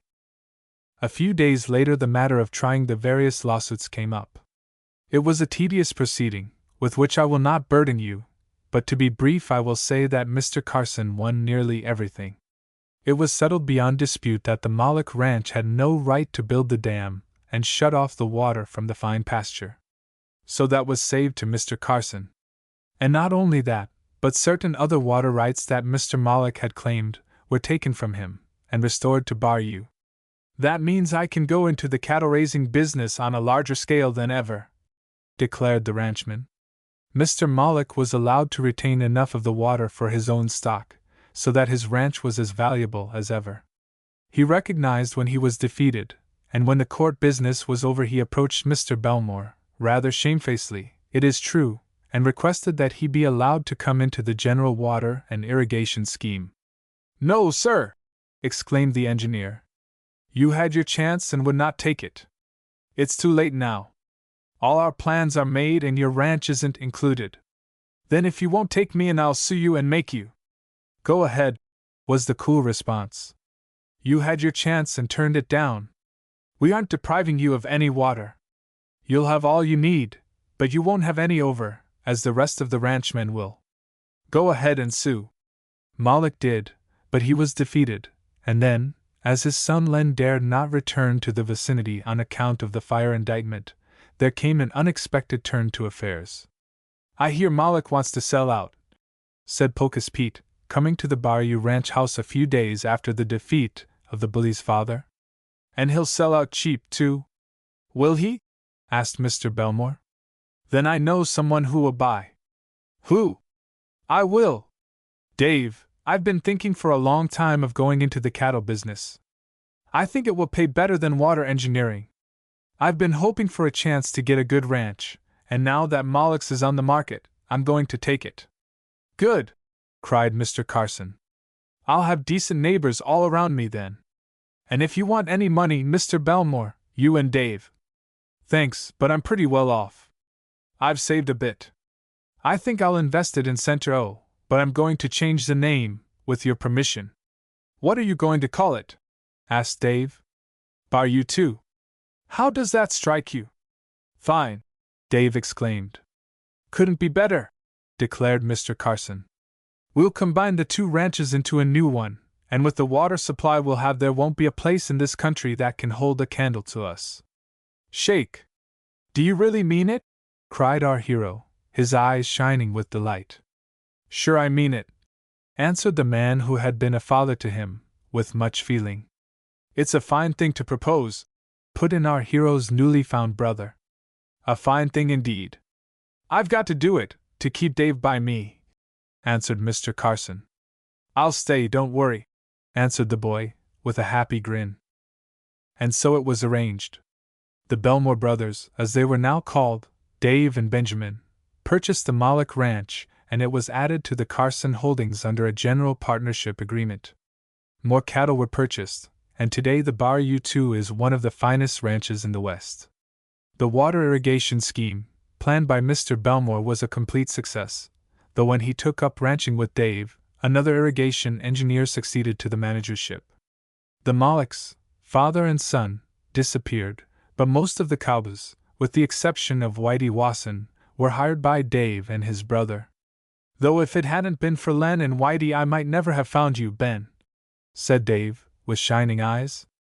And that is the story of Cowboy Dave, a nameless nobody, no longer, but an honored and respected member of the community.